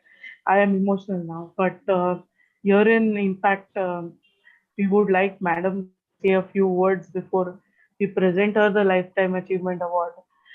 But if anyone really wants to introduce or say a few words about her, and they're welcome. Dr. Woke, would you like to say anything? Absolutely, absolutely. आणि permit me to speak in Marathi. Yes. कारण आपल्या आईबद्दल आपण English मधनं नाही बोलू शकत. Yes. गोष्ट आहे 1984 सालची, 84 किंवा 85. महाराष्ट्र सर्जन्स असोसिएशनची दुसरी कॉन्फरन्स औरंगाबाद मध्ये झाली होती. That was just a second conference. पुण्यामधले ख्यातकीर्त सर्जन डॉक्टर मनोहर जोशी परिषदेचे अध्यक्ष होते. सगळी मोठी माणसं होती. आणि मी एक छोटासा पेपर, माझे दुसरे गुरुवर्य डॉक्टर बी डी पुजारी मिरजेतले, त्यांचा एक स्मॉल बॉवेल निओप्लाझम्स असा पेपर होता, जो मी प्रेझेंट केला होता. मी रजिस्ट्रार होते. आणि माझी पहिलीच आयुष्यातली कॉन्फरन्स. मला काही कळतच नव्हतं की आपण किती मोठ्या लोकांच्या समोर उभे आहोत. आणि मी माझ्या नेहमीच्या शैलीत सादर केला. त्याच्यानंतर थोड्या वेळाने एक 5 फूट उंचीच्या गौरवर्ण, अत्यंत देखण्या अशा स्त्री वरती आल्या. त्यांनी मला वर बोलवलं. त्यांची पर्स उघडली आणि अध्यक्ष डॉक्टर मनोहर जोशींच्या हस्ते एक 50 रुपयाची नोट मला बक्षीस म्हणून दिली. हे असं यापूर्वी परिषदांमधनं घडलं नव्हतं. पण she could not resist her inner feelings of honouring a young struggling registrar. पुढच्या आठवड्यामध्ये मला एक पत्र आलं माझ्या हॉस्टेलमध्ये. तुझं भाषण ऐकलं, पुजारींकडून तुझा बाकीचा प्रवास कळला. MS पास झाल्यानंतर पुढे शिकण्याची इच्छा असल्यास मला मुंबईला येऊन भेट. Sau Snehalata Deshmukh. She was madam. तुम्हाला मी सांगतो, माझा सगळा पुढचा प्रवास हा त्या पत्राने घडवून आणला. मी MS पास झाल्यावर मुंबईला आलो. मला दोन्ही कॉलेजमध्ये ऍडमिशन मिळाली, JJ किंवा KEM. पण मला फक्त KEMच माहिती होतं मॅडमच्यामुळे, कारण मी मुंबईतच पहिल्यांदा येत होतो. मी तिथे राहिलो आणि आता पुढे काय झालं हे सांगत नाही. पण उत्तम शिक्षिका, कर्तव्य दक्ष, 8:30 म्हणजे 8:30च्या ठोक्याला मॅडम हजर असायच्या. आज जर मी 6 वाजता कौशल्यामध्ये ऑपरेट करतो, तर याची बीज 8:30ला कुलूप उघडणाऱ्या मॅडमच्या किल्लीमध्ये होती. रागवायचं, शिस्त ठेवायची, पण तितकंच त्या विद्यार्थ्याच्या अडीअडचणीला धावून जायचं. मला खोटं वाटेल, आम्ही MCH करत होतो, मी आणि माझा सहकारी डॉक्टर तोतला. आज तो औरंगाबादमध्ये खूप मोठा सर्जन आहे, मोठं हॉस्पिटल आहे त्याचं. आम्हाला खूप एकटेपणा वाटायचा, मुंबईत कोणीच नव्हतं. मॅडम कॅम्पसमध्ये राहायच्या. गणपती, दिवाळी हे सगळे सण आम्ही मॅडमच्या घरात साजरे केलेले आहेत. एवढ्या मोठ्या आमच्या शिक्षिकेनं तव्यावरती पोळ्या भाजून आम्हाला घरचं जेवण वाढलंय. आम्ही तेव्हा MCH करत होतो. ह्या ज्या गोष्टी आहेत ना, या गोष्टी सांगून नाही शिकता येत, या अनुभवातनच शिकता येतात. कुलगुरू झाल्यानंतरचा काळ, कधी घडलेल्या काही चुका, त्यातनंही मी शिकलो की हे आपण नाही करायचं काही बाबतीमध्ये. आणि असंही नाही की माझं आणि मॅडमचे कधी मतभेद झाले नाहीत, मतभेद झाले, कधी सर्जरी मधनं झाले, कधी एखाद्या निर्णयावरनं झाले, पण म्हणून त्यांचं माझ्याबद्दलचं प्रेम आणि माझा त्यांच्याबद्दलचा आदर कधीही कमी झाला नाही. ही त्यांच्या व्यक्तिमत्वाची थोरवी होती. आज तर अमिता आणि अजित हे माझे सख्खे भावंड असल्यासारखी आहेत. जेव्हा शामराव होते, अगदी त्यांच्या शेवटच्या क्षणापर्यंत आम्ही सगळे बरोबर होतो. आणि मला वाटतं एखाद्या शिक्षकाच्या घरामध्ये आपल्याला असा प्रवेश मिळणं हे त्या विद्यार्थ्याचं भाग्य असतं. मी मॅडमच्याकडनं ते शिकलो आणि मला अभिमान आहे की आज माझ्या घरामध्ये माझे सगळे विद्यार्थी, इतकंच काय की मी जेव्हा KEMचा डीन होतो तेव्हा KEMचा सगळा स्टाफ माझ्या अपरोक्ष घरी यायचा आणि माझ्या आई वडिलांच्या बरोबर बसायचा. मला वाटतं ह्या ज्या गोष्टी आहेत या मॅडमना खूप वेगळं ठरवतात. मॅडमच्या बद्दल मी खूप काही बोलू शकेन, पण आज इथेच थांबतो आणि तुला पुढे बोलण्याची संधी देतो. तुमच्या बरोबर ऍक्च्युली एक व्यक्ती इकडे स्पेशली फक्त मॅडम बद्दल बोलण्यासाठी आलेली आहे. आणि this is her generation, her classmate. I don't know if they were Tom and Jerry सरांच्या शब्दात. बट सर, Poddar sir, तुम्ही you should definitely tell us all those stories in your college days. We are very eager to know. Sir, unmute करा. आता संजय सरांनी सुरू केलंच आहे, तेव्हा मला पण मराठीत बोललं आवडेल. चालेल ना सगळ्यांना? हो. हां, नाही तसं मला इंग्लिश येतं नाही असं नाही, पण आता आपल्या देशमुख मॅडम बद्दल जर बोलायचं तर पुन्हा पुन्हा माझ्या तोंडातून लता हा शब्द येईल. त्याला मला तुम्ही क्षमा करावी असं माझं सांगणं आहे. कारण आम्ही दोघं एकमेकांना गेली 66 वर्ष ओळखतो फक्त. आणि जसं आपण म्हणतो मी लहानपासून ओळखतो, लहानपणापासून एकमेकांना ओळखतो, तसं आम्ही या मेडिकलच्या लहानपणापासून एकमेकांना ओळखतो, जेव्हा आम्ही दोघंही बऱ्यापैकी लहान होतो. आणि जशी वर्ष गेली तशी आमची वाढ होत गेली. पण माझी वाढ जर एवढी झाली तर त्यांची वाढ एवढी झाली. पण माझीच वाढ अशी झाल्यासारखं मला वाटतं. त्यामुळे मला जो एक अरे वा मॅडम माझ्या क्लासमेट आहेत असं सांगायला मला जो एक विशेषतः आता सध्या त्यांचे फॅन भरपूर आहेत, विशेषतः का आता रिटायर झाल्यानंतर अनेक प्रकारचं ते सामाजिक कार्य जे करतात, जे नॉन सर्जिकल काम करतात, त्याच्या निमित्ताने आम्ही अनेक वेळा एकमेकांचे रस्ते क्रॉस करतो. पण त्यांच्या ज्या अनेक भक्त महिला आहेत, सोशल वर्कर्स, ज्यांचा माझ्याशी संबंध येतो, त्या जेव्हा मोठं असं त्यांचं कौतुक करतात तर यार ती माझ्या वर्गातली होती असं म्हटलं, बिचाऱ्यांचा जरा हवा कमी होती. तर तो मी ऍडव्हान्टेज अगदी जरूर म्हणजे जरूरच घेतो नेहमी. हे आता तुम्हाला पण मी सांगतो. आता यांच्याबद्दल काय बोलावं हा एक मोठा प्रश्न आहे असं म्हणायला पाहिजे. कारण जसं आता तू म्हणाले तसं आम्ही पीडियाट्रिक्स या विषयातच वाढलो आणि पीडियाट्रिक्स आणि सर्जरी या दोन गोष्टीमध्ये आम्ही बऱ्याच वेळा एकत्र आलो, बऱ्याच वेळा लांब गेलो, पण समांतर का होईना आमची वाटचाल चालू राहिली आणि त्याच्यात आम्ही एकमेकांना खूप भांडलो आणि खूप मदत केली. कारण आमच्या दोघांच्याही मनात वैयक्तिक असं काही नव्हतं.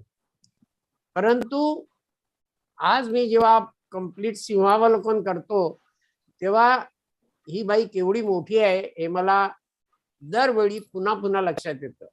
मग ते त्यांच्याकडे दरवर्षी गणपतीला गेल्यावर काय होतं, किती लोक येतात, काय बोलतात ते बघून मन कसं भरून येतं.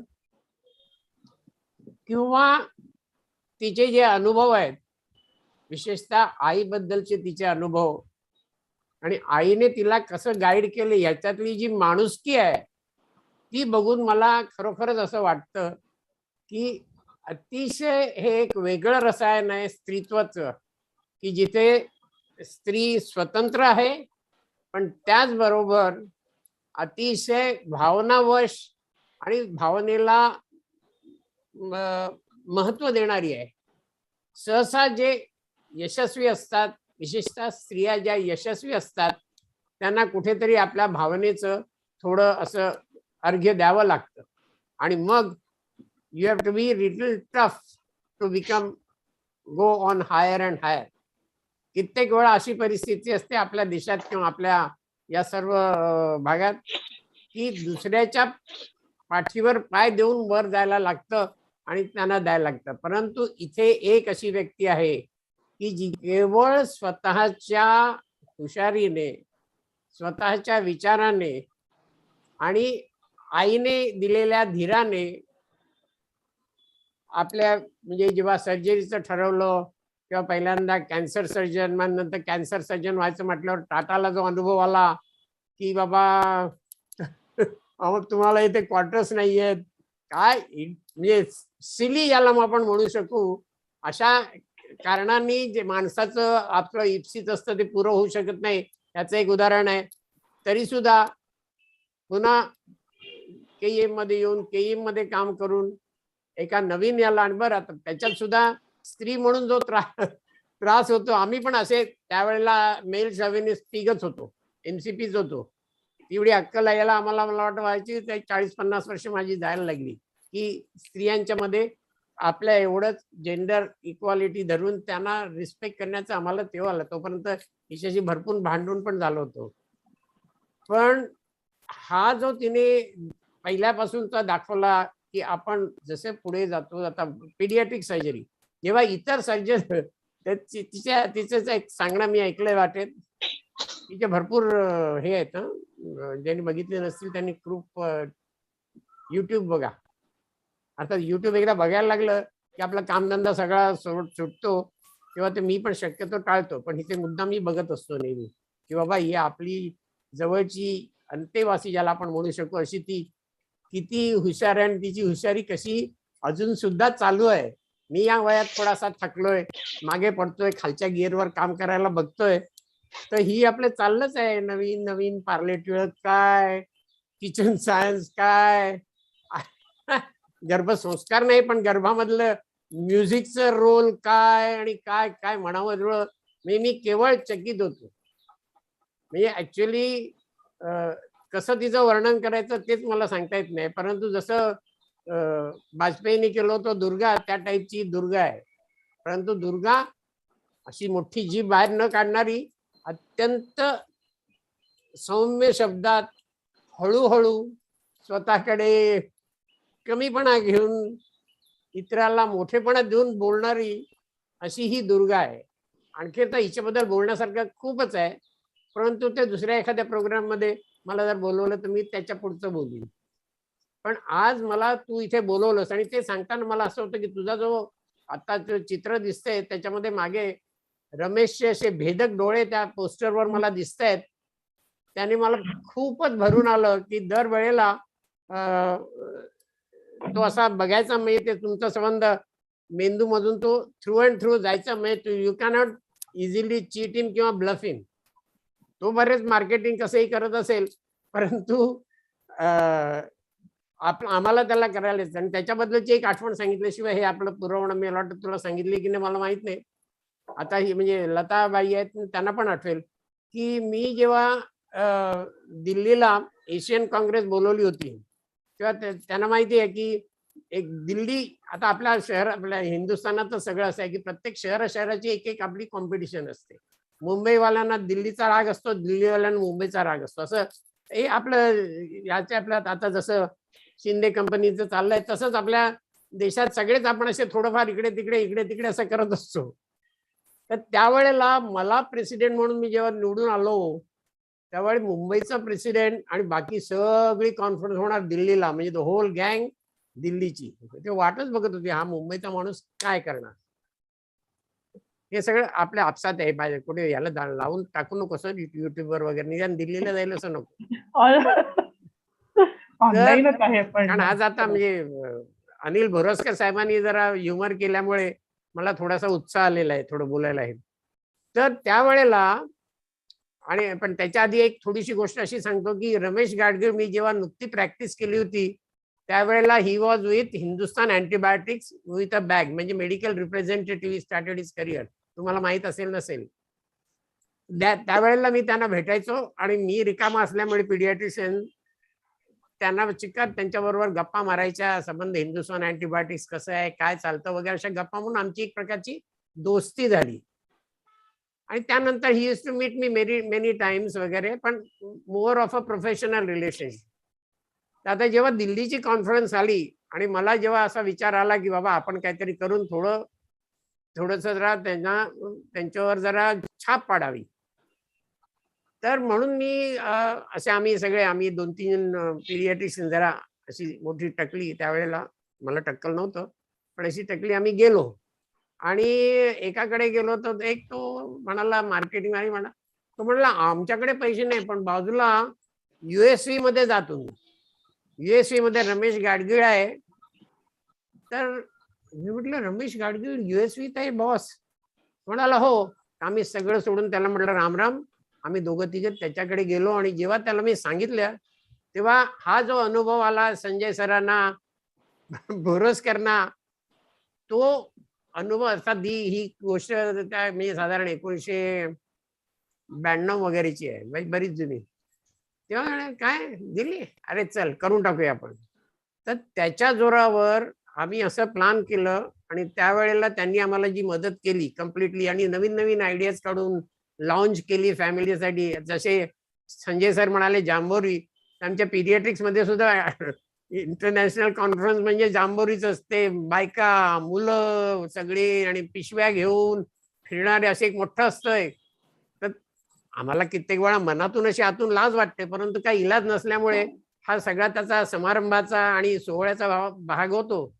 तर त्यावेळेला त्या रमेशनी आम्हाला असं व्हर्च्युअली ब्लँक चेक दिला आणि काम करायला सांगितलं होतं. कारण त्याच्या वेळेला तिथे अशी त्यावेळेला ते इन्फंट न्यूट्रिशनचं चालू होतं. आज आपलं बोलणं झालं तर की नेस्लेने आम्हाला ऑफर दिली होती. एकदा नेस्लेचे मार्केटिंग चीफ कुठेतरी मला भेटले, जेव्हा काय डॉक्टर असं म्हणाले मला, त्यावेळी मी प्रेसिडेंट झालो होतो नुकताच, एशियन प्रेसिडेंट. क्या डॉक्टर आपकी कॉन्फ्रेंस सब हम करते, कितना खर्चा होगा, 1 करोड़ 2 करोड़ हम ही करते. यानी ज्या गुरुवीने ज्या अधिकाराने मला बोलला, तर मी जरी लहान माणूस असलो आणि विशेष श्रीमंत नसलो तरी सुद्धा थोडा मराठी बाणा तर होताच आपला. मी म्हटलं how can he say like that की अरे आम्ही सगळे, तुम्ही कोणाकडे जाऊ नका, मी सगळं करतो. हे करणं आणि रमेश गाडगीळ चला आपण करूया, हे करूया, ते करूया, हे करूया, उत्साहाने करून मदत करणं, ह्याच्यात जमीन आसमानाचा फरक होता. त्यामुळे लोकांना, आमच्या अनेक लोकांना शॉक बसला, तरी तू एवढी बेबी फूड कंपनी सोडून तू फार्मास्युटिकल कंपनीच्या मदतीने काम करतो. म्हटलं हो करतोय. आणि जेव्हा ह्या दिल्लीवाल्यांना त्याचं आश्चर्य वाटलं आणि when Ramesh Gadgil was behind me, that conference became so much of a success की whole lifetime I have been sort of basking in that glory असं म्हणायला हरकत नाही. तर हे झालं रमेश गाडगीळ बद्दल. आणि लताबाई बद्दल तर काय मी बोलू, आता मी ऑलरेडी बोललेलोच आहे, फार वेळ बोलण्यात अर्थ नाही. परंतु I wish her success, and what you are doing is lifetime achievement award is an absolute fitting things, though it should have gone to her at least 10 years earlier. But since she is working continuously, more or less like I also do, we are still in the game for awards even in future. Okay? तेव्हा आता तुम्ही त्यांना जे award देत आहात त्या award बद्दल मी त्यांचं अभिनंदन करतो आणि मी तुमचा मित्र असल्याबद्दल मला अतिशय आनंद मनापासून होतोय हे सांगायला सुद्धा मला खूप आनंद होतो आणि मला त्याच्यासाठी तू राजश्री बोलवलंस त्याबद्दल मी तुझे अगदी मनापासून आभार, तुझे आणि महेशचे आभार मानलेच पाहिजेत मला. आणि आणखीन एक गोष्ट मला सांगायची आहे की संजय सरांनी गुरु विद्यार्थी आणि विद्यार्थी गुरु आणि शिष्याचे पराजयात हे जे एक सायकल सांगितली त्यांची आणि त्यांच्या मॅडमची आणि त्यांच्या विद्यार्थ्यांची, त्याच्यावर मला आता असं एक सांगायचं आहे की मी एक आता नवीन काहीतरी एक मी आणि लता देशमुख दोघंही थंड बसणारे लोक नाहीच आहोत. तेव्हा मी आता नवीन काहीतरी एक करतोय.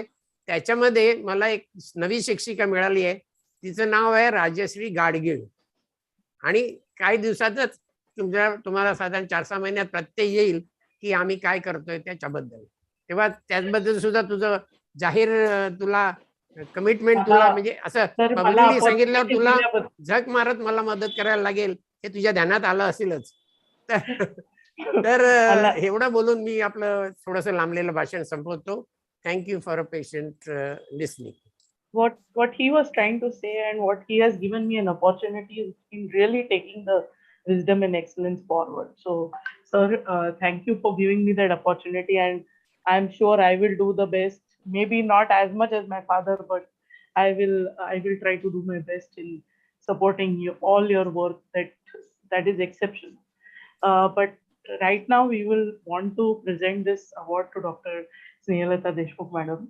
And lifetime achievement award is too small for her, and she's not going to stop here. She's still continuing with all the great and good work that she can as a surgeon, as a doctor, as an educator, as a mentor. And madam, तुम्ही आमच्या ह्या प्रोग्रामवर आज आलात. हे म्हणजे this is more than a fortune for us, and that you are receiving this award, which is in the name of my late father, R.S. Gadgil, is immense pleasure in actually giving it to you. And तुम्ही please हा accept करा. मी तुम्हाला हा in person of course येऊन present करेन, पण हा virtually in the presence of doctor Sanjay Oak, doctor Ramesh Poddar, doctor Rekha Bhatkhande madam, doctor Boraskar sir, we all are here and we would like to present this to you. Madam, on this occasion, we would definitely want you to share your journey with us, and I'm sure we all are going to learn immensely out of it. And खूप गोष्टी in fact doctor ओकांच्या through ही आम्हाला कळल्या, पण there is so much more I know you have to tell us. So over to you, madam. आता मला मराठीत बोलता येईल, संजयनी तो पायंडा घालून दिलाय. आणि माझा क्लासमेट रमेश, जो माझ्यापेक्षा खूप मोठा आहे, उंचीने नाही परंतु ना अभ्यासाने मात्र खूपच मोठा आहे. पुष्कळ अभ्यास करतो, पुष्कळ कामं करतो. मी करते त्याच्याहून जवळजवळ 30-35% ते काम जास्त करतो. आणि त्याचं ज्ञान, त्याचं वाचन, त्याची काम करण्याची पद्धत ही मी जवळून पाहिलेली आहे. आणि जसं डॉक्टर बोरस्कर म्हणाले की ह्युमर इज मोस्ट इम्पॉर्टंट. मला घडवण्यामध्ये रमेशचा खूप मोठा वाटा आहे. माझ्या आईचं तर आहेच, आई वडिलांचं आहेच, परंतु मित्रमैत्रिणी, हा परिवार सुद्धा त्याला पुष्कळ काही शिकवून जातो. तसं कायम हसत कसं राहायचं. कधी कधी आपल्याला असं वाटतं की आता अगदी रडू आवरत नाहीये, पण त्यावेळेला सुद्धा रमेशचं हसणं ऐकलं की असं वाटायचं की कशाला आपण वाईट वाटून घ्यायचं, काही हरकत नाही. आता थोडंसं कमी पडलं तरी पुढे चालत राहायचं. हे कुणी शिकवलं असेल तर मला ते रमेशने शिकवलं. माझ्या आईचा उल्लेख झाला आता, बऱ्याच ठिकाणी. एकच गोष्ट मला सांगावीशी वाटते, माझी उंची कमी, त्याच्यामुळे मी घरी नेहमी शाळेमधून रडत यायची. कारण असं वाटायचं की आपल्याला सारख्या बाई पहिल्या बाकावर बसवतात आणि उत्तर द्यायला सांगतात आणि आपल्याला काही अभ्यास झालेला नसतो, त्याच्यामुळे प्रत्येक प्रश्नाचं उत्तर काही देता येत नाही. तर हे जेव्हा ऐकायचे तेव्हा मी आईला येऊन विचारायची, आई माझी उंची का नाही ग वाढवलीस? आई म्हणाली काय त्रास होतो? म्हटलं बाई नेहमी मला पहिल्या बाकावर बसवतात आणि सारखे प्रश्न विचारत असतात. ते म्हणाली वा किती उत्तम आहे बघ, तू असं कर, तू आजपासून इतका अभ्यास कर की बाईंनी प्रश्न विचारले तर प्रत्येक प्रश्नाचं तुला उत्तर देता येईल. आणि हे झाल्यानंतर मग मी अभ्यास करू लागले आणि मग अभ्यास केला तेव्हा संस्कृतचा अभ्यास करायला मला खूप मजा यायची.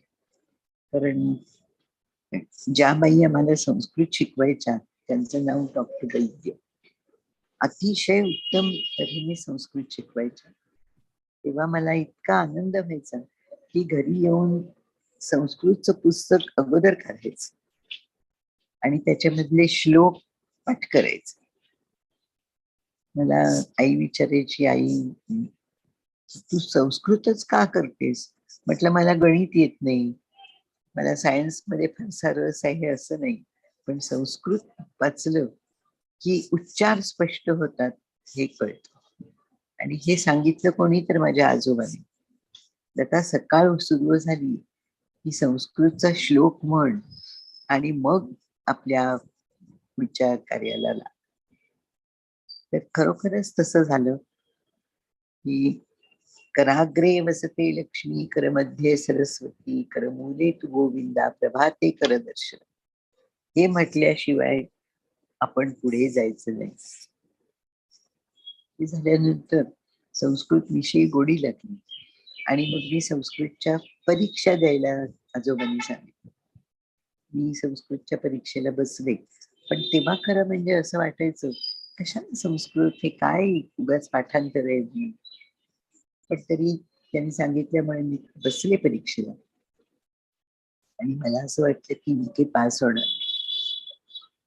म्हणून मी त्या काळी कुठल्याही तऱ्हेने कुठच्याही माध्यमातून रिझल्ट कळायचा नाही, पण तो एका ठिकाणी म्हणजे आम्ही तिथे सायनला राहत होतो, तर ब्राह्मणवाडी म्हणून जी आहे ती सायनच्या जवळ होती आणि ती मोठी वाडी होती. तिथे एका फळ्यावरती तो रिझल्ट आलेला असायचा. मी म्हटलं आजोबांना मी नाही जाणार रिझल्ट बघायला, कारण मला नाही वाटत मी पास होईन असं. म्हणजे ठीक आहे मी जातो, तू पास होणारच नाही आहेस ना, मग काय रिझल्ट आपल्याला माहितीच आहे. ते गेले तिकडे आणि आले तेव्हा म्हणाले काय वाटतंय तुला, तू नापास झालीस का? म्हटलं बहुतेक. ते म्हणाले असं बघ, मी 3rd क्लासमध्ये तुझा रिझल्ट आधी पाहिला, तिचे तुझं नाव नव्हतं. 2nd क्लासचा पाहिला, इथेही तुझं नाव नव्हतं. मग मला वाटलं तू काही नापास झालेली नाहीस. परंतु मग असं वाटलं की एकदा 1st क्लासमध्ये काय रिझल्ट येतो बघूया, म्हणून त्यांनी 1st क्लास मधला रिझल्ट पाहिला आणि माझं नाव तिथे होतं. मग घरी आले आणि मला म्हणाले आता तुला काय हवंय बक्षीस? काय बक्षीस नको, पास झाली हेच खूप झालं. माझी बहीण होती माझ्याकडे, ती म्हणाली अगं आजोबा इतके विचारतायत काय हवंय, माग की मग काहीतरी. होय म्हणून मी त्यांना म्हटलं मला चांगल्या चपला हव्या. म्हणाले आणि आले ते कोल्हापुरी कर कर वाजवणारी चप्पल घेऊन आले. मी म्हटलं की चप्पल मागितली आणि तुम्ही ह्या असल्या कसल्या वाजवणाऱ्या चपला दिल्यात मला. तर ती म्हणाली अशा करता दिल्या की ह्या तुला आयुष्यभर पुरतील. कोल्हापुरी चप्पल त्यावेळेला अतिशय चांगली चप्पल असं वाटायचं आणि तुला SSC होईपर्यंत या चपलापुरती, कारण आमच्याकडे काही असे दर वेळेला 4 महिन्याला चपला घ्यायला पैसे नाहीये. तुला ह्या चपला आयुष्यभर पुरणार आहे. अजूनही मी त्या चपला घरात ठेवलेल्या आहेत, वापरल्या, पण लाज वाटायची की शक्कर कर वाजणाऱ्या चपला घातल्या की मुलं हसायची. असे सगळ्या परिस्थितीतून मी वरती आलेली आहे. आम्ही श्रीमंत नव्हतो. वडील सायन्स मध्ये काम करत होते आणि त्यांना सर्जरी करायची फार इच्छा होती. तर पण त्यावेळेला त्यांना ऍडमिनिस्ट्रेटिव्ह पोस्टच घ्यायला लागली, कारण सर्जरी करायची म्हणजे कदाचित तुम्हाला ट्रान्सफरेबल जॉब्स असायचे. त्यांचं ते स्वप्न तसंच राहिलं. त्यांनी MS तर पास झाले ते, पण त्यांना सर्जरी करता नाही आली. मी म्हटलं ठीक आहे, तुमचं अर्ध राहिलेलं स्वप्न मी पूर्ण करण्याचा आज निश्चय केलेला आहे. आणि म्हणून मी सर्जन झाले, पास झाले. पोद्दार मी तुम्हाला त्या टाटा हॉस्पिटलची गोष्ट सांगितलीच. त्यावेळेला सर्जरीमध्ये पहिला येणार स्टुडंट, त्याला टाटा हॉस्पिटलमध्ये काम करण्याचा मान मिळायचा. तर जेव्हा मी पहिली आली सर्जरीमध्ये, तेव्हा मी टाटामध्ये गेले आणि म्हटलं, सर पहिली आली आहे सर्जरीमध्ये, मला पोस्ट इथे करायची आहे. टाटाचं नाव खूप मोठं होतं, पण तिथले जे त्या काळचे डीन होते, आता मी ते नाव घेतली त्यांचं, ते म्हणाले आय can't give you this post. म्हटलं पण सगळे क्रायटेरिया फुलफिल करते, मी पहिल्या अटेम्प्टला पास झाले, मी पहिली आले. On that you keep it with you, but I can't give you a post. म्हटलं why sir? Because you are a girl, you are a lady and we have no hostel for ladies. Sir hostel नसलं म्हणून काय झालं, मी nurses क्वार्टर्सला राहील. ते म्हणाले we don't accept that. Because why should the nurses suffer? Because there is no ladies hostel. मी रडत घरी आले आणि आईला म्हटलं, आई एवढं सगळं मेहनत केली सर्जरी घ्यायची आणि मला काही पोस्ट मिळत नाही. आई म्हणाली झालं काय? म्हटलं टाटामध्ये मी मुलगी आहे म्हणून मला पोस्ट देत नाही. म्हणाली काही काळजी करू नकोस, KM मध्ये तुला मिळाली आहे ना पोस्ट, इथेच काम कर आणि लक्षात ठेव, एक दिवस असा येईल ज्या टाटाने तुला मुलगी आहे म्हणून पोस्ट दिली नाही, त्याच टाटामधली हायएस्ट पोस्ट तू करशील. आणि 5 वर्षापूर्वी जेव्हा गव्हर्नमेंटचं पत्र आलं की we have appointed you in the governing council of Tata Memorial Hospital, तेव्हा मला पुन्हा आईचे शब्द आठवले आणि असं वाटलं की तिच्या तोंडातून आपलं भवितव्यच घडलेलं आहे. मुद्दाम रमेशनी असं सांगितलं म्हणून मी तुम्हाला जास्त विस्ताराने सांगितलं. मी दुसरा असा अनुभव, मी जेव्हा व्हाईस चान्सलर झाले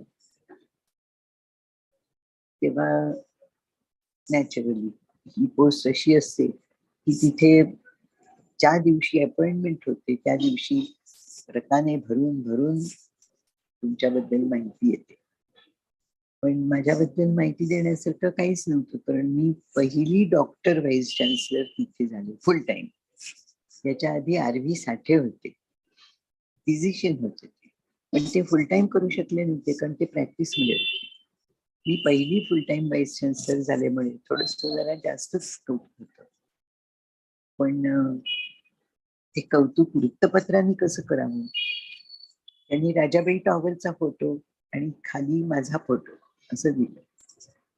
राजाबाई टॉवर किती उंच आणि ही बाई तर अशी एवढीशी छोटीशी दिसणारी, नुसत्या साड्या दिसणारी. कारण तेव्हा सुद्धा व्हाईस चान्सलर म्हणजे असं वेल ड्रेस्ड, सोनेरी फ्रेमचा चष्मा, कापलेले केस, अशा तऱ्हेचं चित्र असायचं. पण तसं काही झालं नाही. मी आपल्या काठपदराच्या साड्या नेसलेली, साध्या बॉयलच्या साड्या नेसलेली व्हाईस चान्सलर होते. म्हणून मग जेव्हा थोडासा कठीण काळ आला नंतर, प्रत्येक व्हाईस चान्सलरच्या आयुष्यात असा कठीण काळ येतोच. जेव्हा तो कठीण काळ आला त्यावेळेला वृत्तपत्रांनी इतकी घाणेरडी माहिती दिली की ह्या काय, या नुसत्या काठपदराच्या साड्या नेसून येतात आणि जसं काय हळदी कुंकवाला जातात तसा गजरा घालून येतात किसन. पण ते सुद्धा दुःख पचवायला लागतं. जितकं कौतुक होतं तितकं दुःखही होतं. मग हे झाल्यानंतर असं वाटलं की उगाच आपण ही पोस्ट केली. दुसरं एक त्यावेळेस सांगावंसं वाटतं की तेव्हा मी म्युन्सिपालिटी कॉर्पोरेशन मध्ये डीनच्या पदावरती होते. इथून मी व्हाईस चान्सलर झाले. तर ही नेमणूकच इतकी महत्वाची होती की मी म्हटलं बरं वाटलं मला. गेले आणि तेव्हा आमचे शरद काळे कमिशनर होते आणि सुधा भावे असोसिएट कमिशनर होते. आणि काळे सरांना मी सांगितलं, सर म्हणजे अशी अपॉइंटमेंट झाली आहे, ते आपल्या चान्सलरचं पत्र आहे. ते म्हणाले, अहो पण तुम्हाला रिटायर व्हायला अजून 3 वर्ष 3.5 वर्ष आहेत, तर मग तुम्ही न जर तिकडे गेलात तुम्हाला ही पोस्ट सोडावी लागेल. ते मला माहिती आहे. म्हणाले तुम्ही असं करा, मी तुम्हाला लीन देतो ह्या पोस्टवर. म्हटलं सर लीन देता, पण मी तिथे जर पोस्ट घेतली तर आणि मला जमलं नाही तर मी इथे परत येणार नाही.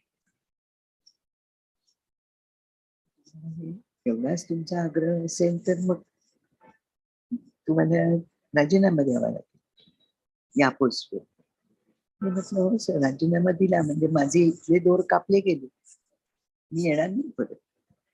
मी म्हटलं दुसरं काहीतरी करू, शिकलेली आहे किंवा कुठेतरी नोकरी मिळेलच. बरं, इतका आग्रह असला तुमचा राजीनामा मी ऍक्सेप्ट करतो. सुधा भावे लगेच म्हणाली, सर कशाला राजीनामा ऍक्सेप्ट करता, द्या ना लीन तिला, ती पार तर म्हणेल मला लीन ठेवायचं नाही. एका बाईनी दुसऱ्या बाईचं मन ओळखणं हे खरोखर कठीण असतं आणि तिला मदत करणं हेही कठीण असतं. परंतु त्यांनी दिला लीन आणि मी तो घेतला नाही. मी लगेच राजीनामा सादर केला आणि आले. पण सांगायची गोष्ट अशी की हीच गोष्ट माझी आई म्हणाली, तुझा खरोखर सत्कारच करायला पाहिजे. कारण तू एवढं म्हणालीस की जर मला तिथे जमलं नाही तर मी माझा दुसरा मार्ग शोधेन. कुणालाही हातापाया पडून नाही मला लीन ठेवा असं म्हणाली नाहीस. आई कशी असावी, आई असतो एक धागा, समईला उजेड दाखवणारी एक जागा. समईचा उजेड आपल्याला दिसतो पण तिचं तापडं काही कळत नाही. तसं आईने आपल्याकरता किती काय काय केलं हे मला कळलंच नाही कधी. एकदा जेव्हा मी कोकणात गेले होते तेव्हा म्हणजे व्हाईस चान्सलर झाल्यानंतर तेव्हा आमचं स्वागत करायला बाहेर एक सदरा लेंगा घातलेला माणूस होता. तो म्हणाला, तू लताची मुलगी ना, तू विमलची मुलगी ना. मी म्हटलं हो, पण तुम्हाला कसं कळलं?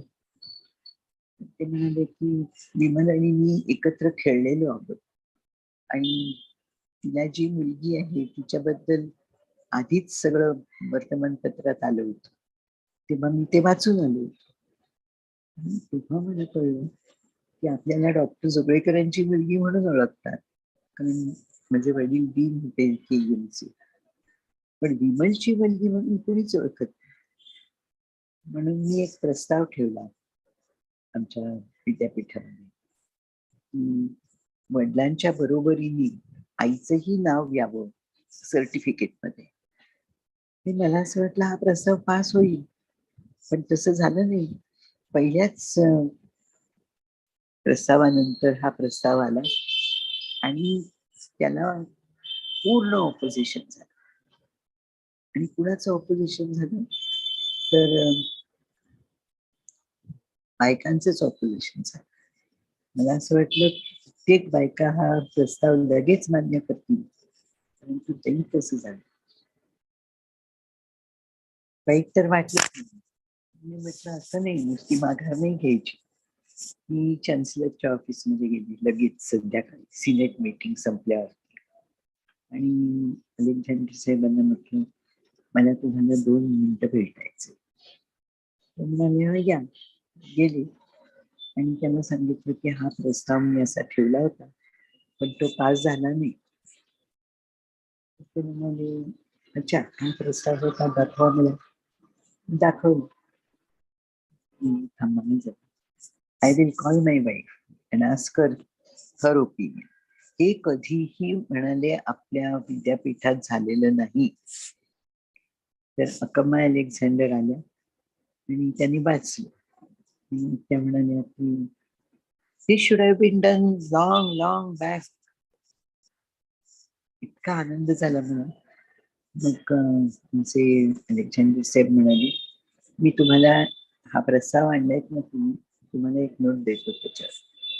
त्यांनी नोट दिली की this should be unanimously passed and this is my order. झाले. दुसऱ्या मीटिंग मध्ये हे जेव्हा ठेवण्यात आलं तेव्हा कोणालाही काहीच बोलता आलं नाही. Chancellor's order is chancellor's order, it is final. ते झाल्यानंतर आनंद झाला. आणि मग त्याच्यानंतर अजूनही कित्येक बायका फोन करून मला सांगतात मोठं काम केलंय तो. आम्हाला असं वाटायचं की फक्त वडिलांच्याच नावाने सर्टिफिकेट मिळतं, आता आमचंही नाव त्याच्या बरोबर आहे. आणि आता शाळेतल्या मुलांना सुद्धा खूप आनंद होतो. आपलं सुद्धा आईचं नाव आहे त्याच्यामध्ये. कारण आई जे काही करते मुलासाठी वडिलांच्या पेक्षा पुष्कळ पटीने जास्त असते. दिवस घालवते. आता मी हा लर्निंग डिसऑर्डर्सच्या मुलांची एक स्थापन केली सायनला, तेव्हा आता लर्निंग डिसऑर्डर्स वरती जास्तीत जास्त काम करते.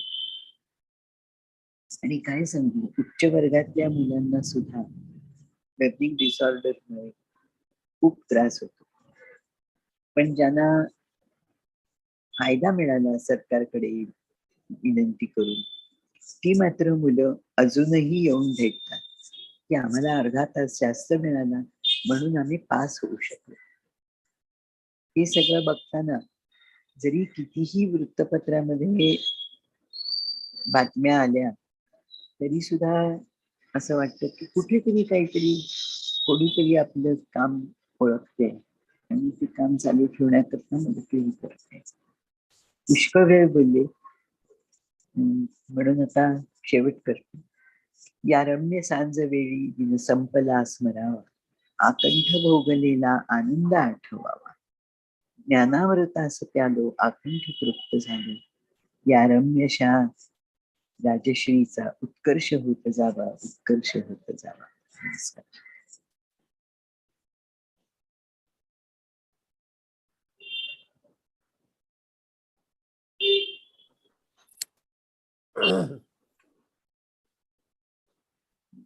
Dr. Oak, to leave someone speechless and to कोणाचं आयुष्य घडवणं आणि अनेकांचं आयुष्य घडवणं is what she is in herself, the goddess Saraswati. I mean, that is how we see gods.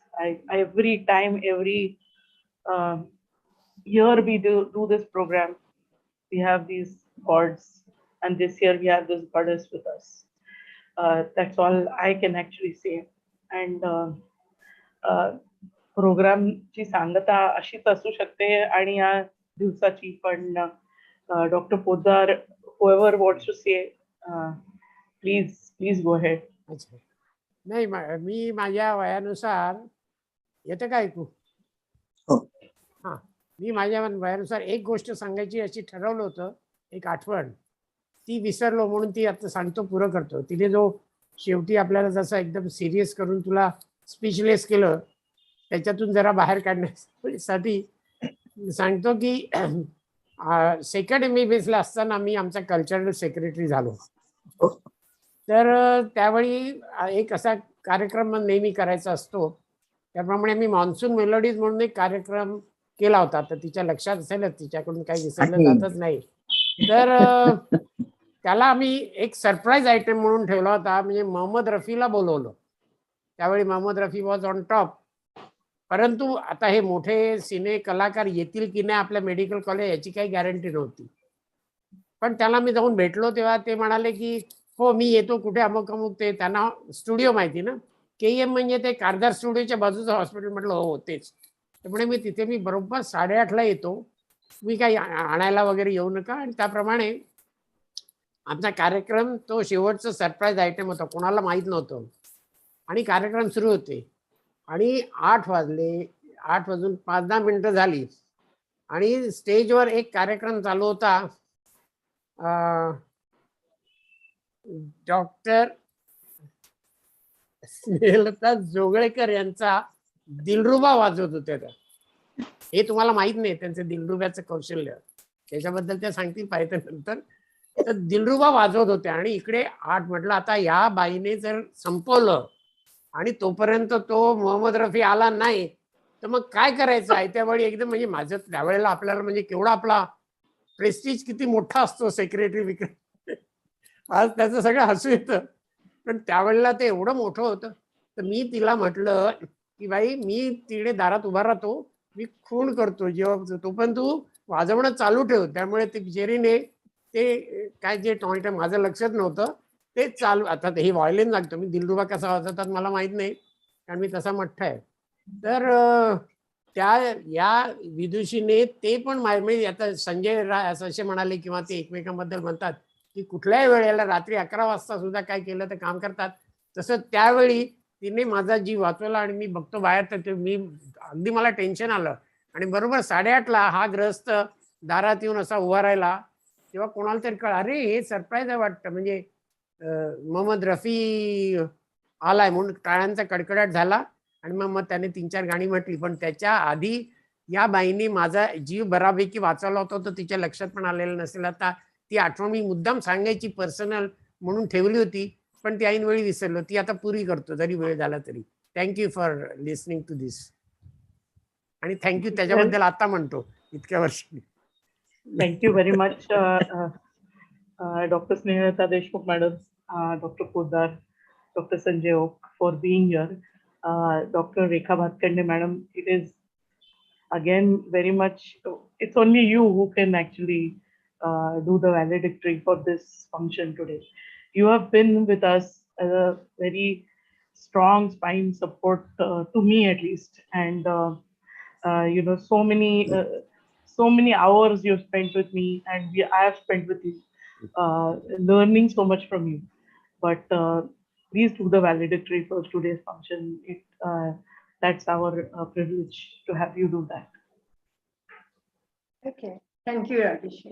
Well, the RST Foundation's annual award celebration, these have been going on for many years. Like Rajesh told us, 7 years, I think. And this year Rajesh, this year beats all years, I think. It was a wonderful award ceremony. We had great people with us. In the first half of the event, I would like to thank our panelists, Dr. Ashish Arbat and Dr. Sameep for being, for sharing their take on nutrition in bone, muscle, and health. And I think that was very necessary because one thing that we have seen happening in this pandemic is that a lot of people, a lot of old people because of not getting their provisions and things like that, have actually developed sarcopenia. So I think it's very important that nutrition be looked at more seriously and more focused, in a more focused manner. And then I like to thank our, our awardees, Padma Shri, Dr. Ashok Rajgopal, and of course Samik Soni, Dr. Samik Soni, for being there and introducing them, and of course my friend Dr. Parimal Lawate, who is uh, who is a gastroenterologist par excellence from Pune, and and then all the people who introduced. What a lovely thing, everybody came and introduced our awardees. I think I'd like to thank them too. That was a wonderful thing to do. Then of course our next panel, that was about integration of nutrition in clinical practice, and I think that's extremely important, and I thank all the panelists and their introducers as well. And then, of course, we come to the last segment of of the day, and that was the awardees. Dr. Anil Boraskar, our first awardee, and Dr. Sanjay Oak, and both of them have done exemplary work for the people of Mumbai and Maharashtra, because a lot, their work has gone. Like Dr. Sanjay said, he may not have operated in every part of Maharashtra, but through through Lok Satta, his thoughts and his knowledge is definitely spread to everyone. Then, of course, we have, and then people who introduced them, like Ram Prabhu and Vinod, Dr. Vinod, and the whole Lawate family. I'd like to thank them as well. And of course, we come to our Lifetime Achievement Award, which Dr. Madam Snehalata Deshmukh has received today. Ma'am, I would like to tell you something. Early childhood development is a very important aspect of grooming, of managing children.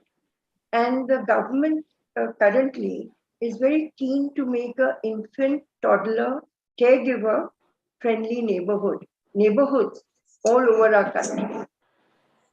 And, they were talking about 0 to 5 years, where the first 3 years, 1,000 days, brain development taking place.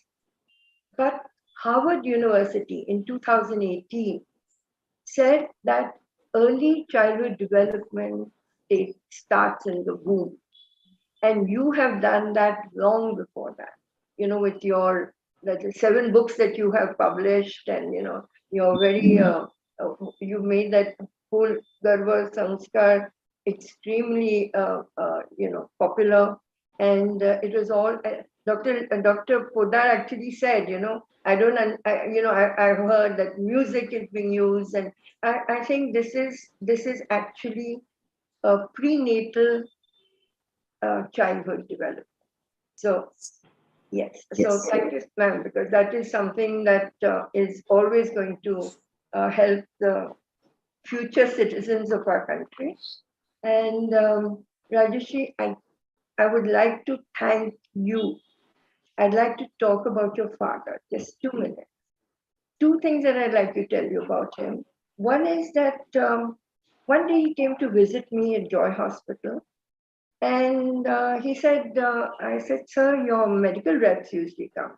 He said, no, I wanted to meet you because I was told that you will not start a new drug unless you're given the monograph.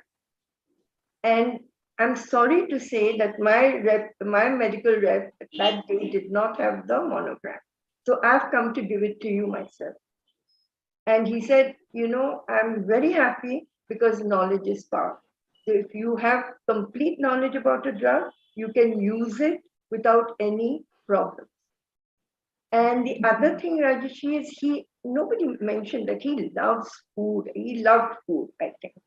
And I met him at a Frankie stall at Shivaji Park.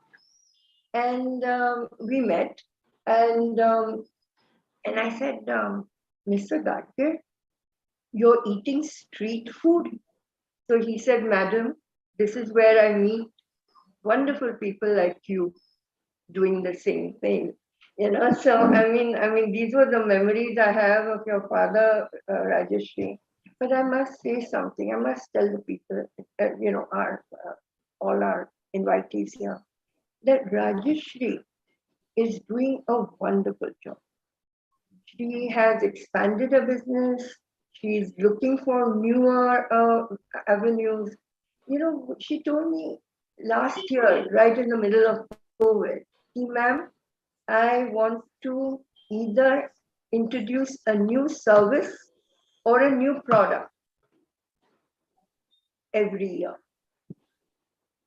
And then this morning, pre-dawn, I get a message on the WhatsApp saying that I'm not well and I'm really worried about the event. So I said, Rajeshri, I messaged back saying, Rajeshri, don't worry, because you're your father's daughter.